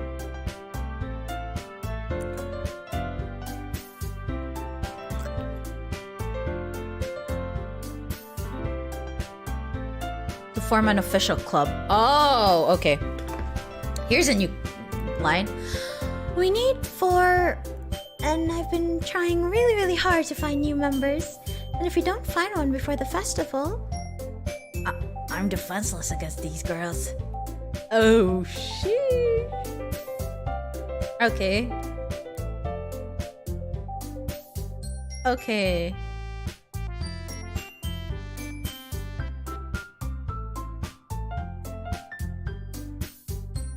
I guess.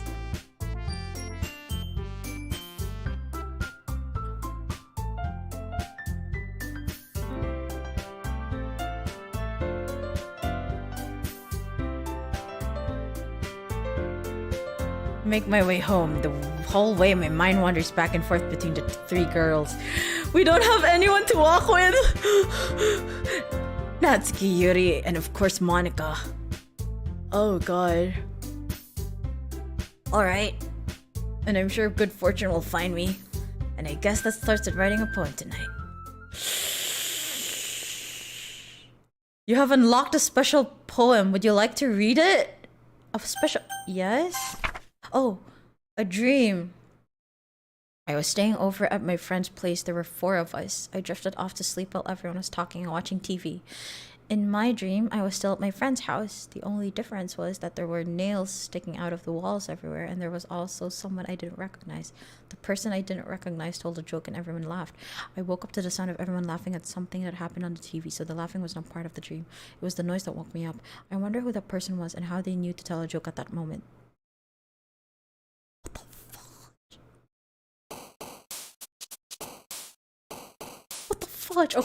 Okay.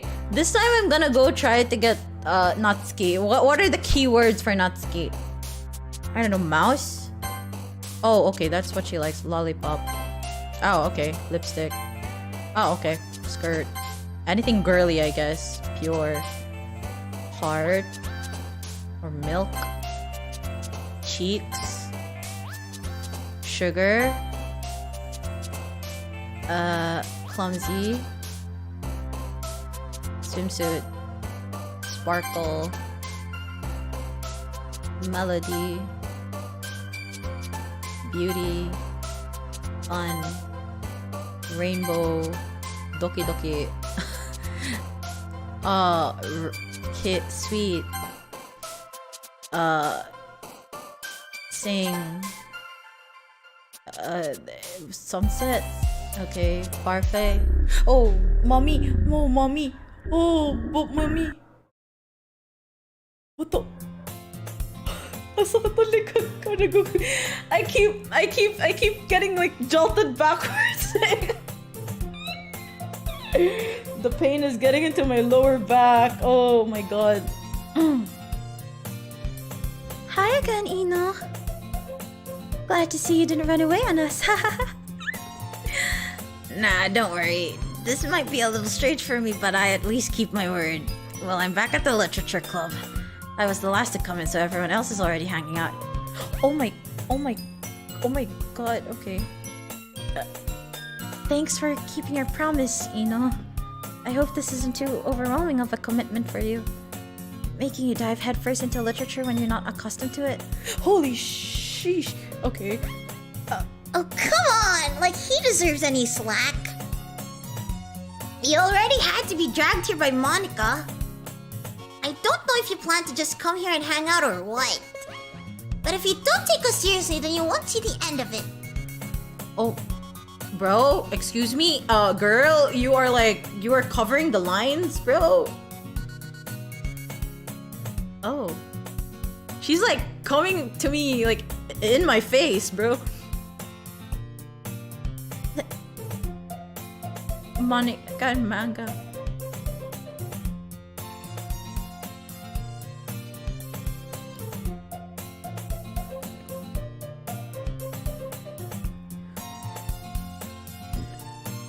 Oh god.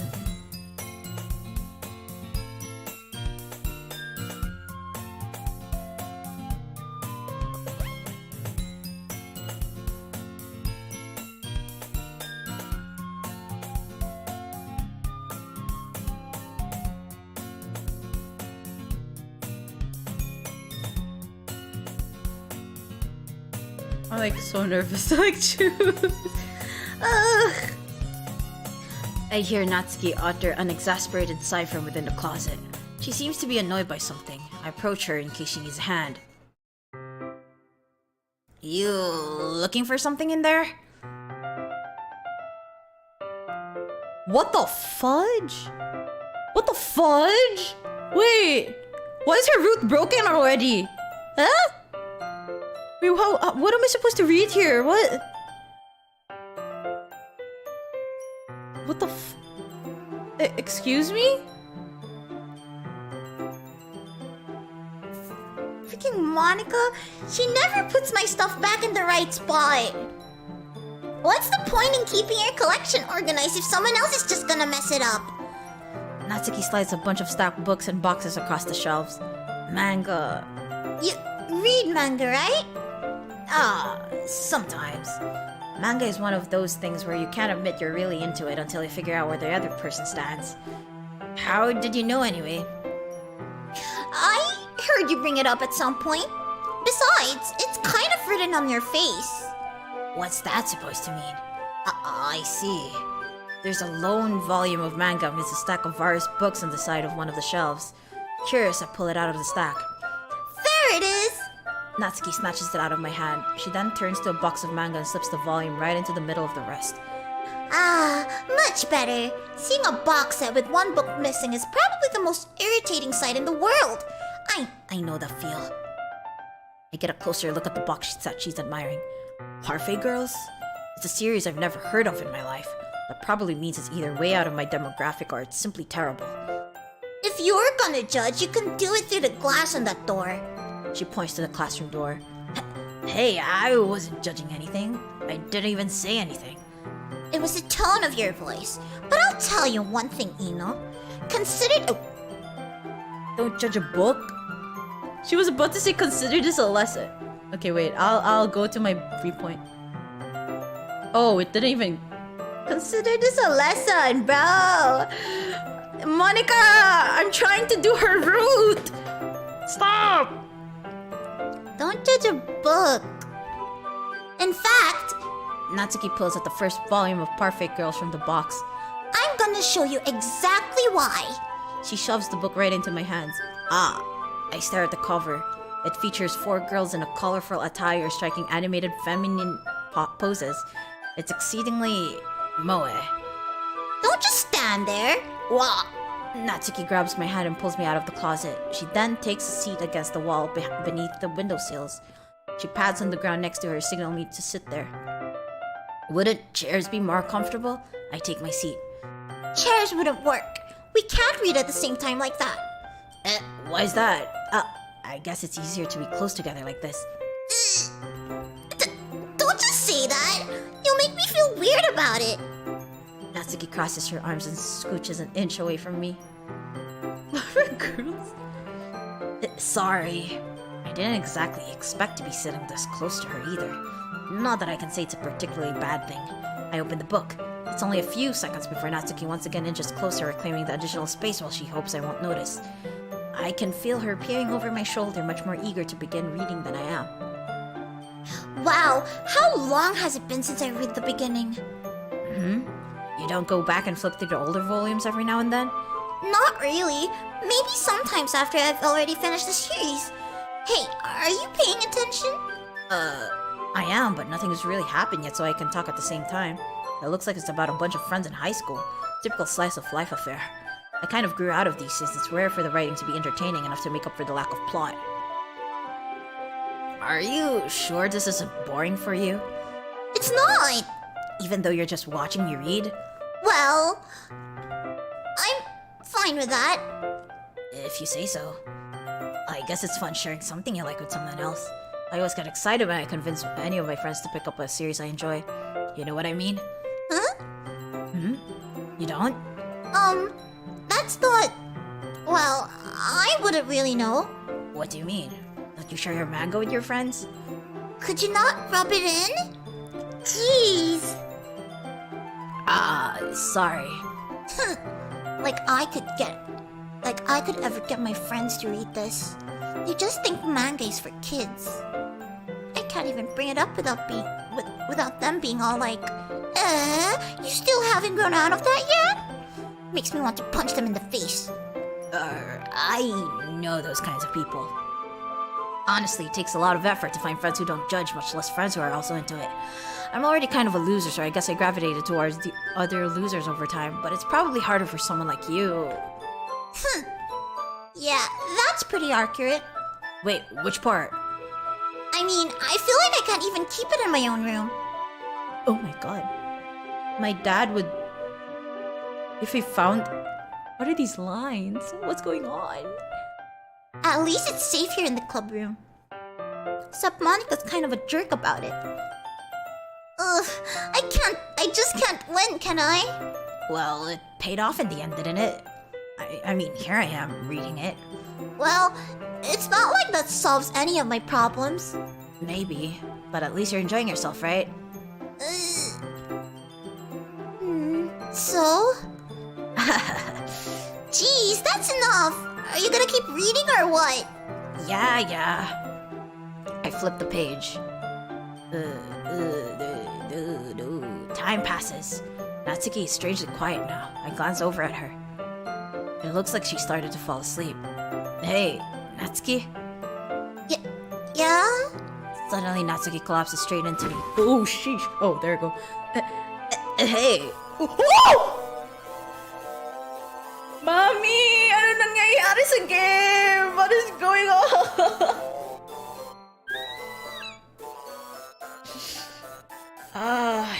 Oh man, okay. Okay. Oh, jeez. Natsuki, are you okay? Here. Monica reaches into her bag and pulls out some kind of protein bar. She throws it in Natsuki's direction. Natsuki's eyes suddenly light up again. She snatches the bar from the floor and immediately tears off the wrapper. I told you not to give... She doesn't even finish her sentence before stuffing it into her mouth. Don't worry, Ino. She's fine. It just happens every now and then. That's why I always keep a snack in my bag for her. Anyway, Why do we all share poems now? Who should I show my poem to first? You know what? Let's first appease Natsuki. I told Natsuki I was interested in her poems yesterday. It's probably only fair if I shared mine with her first. Oh, okay. Well, let's start with the things I don't like. First of all, Natsuki reads my poem. never mind. I don't feel like giving you my opinion. Then what's the point of sharing in the first place? I wrote this when I could have been doing other things. In fact, I remember how I said I wanted to read your poems? That's what I had in mind when writing this. I wanted to help you feel comfortable enough to share yours, like Monica said. Well, I would be more comfortable sharing my poem if yours was really bad. You were supposed to show me some dumb poem, make me go, ha, well, it's not that great, but let me show you what real literature looks like. And you went and ruined it. I hope you're happy. So, in other words, you're saying you liked it? Natsuki's retort gets caught in her throat. You're so... You don't understand anything, do you? I already told you that you don't have to go announcing it to the world like you're all self-important. Pretty sure you never actually said that. I said that mostly to myself. Natsuki must really hate me or something. I can't figure out if it's a win or a loss that she liked my poem. In any case, you still need to show me yours, right? Grr, fine, I guess. Only because Monica will make me if I don't. But that's about it. Okay, yeah, I read this already. Yeah, I told you that you weren't gonna like it. I like it. What? What? Just be honest. I am. Why are you so convinced that I wouldn't like it? Well, because... Okay, yeah, I already read this. Exactly, yeah. Look at this poem. Yep.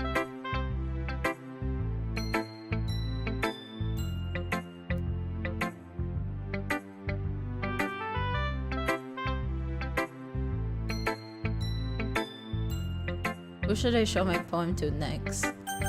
Yuri? Let's go with Yuri.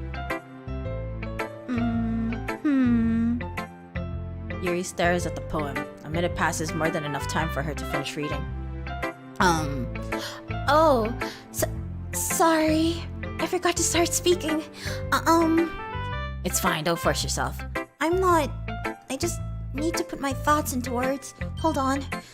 Okay. This is your first time writing a poem, right? Yeah. Why do you ask? I'm just making sure. I guess that it might be after reading through it. Ah, so it's that bad. No! Did I just raise my voice? I'm so sorry. She buries her face in her hands. I couldn't help but notice that it's been several minutes and we really haven't gotten anywhere. It might take you a while to get used to new people. It's fine, I really didn't notice. What were you saying? Right, It's just that there are specific writing habits. Yep. I've already saw this. Our weekend. Oh.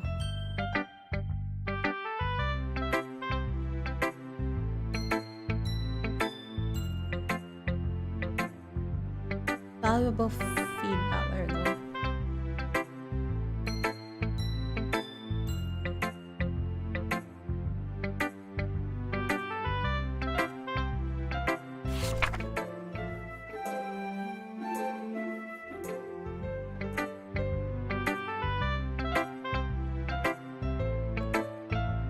Please don't hit me with another jump scare. I can't.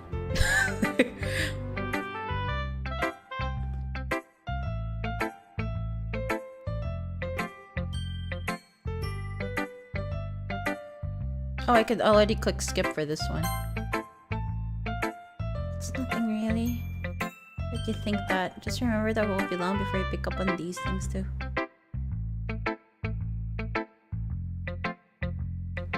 Monica. hi, Ino. Having a good time so far? Yeah. Good. Glad to hear it. By the way, since you're new and everything, if you ever have suggestions for the club, like new activities or things we can do better, I'm always listening. Don't be afraid to bring things up, okay? Alright, I'll keep that in mind. Of course I'll. Okay. share your poem with me? Ah ha ha ha.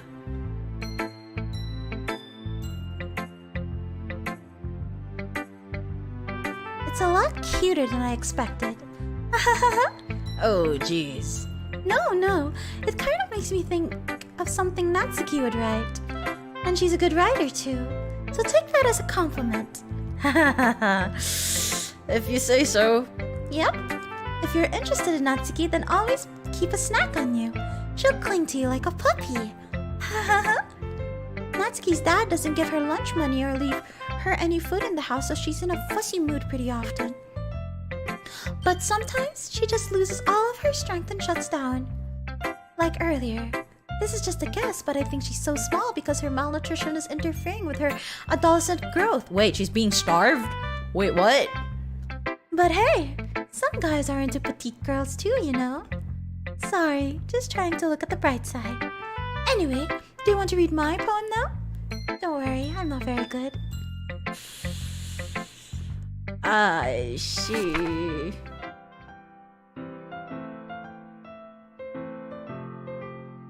Oh wait, this is a different poem. Hole in the wall. But he wasn't looking at me. Confused, I frantically glanced at my surroundings, but my burnt eyes can no longer see color. Are there others in this room? Are they talking? Or are they simply poems on flat sheets of paper? The sound of frantic scrawling playing tricks on my ears? The room begins to crinkle, closing in on me. The air I breathe dissipates before it reaches my lungs. I panic. There must be a way out. It's right there. He's right there. Swallowing my fears, I brandish my pen. So, what do you think? Oh god.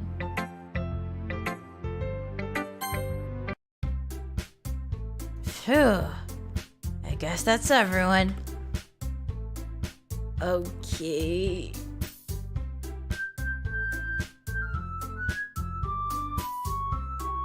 Why is this music like this? Wait, the music's different, eh? Bro! Yuri and Natsuki.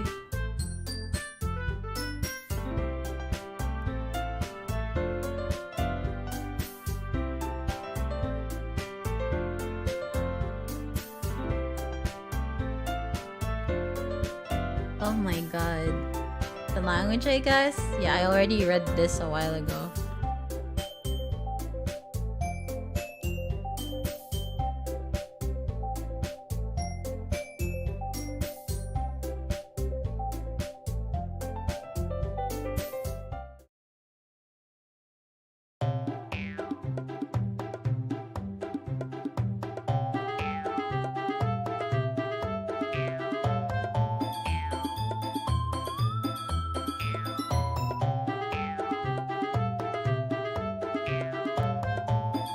Edgy bit.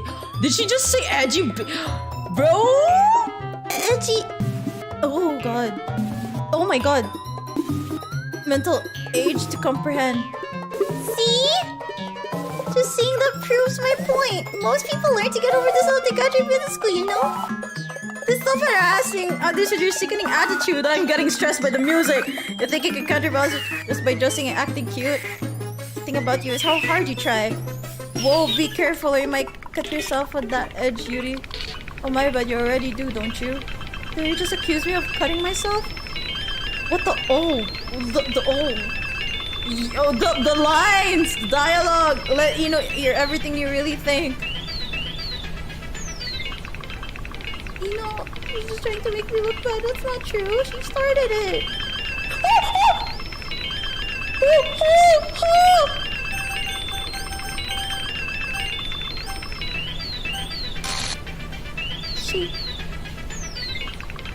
Did I choose it wrong? Why is it zooming in? What? What is going on? Oh, ano ba? Ito nga! Ito na!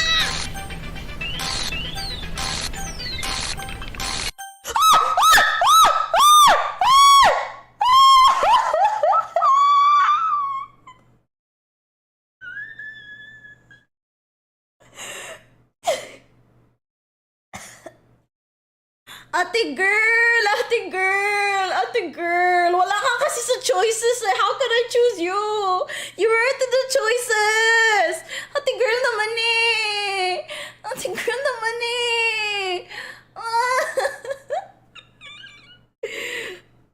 Oh my god. Okay. Sorry, I'm sorry. Monica. Hey, why don't we step outside for a little bit? Okay? Sorry about that. Ugh. Namamawis yung kilikili ko, bisit ng buhay ko. Sorry about that. They really should have tried to get you involved. It's probably better for us to stay out of this. We'll go back inside once they're done yelling. Some president I am, right? Oh, wait, was it because before it was Sayori who stopped the fight? Was it? I don't know. Was it? I mean, it didn't spiral down like that, right? Oh, God. I can't even confront my own club members properly. I just wish I was able to be a little more assertive sometimes. But I never have it in me to put my foot down against others. You understand, right? Anyway, if this makes you want to spend less time with the others, then that's fine. I'd be happy to spend time with you instead. Suddenly, Natsuki runs out of the classroom. She quickly runs away. Oh dear. Well, it looks like they're done for. I didn't mean it. I didn't mean it. Yuri is rocking back and forth in her desk with her palms on her forehead. Yuri? I didn't mean it. I believe you. I have no idea what Yuri might have said to Natsuki. Or did. Ino, please don't hate me. Please. I'm not like this. There's something wrong with me today. It's fine, Yuri. We know you didn't mean it. Besides, I'm sure Natsuki will forget all about it by tomorrow. Completely. Ugh. Anyway, the meeting is over, so you can go home now if you want. Yuri looks at me like she wants to say something, but she keeps glancing at Monica. You can go first, Monica. I'd like to stay a little bit longer. I'm the president, so I should be the last one out. I'll wait for you to be done. Well, I'm vice president, so please let me take that responsibility today. It kind of sounds like you don't want me around for something, Yuri. It's not that. I didn't get much of a chance to discuss my book with Ino. It would just be embarrassing with you listening. I guess I don't really have a choice, do I? I'm sorry for causing trouble. But...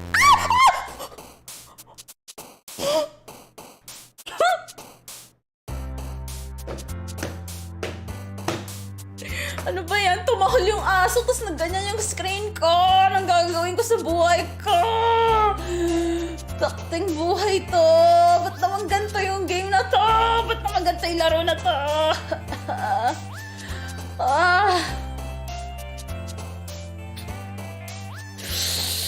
What should I go for? I'm sweating. I'm sweating so hard. I'm literally sweating as a pig. Oh my god. Let's go Holland strawberry. Sparkle. Smile. Lollipop. Clouds. Vanilla. Lipstick. Rainbow. Something to. Playground. Giggle. Puppy.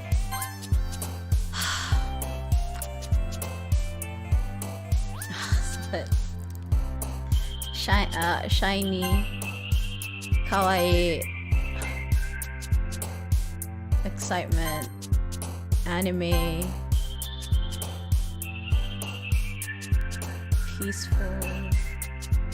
Skipping. Bubbles. candy. Okay. Please let there not be another jump scare. Oh, thank God. Okay. Please. Another day passes and it's time for the club meeting already. I've gotten a little more comfortable here over the past couple days. Entering the club room, the usual scene greets me. Welcome back, Ino. Hi, Yuri. I'm not sure if it's me or if it's Yuri's expression, but the weight of yesterday's quarrel still hangs in the air a little. Yuri glances over her shoulder looking around the room. Natsuki is reading manga at a desk, and surprisingly, Monika isn't here yet. Suddenly, Yuri takes my arm and pulls me to the corner of the room. About yesterday, I really need to apologize. Nothing like that has ever happened before. And something just came over me, I guess. I wasn't acting mentally sound. Please don't think we're usually like this. Not just me, but Natsuki as well. Yuri, I'm happy that you were considerate and apologized. You don't have to worry too much. Even though I've only been here a couple days, I could tell something was off yesterday. Maybe you were just a little extra sensitive because it was our first time sharing poems. But whatever it was, it didn't make me think any less of you. I had already decided that there's no way you could be a bad person. And now that you're apologizing, I know you really didn't mean it. Don't say those kinds of things so frankly. They make me a little too happy. I'm really glad that you're such an understanding person, and I'm really glad that you joined this club. Everything is a little bit brighter with you around, and, sorry, what am I saying right now? Hey, have you seen Monika? Have you guys seen Monika? No, I haven't. I was also kind of wondering where she was. Man. Yuri, I'm guessing you haven't either. Yuri's clearly taken aback by how calmly Natsuki is addressing her. No, I haven't. Jeez, this isn't like her at all. I know it's stupid, but I can't help but worry a little bit. What? Why are you looking at me like that? Natsuki, about yesterday, I just wanted to apologize. I promise I didn't mean any of the things I said, and I'll do my best to stay under control from now on. So, Yuri, what the heck are you talking about? Did you do something yesterday? Was she resetted? Holy sheesh. Was she resetted? Did her memory get wiped? Oh my god. Is this another Sumeru like loophole thing? Is this another deja vu? Bro? Did you do something yesterday? Jeez. whatever's on your mind, I'm sure there was nothing. I don't even remember anything bad happening. You're the kind of person who worries too much about the little things, aren't you? but I'll accept your apology anyway, if it helps you feel better about it. Besides, it's kinda nice to hear since I was always afraid you secretly hated me or something like that. no, not at all. I don't hate you. Well, you're kind of weird, but I don't hate you either. Natsuki turns to me. You're still on trial, though. Hey! Suddenly the door swings open. Sorry. I'm super sorry. Ah, there you are. I didn't mean to be late. I hope you guys weren't worried or anything. Nah, well, Natsuki was. I was not. What took you so long anyway? Well, my last period today was study hall. To be honest, I kind of just lost track of time. That makes no sense, though. You would have heard the bell ring at least. I must not have heard it since I was practicing piano. Piano? I wasn't aware you played music as well, Monika. Don't give me more credit than I deserve. I guess I've been practicing for a while, but I'm still not really good yet. Still, that must require a lot of dedication. So I'm still impressed. Well, thanks, Yuri. You should play something for us sometime. That's... Monika looks at me. Well, I am working on writing a song, but it's not quite done yet. Maybe once I get a little bit better, I will. Well, that sounds cool. I look forward to it. Is that so? In that case, I won't let you down, Ino. Oh, this is the line.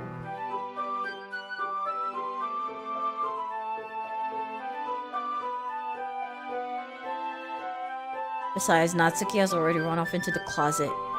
Ino, since your compliments put me in a good mood, I was wondering if you would like to spend some time together today. I mean, in the club. I suppose so. I don't think I could say no to you after you gave that book to me. Well, I guess I need to make sure Natsuki isn't waiting for me. After we finished reading yesterday, She's fine. She's reading over there, see? Don't think about her so much. She's used to being ignored? What the fudge? No, this is not your line, sweetie. Come on, we're going over there. But ganon! Why like that? Why like that? Why do they just black out and then suddenly stop the music like that? Okay, wait, I have to go near my... Okay. What's the story about anyway? Huh? I already know about this though. Huh? Trapped there have this trait that turns them into killing machines that lust for blood? But the facility gets even worse and they start selectively breeding people by cutting off their limbs and affixing them to... Oh, that might be a little bit of a spoiler. But anyway, I'm really into it. The book, I mean. Not the thing about the limbs. That's kind of... It's kind of dark, isn't it? Yuri made it sound like it was going to be a nice story. Oh my... It's gore! She likes gore! Holy sh...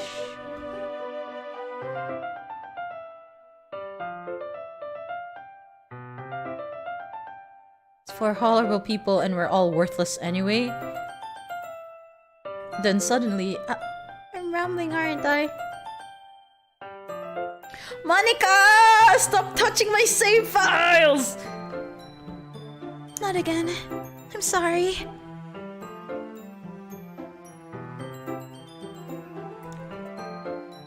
What the fu- My whole body gets what? I kind of forget to pay attention to other people. So, I'm sorry if I end up saying something strange. And please stop me if I start talking too much.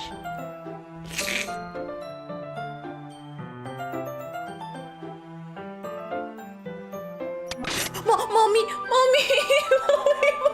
That's okay. Stop! Oh god. Okay. I mean, you don't have to, but... What are you saying? Let me just get the book. Alright, it's fine if I sit here, right? Are you sure? Oh my god, it's reading in the same company.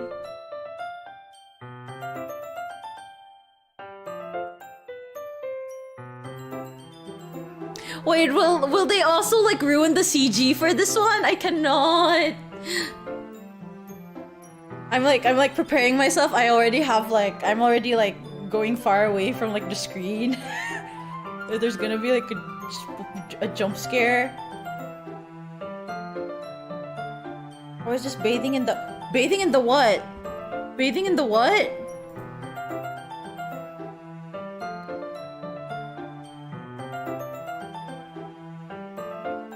I was just bathing in the feeling of your body heat. The heat.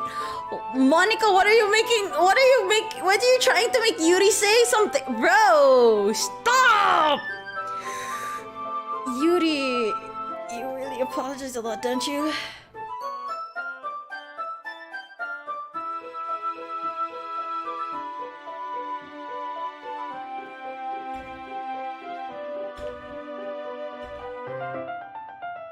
Please don't ruin the CG. Please don't ruin the CG. Please don't ruin the CG. Please, Monica, don't ruin the CG. Please don't ruin the CG. Do the same with my right arm.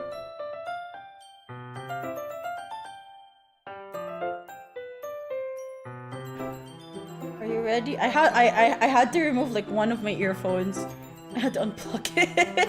I had to unplug it out of my ear. Turn the page. Sorry. It's okay.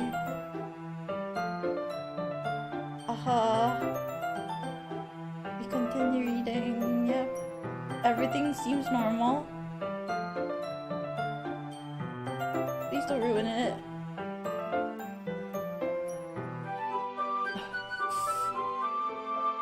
Shut up, shut up. I'm like going far away from my screen for now.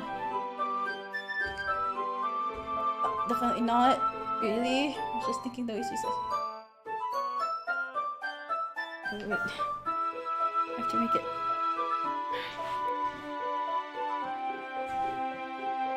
I'll just click with my mouse. I'll just click with my mouse. If I sound far, I'm actually like really far. Wait. I thought I meant something else about her. Never mind. Which her? I didn't even get that far yet. I don't know why that came into my head. Ha ha ha. Are you feeling alright? Yuri's been a little fidgety ever since we started reading. You can rest if you're feeling sick or something. Your breathing is a little... My breathing? Yuri puts her hands on her chest as if to feel her heartbeat. I didn't even notice. Anyway, I'm fine. I just need some water. Alright. Don't push yourself. Stand up and practically rushes out of the classroom. What on earth was that about? You know? Did something happen just now? I have no... I'm like literally far away from my mic, so if it sounds like I'm really far, I'm actually like really far. Eve is acting a little strange, I guess. So you don't know anything? Sorry, I can't say I do. Are you worried about her? Oh, no, not really. I was just making sure that you didn't do anything to her. No, nothing. Don't worry, I believe you, silly. Yuri just does this sometimes, so it's nothing alarming. Alright, if you say so. Anyway, why don't we start with sharing our poems with each other? Shall we wait for Yuri? Well, she might be a while, so I just figured we could get started without her. Is that okay? Yeah, I was just asking. I stand up. I make a mental note of where I left off in the book and slip it back into my bag. Who should I show my poem to first? Okay. Nothing bad will happen, right? Nothing bad's gonna happen, right? Natsuki? Well, it's not terrible, but it's pretty disappointing after your last one. Then again, if this one was as good as your last one, I would be completely pissed. Well, I guess I wanted to try something a little different this time. Fair enough. You're still new to this, so I wouldn't expect you to find your style right away. I mean, everyone in the club writes really differently from each other. Maybe you'll find a little influence from all of us. For instance, I noticed that you were spending some time with Yuri today. Not that I care who you spend your time with. After all, I was taught never to expect anything from anybody. So it's not like I was waiting for you or anything. Still, you should at least look over my poem. You'll probably be able to learn something from it. What kind of bull is this? I can't read. The bibe char. Dang it. I can't read it. Monica! Stop! Ino? Why didn't you come read with me today? I was waiting for you. I was waiting for a long time. It was the only thing I had to look forward to today. Why did you ruin it? Do you like Yuri more? I think you're better off not associating with her. Are you listening to me? Yuri is a sick freak. That should be obvious by now. Okay, I have to like go far away from my screen right now. Wait. That should be obvious by now. So just play with me instead. Okay? You don't hate me, Ino, do you? Do you hate me? Do you want to make me go home crying? The club is the only place I feel safe. Don't ruin that for me. Don't ruin it. Oh shit. Just Stop talking to Yuri. Play with me instead. Bro. That's all I have? Play with me? Play with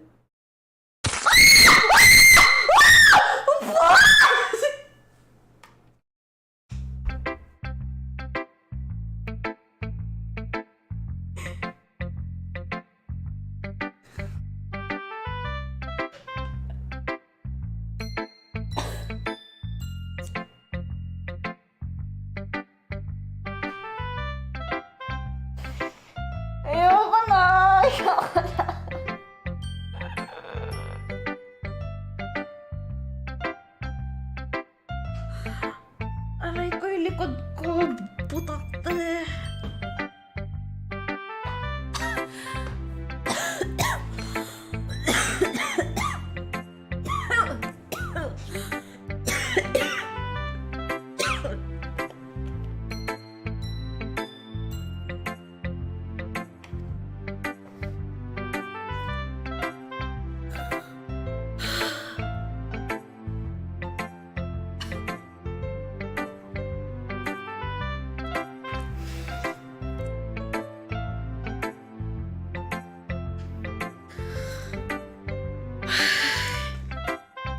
Who should I show my poem to next? Monica.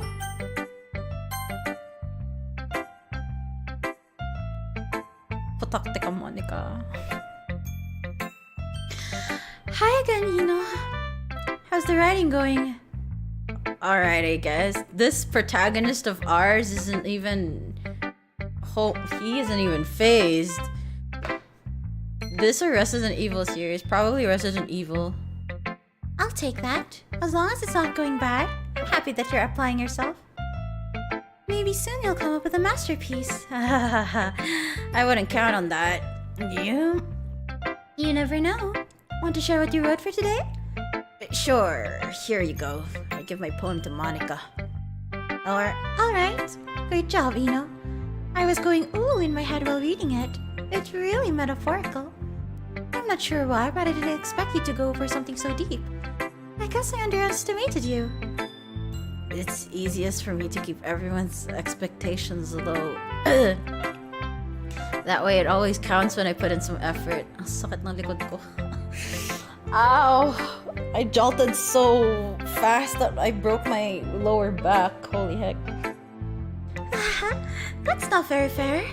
Well, I guess it worked anyway. You know that Yuri likes this kind of writing, right? It's just totally detached from reality. I don't mean that like it's a bad thing though. But sometimes I get the impression that she's just totally given up on people. She spends so much time in her own head that it's probably a much more interesting place for her. But that's why she gets so happy when you treat her with a lot of kindness. I don't think she's used to being indulged like that.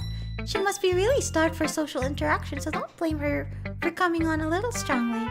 Like earlier, I think if she gets too stimulated, she ends up withdrawing and looking for alone time. Suddenly the door opens. Yuri! I'm back. Did I miss anything? Not really. Well, we all started sharing our poems with each other. Already? I'm sorry for being late. No need to apologize. We still have plenty of time, so I'm more glad that you took all the time you needed. Alright. Thanks, Monica. Wait, is Natsuki still alive? Please? Is she? Or is she gone? I suppose I should go get my poem now. But anyway, you want to read my poem now? I like the way this one turned out, so I hope you do too. Save me. The colors, they won't. Bright, beautiful colors. Flashing, expanding, piercing, red, green, blue. An endless cacophony of meaningless noise. The noise, it won't stop. Violent, grating, squeaking, screeching, piercing, sine, cosine, tangent. Like playing a chalkboard on a table. Like playing a knife on a breathing rib cage. Endless, plane of meaningless.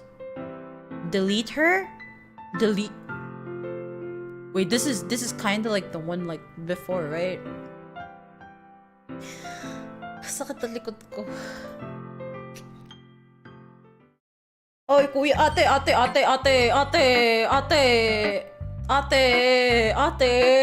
Huwag naman ganyan, ate. Ate girl.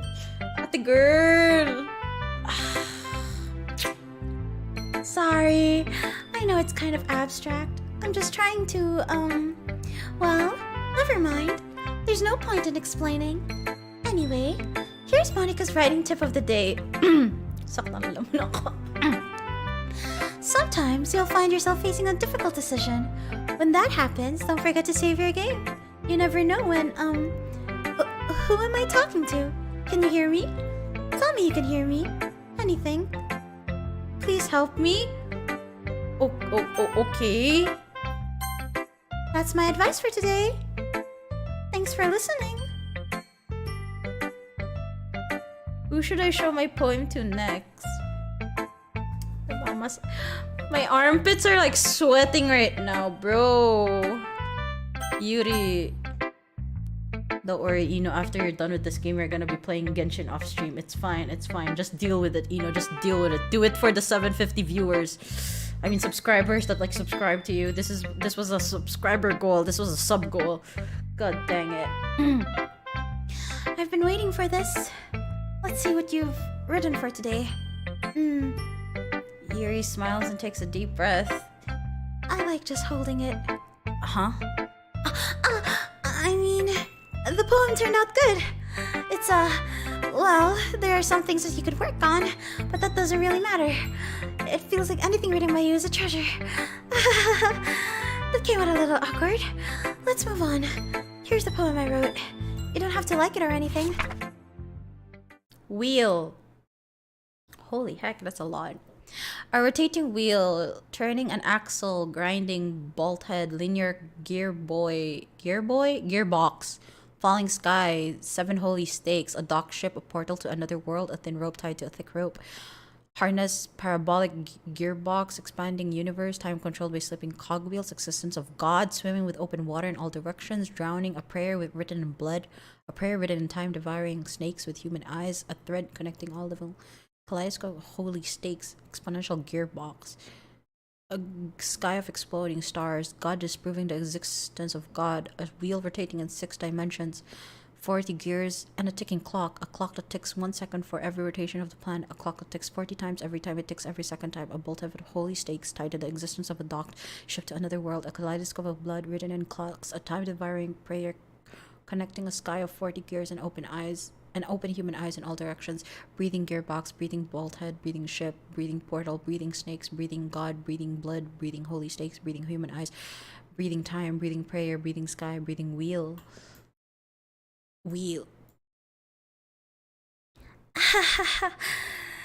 It doesn't really matter what it's about. My mind has been a little hyperactive lately, so I had to take it out on your pen. That is, a pen fell out of your backpack yesterday, so I took it home for safekeeping, and I just really like the way that it writes. So I wrote this poem with it, and now you're touching it. I'm okay. What did I just... Can we pretend this conversation never happened? You can keep the poem, though. You have unlocked a special poem. Would you like to read it? Sure, why not, diba? Can you hear me? Yes. Mom.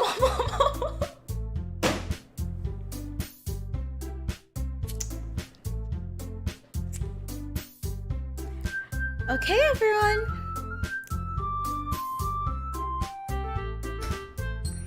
We're all done reading each other's poems, right? We have something we need to go over today. So if everyone could come sit at the front of the room. Is this about the festival? Well, sort of. So we could put, just a few days.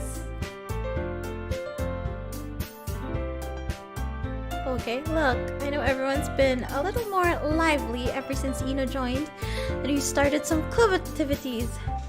But this isn't a time for us to be complacent. We still only have 4 members. We've already have enough to be considered an official club. I'm not even reading the script anymore. More members will just mean everything gets noisier and more difficult to manage. Natsuki, I don't think you're looking at it the right way at all. Don't you want to share your passion with as many people as you can to inspire them to find the same feelings that you brought here in the first place? Like they can't do anywhere else. It should be a place so intimate that you never want to leave. I know you feel that way too. She's alive. She's alive, but I feel like she's dead inside. I know we all do. So that's why we should work hard and put something together for the festival, even if it's something small. Right, Ino? Oh, come on! You can't take advantage of Ino to agree with you just because he doesn't know how to say no to anything. Look, Monica, do you really think any of us here joined the club with other people in mind? Yuri never even talked until Ino joined. As for me, I just liked it better here than I do at home. And Ino isn't even passionate about literature in the first place. And that's everyone. Sorry, but you're really the only one who's so interested in finding new members. The rest of us are fine like this. I know you're president and all, but you should really consider our opinions for once. Girl, you're gonna get it so bad. You just talk. You spoke out of turn. Monica is clearly taken aback by Natsuki's words. That's not true at all. I'm sure Yuri and Ino want to get more members too, right? I don't know about Yuri, but I'm kind of indifferent. If I showed as much enthusiasm as Monica wanted, then I would probably be lying. Still, if it's up to me to rescue this situation, No. Natsuki's right, isn't she? This club, it's nothing more than a place for a few people to hang out. Why did I think that everyone here saw it the same way as I did? But that doesn't mean that we're against getting new members or anything. Ino, why did you even join this club? What were you hoping to get out of it? Well, it's not really something I can be honest about, is it? In fact, if I remember, you weren't even given a choice not to join. Monica sits down and stares at her desk. What's the point of all this anyway? What if starting this club was a mistake? Now you've done it, Natsuki. What? Me? I just spoke my mind. Is it a crime to be honest? It's not about being honest. It's about word choice. Besides, you have no right to speak for everyone else in the club like that. You don't understand at all. I just want a place that feels nice to hang out with a few friends. Is there a problem with the club being that for me? There aren't many other places like that for me. And now Monica wants to take it away from me. She's not taking anything away. No, Ino. It's not the same. It won't be the same with the direction she wants to take it. If I wanted that, then I could have just joined any other stupid club. But this one, I mean, at least for a little bit of time, things were nice. Natsuki starts packing up her things. I'm going home. I feel like I don't belong here right now. Natsuki. Natsuki ignores Yuri and walks right out of the classroom. This is bad. I don't know what to do. Well, do you have an opinion on the festival? I don't know. I'm kind of indifferent, I guess. Oh shit! Oh shh! Oh.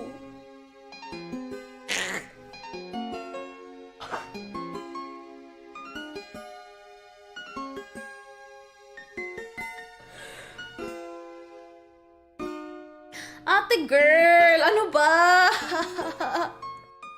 Who cares about that obnoxious brat?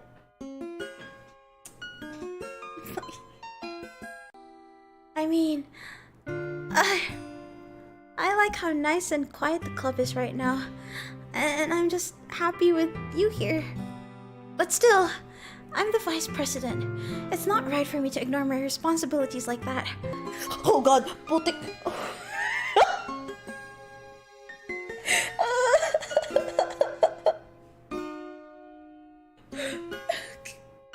Nobody would cry if she...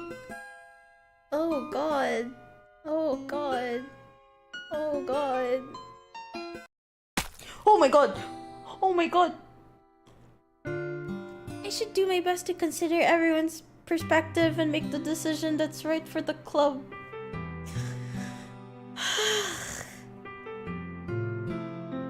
what about you, Ino? What do you want to get out of this club? I don't know, my sanity, my life? What do I want to get out of this club? I want to get out of this club. I wanna move far away from this club, yeah? Yuri repeats the same question as Monica. I decided giving an indirect answer is better than nothing. I think the most important thing is for everyone to get along. And for the club to provide something that you can't get anywhere else. Yeah. You know, like that answer. I want world peace, you know? I want world peace. I want, like, you know, end world hunger and like everything's good and there's rainbows and butterflies and sunshine, you know? Not like this, you know? Yeah? Where am I? My camera isn't keeping up with my movements. I just jolt and flinch so bad. I don't think it's about how many members, but rather the quality of each member. That's what will end up making the literature club a special place. I see. I really agree with you. Each member contributes their own qualities in a special way. With each change in members, the identity of the club as a whole will change too. I don't think that's necessarily a bad thing, stepping out of your comfort zone once in a while. So if you would like to help Monica with the festival, then I'm on your side as well. Alright. Well, maybe we can all talk to Natsuki tomorrow. Yuri nods. Oh, nagulat ako. Hey, Yuri? I know things were a little awkward yesterday, but I feel like you deserve to know that I still think you're a wonderful vice president, and also a wonderful friend. Monica, I want to do everything I can to make this the best club ever. Okay? Me too. Yeah, let's all go home for today. We'll talk about the festival tomorrow. Okay. I look forward to it. Shall we go, Ino? Please don't take this the wrong way, but I'm going to chat a little bit with Ino before we leave. Just to see what he thinks of his time here and all that. It's important to me as president. Yuri looks a little troubled, but she doesn't protest. Okay. I trust your judgment, Monica. In that case, I'll see the two of you tomorrow. See you tomorrow. Monica waves as Yuri exits the classroom. Yeah. Things have been a bit hectic lately, haven't they? Ino, I just wanted to make sure you're enjoying your time at this club. I would really hate to see you unhappy. I feel kind of like I'm responsible for that as president. Why is the screen getting darker? Is it just me? No, I'm not. It's not just me. It is getting darker. Holy. And I really do care about you, you know? Girl, please, wag ka mag-jump scare. Please, please, please, please, please. I don't like seeing the other girls give you a hard time. With how mean Natsuki is and everything. And wait, I have to stand up and like walk away from my screen and hold my mouse. Wait. Ugh, okay. Okay. Oh, wait. Sorry. Okay. And Yuri being a little bit, you know.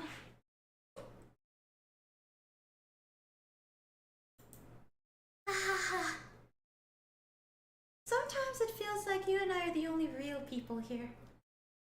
Ate girl, wag naman ganun. Ate girl. Wait. Let me just get my headphones longer. There we go. Ate girl, wag naman ganun.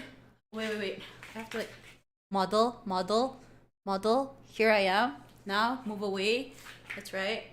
Okay.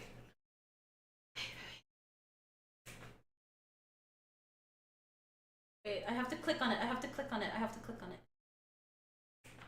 You know what I mean? But it's weird because in all the time you've been here, we've hardly gotten to spend any time together. I guess it's technically only been a couple days. Sorry, I didn't mean to say something weird. There are just some things I've been hoping to talk about with you. Ate girl, wag naman ganyan. Okay. Wait, my mouse. Things I know only you could understand. So that's why. Wait, not yet. Wait.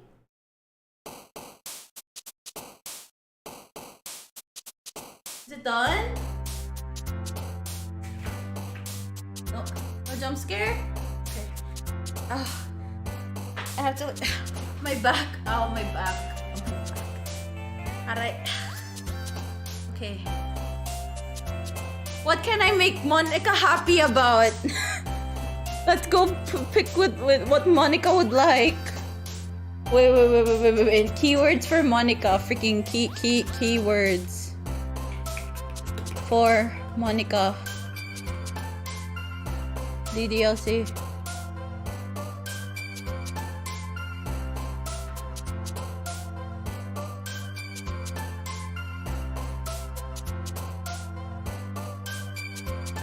Nothing? They don't give her words?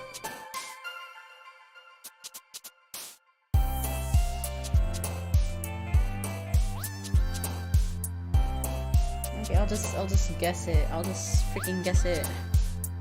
Holiday. Vivacious.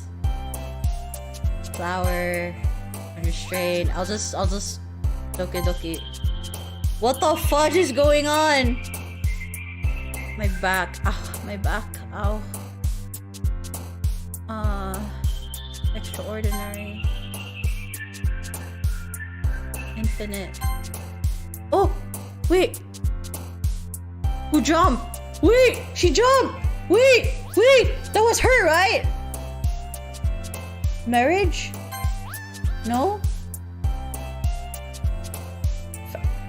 Family? No? Together? Oh shit. Aray ko yung likod ko. Aray yung likod ko.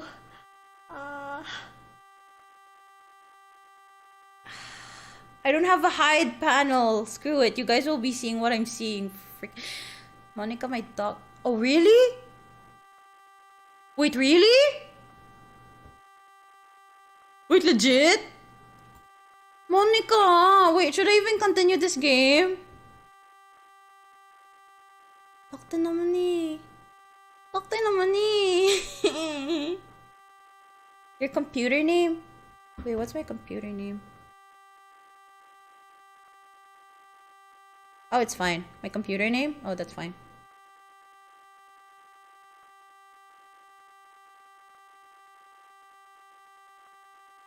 Or is it like the room? The room where it's in?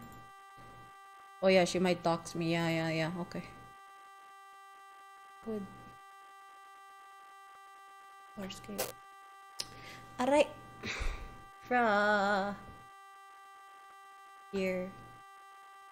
The daydream. Pure. Imagination. Is it still not ending?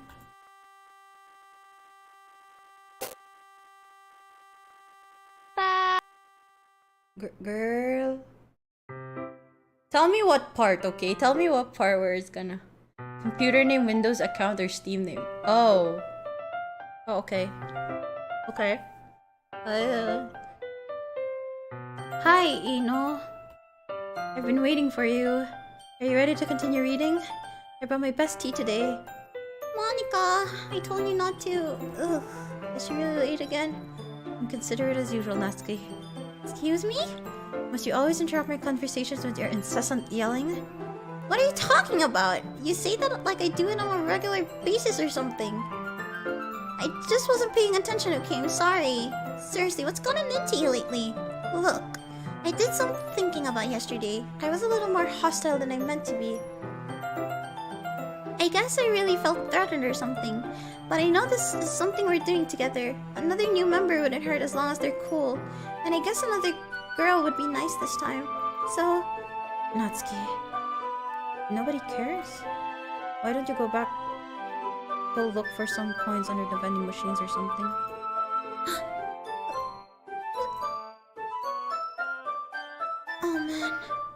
first one here again. Are you practicing piano again? Yeah. You must have a lot of determination, starting this club and still trying to make time for piano. Well, maybe not determination, but I guess passion. It motivates me to work hard for the festival too. Anyway, Ino, what do you want to do today? I was thinking we could... We already have plans today. Ah, is that so, Yuri? That's correct. Ino is already engaged in a novel that we're reading together. Aren't you glad I've gotten him into literature, Monica? I suppose. I was just... Actually, it doesn't matter. It really doesn't. You guys can do whatever you want. Yes. Why did her eyes turn like that? Thank you for understanding, Monica. Actually, I have a request. Do you mind if I make some tea first? Not at all. Thanks very much. If there's one thing that can make me... It's much for yourself as well.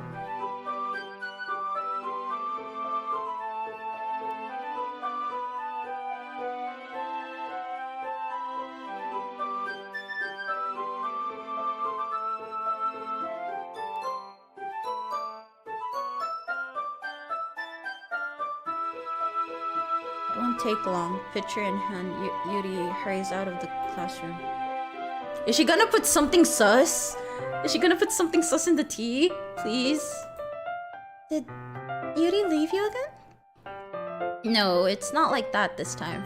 She's just filling up the water pitcher to make tea. Oh, okay.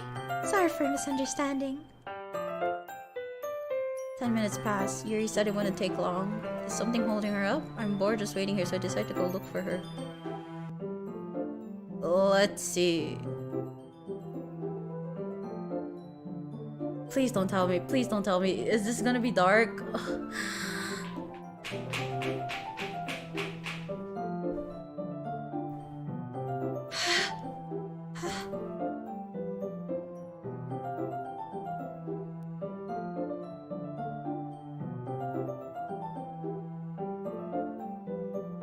What the f... Oh my...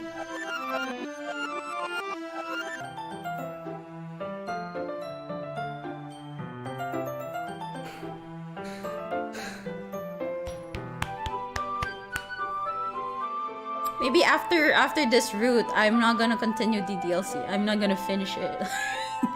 Maybe after this part, I don't know. I can't. My heart can't take it anymore. I'm back. Thanks for waiting patiently. Oolong tea.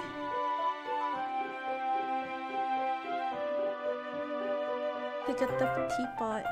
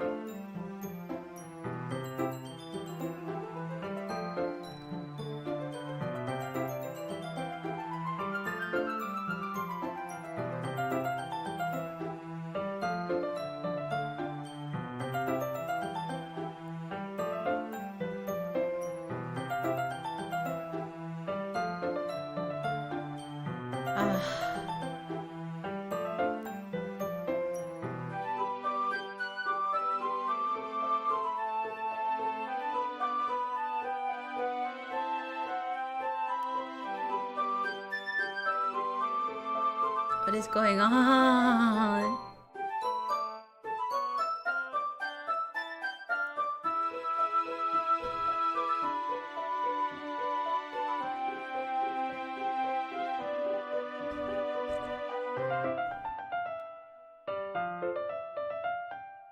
Oh god. Oh god. Oh god.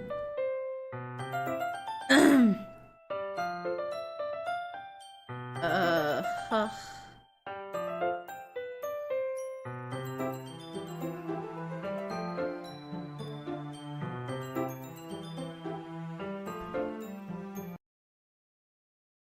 Yuri starts to breathe heavily. What is wrong with this girl? I can't, you know. Grabs my arm and jerks me to my feet. My teacup gets knocked over. Ino, my heart won't stop pounding, Ino. I can't calm down. I can't focus on anything anymore. What are you gonna do? What are you gonna do?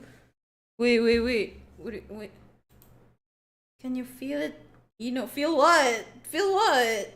My sanity leaving my body?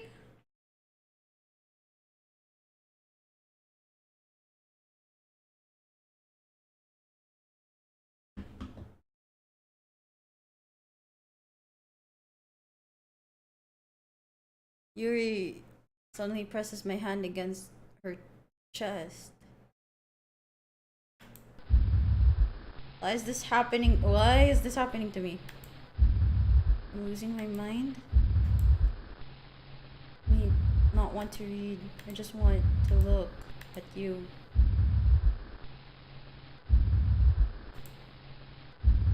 At the girl.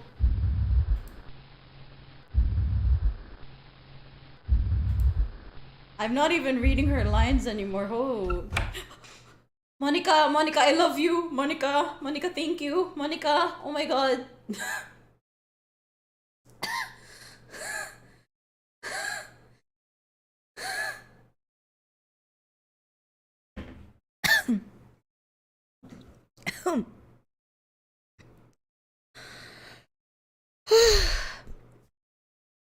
It's time to share poems. I can't. I don't want to share. I don't want to share poems anymore. Oh my god, it's gone now. Quit. Yes. Yes. I don't want to do it. I don't want to. I can't. Chat.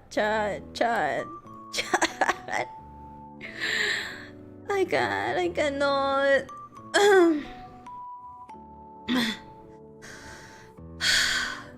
My anxiety is like hitting so high.